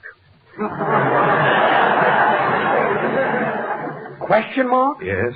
If the rigors of your seasonal voyage from your polar habitat are not too strenuous, would it inconvenience you to remit to the undersigned the following paraphernalia post haste and to wit? A 2-year-old child wrote that? Yes. Backward, isn't it? Yes, very backward, yes. The following are his requests. 1 copy of Roget's Thesaurus, 1 micromatic solar telescope with a 22-millimeter lens concave ground, and 1 guinea pig, 1 rabbit, and 1 frog for scientific dissection. How can a 2-year-old child write anything like that? Mr. Burns, he happens to be a quiz kid. Well, just watch the sound effects and on with the play. Music. Hear the clanking of the presses as the paper goes to press. It's a goofy Gazette, and it's Gracie Allen's pet. Georgie is the star reporter. I'm the reporter. He's the reporter. This is Gracie's latest play. Artie writes the scandal column. I look through the keyhole. He looks through the keyhole. Yes, this is Gracie's latest play. But Heaton draws the funny. I'm a regular Peter Arno. Does he get a lot of money? I know. Senor Lee is the gayest one of all. The reason is a secret, and I'll tell you why he's gay. The reason I'm so happy is 'cause I'm not in this play. Gracie rolls the part that way. Now, Gracie, will you tell me who are you? Who am I? Who are you? Who am I? Who are you? Who am I? Oh, nuts, who are you? Yes, who are you? Me? Yes, you. Oh, me? Oh, my? Oh, me? I'm the owner of the paper. Ha, ha, ha, ha, ha. This is Gracie's latest, greatest play.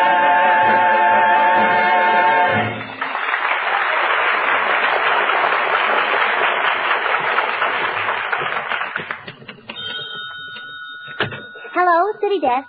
Editor Gracie Allen speaking. What? Oh, my goodness. When did you find out? Oh, gee, thanks for telling me. Oh, I better call the press room.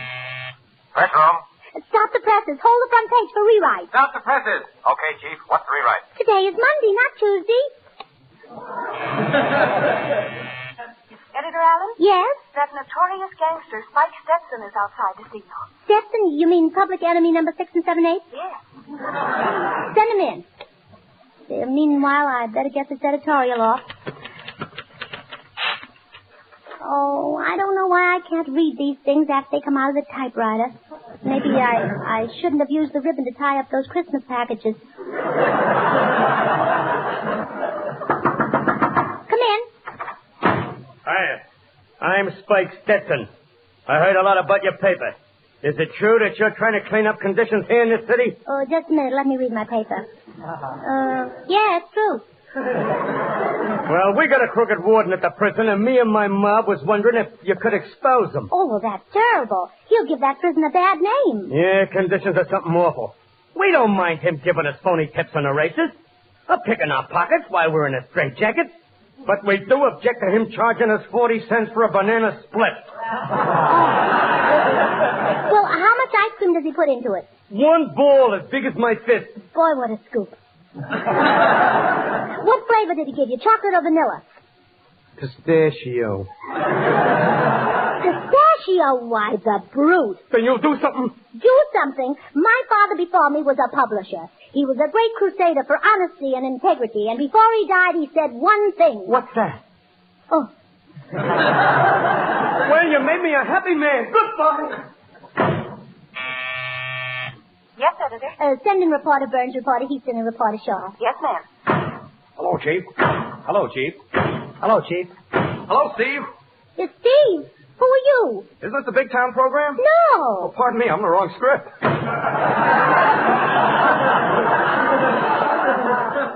What is it, Chief? Reporters, our paper has a chance of beating all other papers in town to a great story. Goody. We've got to expose the warden of our local prison. He's a crook. Dear. You know, he's the worst warden we've ever had. He's cruel, inhuman, unjust. He's even gone so far as to charge the prisoners 40 cents for banana splits. My. And what do you think he uses? Pistachio ice cream. What's that? Some of the nuts got stuck in my teeth. Well, this is fine. Say, I've got an idea. You reporters go out and get yourselves arrested, and while you're in prison, we can get the real lowdown on the warden. It'll be worth a fortune to you. Now, wait a minute. Who ever made a fortune out of being in prison? Humphrey Bogart. Now, look, Chief. Say, Editor, I think you've got a good idea, but how are we going to get ourselves arrested? Oh, let me think now. The toughest guy in the country is Trigger Joe, and he's in jail. Well, he ought to know how to get you boys in. Yes, Editor. Get me Trigger Joe at the penitentiary. Yes, ma'am. Very well, Chief, yeah. I shall incarcerate myself in prison, yeah. The traditions of the paper are far greater than any individual, yeah. Senor Burns, with that acting, you sound just like Edward H. Robinson. You mean Edward G. Robinson? I don't know. You sound like H to me. Quiet back there. We're doing a play. I've got the penitentiary for you, Editor. Hello, penitentiary? Yes? I want to speak to Trigger Joe. I want to speak to Trigger Joe. I'm sorry, your party was just hung up. Oh, let me see. Now, how can I get you fellas in jail? Murder? No. Robbery? No. Oh, I've got it. Here's a way that never fails. You got a car? Yes. Well, go downstairs and double park. Double park? Well, that never misses. Now, the curtain goes down in our first act, and during the intermission, Artie Shaw and his orchestra, who are now appearing at the Palladium here in Hollywood, will play Dancing in the Dark.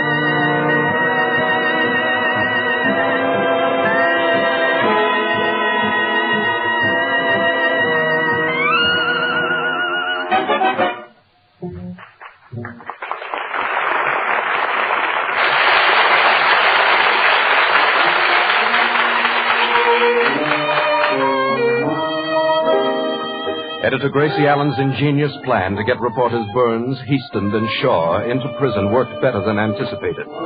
We now pick up the three reporters as they start their third year in prison.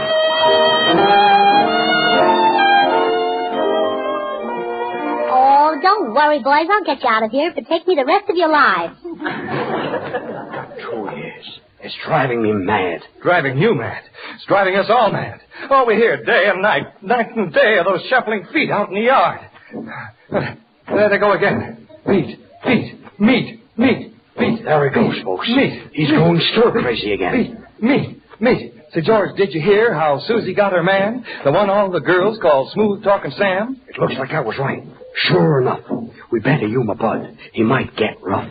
No, Bud, I didn't hear how Susie got Sam, but I'll bet a wooden dollar it's got to do with Spam. Well, Artie, all men like delicious tender meat. So Susie served Sam a meat you can't beat. She served baked Spam when Sam came to dine. Yum Yum said Sam would make Spam taste so fine. Spam has a better flavor, said Susie to Sam. It's pork shoulder meat combined with ham. That's why Spam has an extra good flavor. Serve it soon. Do your family a favor. You can serve Spam cold, you can serve Spam hot. No matter how you use it, Spam sure hits the spot. For tender tasty meat, put Spam on your table. Easy recipes you'll find on the Spam can label. It's easy to serve. Baked Spam, said Susie, gives you plenty of time for an afternoon snoozy. So Susie said to Sam, Sam sure tastes fine. Sam said to Susie, would you please be mine? Thus ends the story of Susie and Sam, the gal who got her man 'cause she served him Spam. Tomorrow, when you go to your favorite food store, shout, I want Spam when you open the door. I wish the Smoothies were here to get me out of this thing. I'd stop talking if I could hear them sing. Slice it, dice it, fry it, bake it, cold or hot, Spam hits the spot.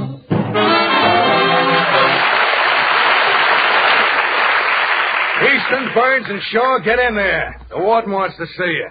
We'll be right back, Chief. And, George, keep a stiff upper lip. Thanks. Your plate is slipping. Well, Warden, here we are. I sent for you boys because I'd like to tell you something. Yeah? Well, let me tell you something, Warden. We're not convicts, we're reporters. We know all about your graft here in the prison.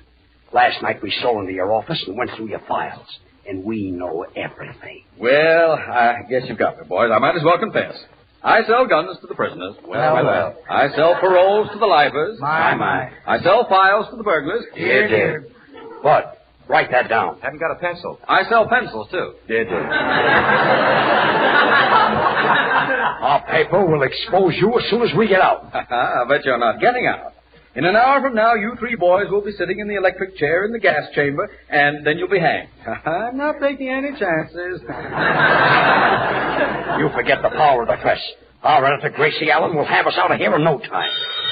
I'll get it, Warden. Hello, this is Artie Shaw speaking. Oh, hello, darling. Yeah, dear. Of course I love you. No, can't make the usual time tonight. You bet. Hold the wire a minute, darling. Warden, it's your wife. She wants to talk to you. His wife! Come on, boys. Well, boys, how did you make out? How did we make out? We've only got an hour to live. What do we do? Oh, let's go to a newsreel. That'll kill an hour. Editor Allen, you got us into this and you've got to get us out. Oh, wait a minute now. Have you got a file? Yes. Well, work on my nails while I'm thinking. Hurry, we've got less than an hour. Wait, I've got it. I'll use influence. Quick, we haven't got a moment to lose. George, take a letter to the President of the United States. The President of the United States? Yes. All right. Letter. My dear President. Read it back. Read it back? Yes, read it back. My dear President. No, there's something wrong with that letter. Take out the word President. Okay. Read it back. My dear. Oh, there's still something wrong. Yeah. Can't say my dear to the President. Take out the word dear and put back the word President. Okay. Read it back. My President. No. Maybe I better not say my, huh? Yeah. He's really not my president. He belongs to everybody. Yes, he belongs to everybody. Take out the rest of it. Okay. Read it back. Gracie, I can't read nothing. George, watch your grammar. I've got an idea. Supposing you just say my dear President. Well, that's much better. Why didn't I think of that in the first place? All right, mail the letter. Mail the letter? Yes. But you didn't tell him anything. Well, who am I to tell him anything? He's the president. Oh, yes. Boys, it looks like we're through. Here comes the prison executioner. Boys, I'm sorry to do this, but orders is orders. Before you're electrocuted, I've got to slip the leg of your trousers. Drafty, isn't it?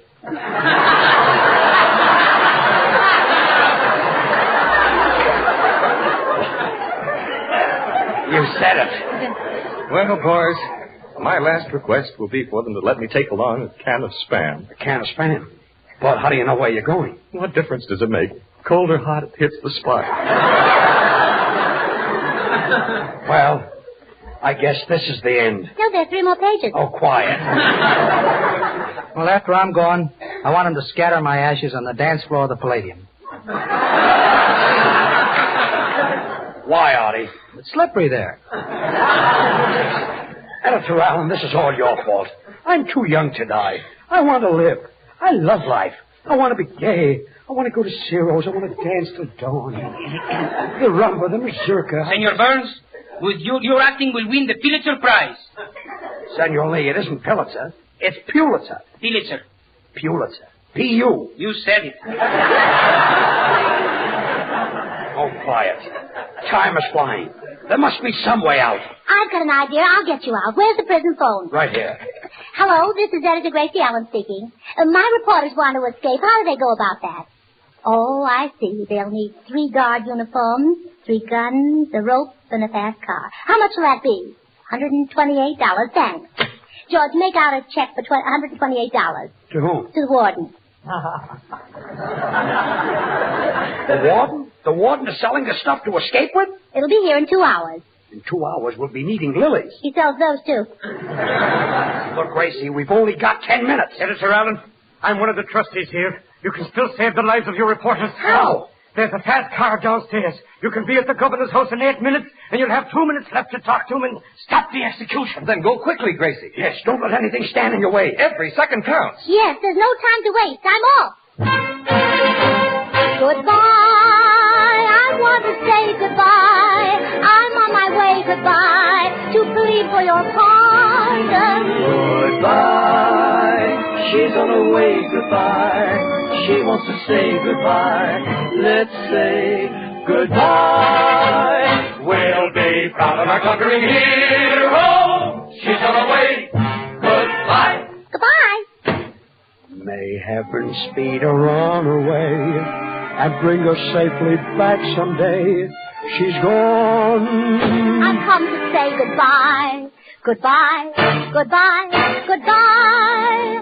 In fact, I've come to say goodbye. I mean, I've come to say goodbye. I'm on my way. Goodbye. I'll fly to the governor. She wants to say goodbye. She's on her way. Goodbye. Let's say goodbye.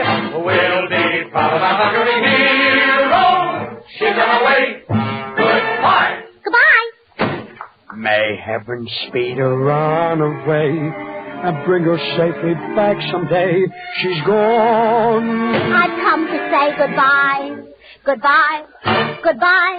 Goodbye. In fact, I've come to say goodbye. I mean, I've come to say goodbye.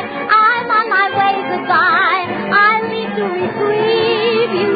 She says she wants to say goodbye. She's on her way. Goodbye. Let's say goodbye. We'll be proud of our conquering hero. She's on her way. Goodbye. Bye. May heaven speed her on her way and bring her safely back someday. She's gone. I've come to say goodbye. Get out! Well, there's 9 minutes left, but she can still make it. Listen. That's the car. Yeah, that means she's on her way. Do you hear that, prisoners? We're saved! We're saved! Hooray! Hooray! I've come to say goodbye. I give up.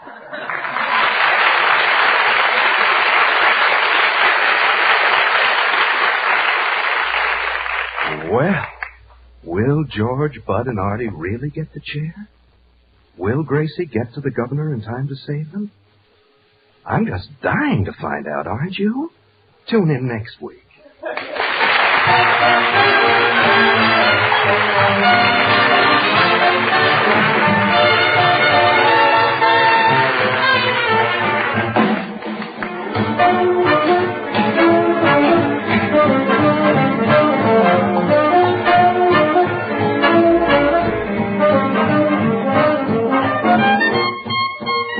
How to give your family good meals and yet save time for your last-minute Christmas shopping is a problem you can solve with Spam, S-P-A-M. Originated by Hormel, Spam is absolutely the most popular new meat item brought out in a generation.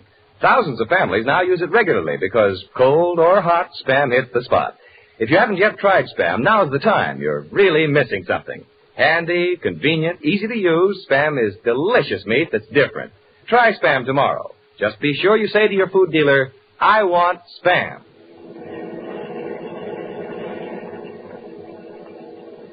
Driver, step on it. We've only got 2 minutes. Miss, I'm going as fast as I can. We'll make it. Oh, dear. Oh, wait a minute. Stop the car right here. Is this the governor's mansion? Oh, no, it's the May Company. Isn't that the cutest house in the window?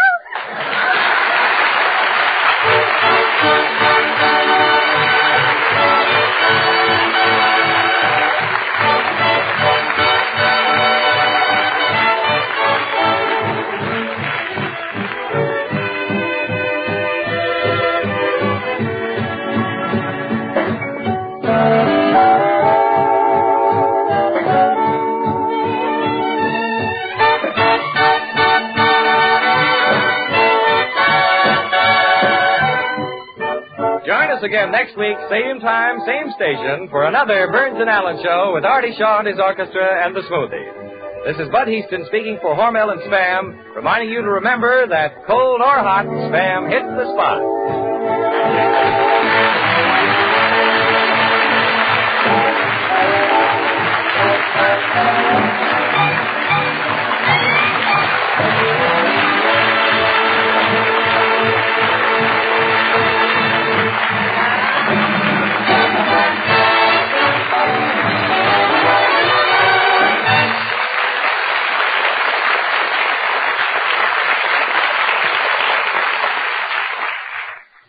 Have you tried Hormel chili con carne? Even those who think they don't like chili do like chili con carne the way Hormel makes it because it's different and everybody likes it.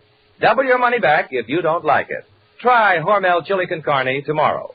This is the National Broadcasting Company.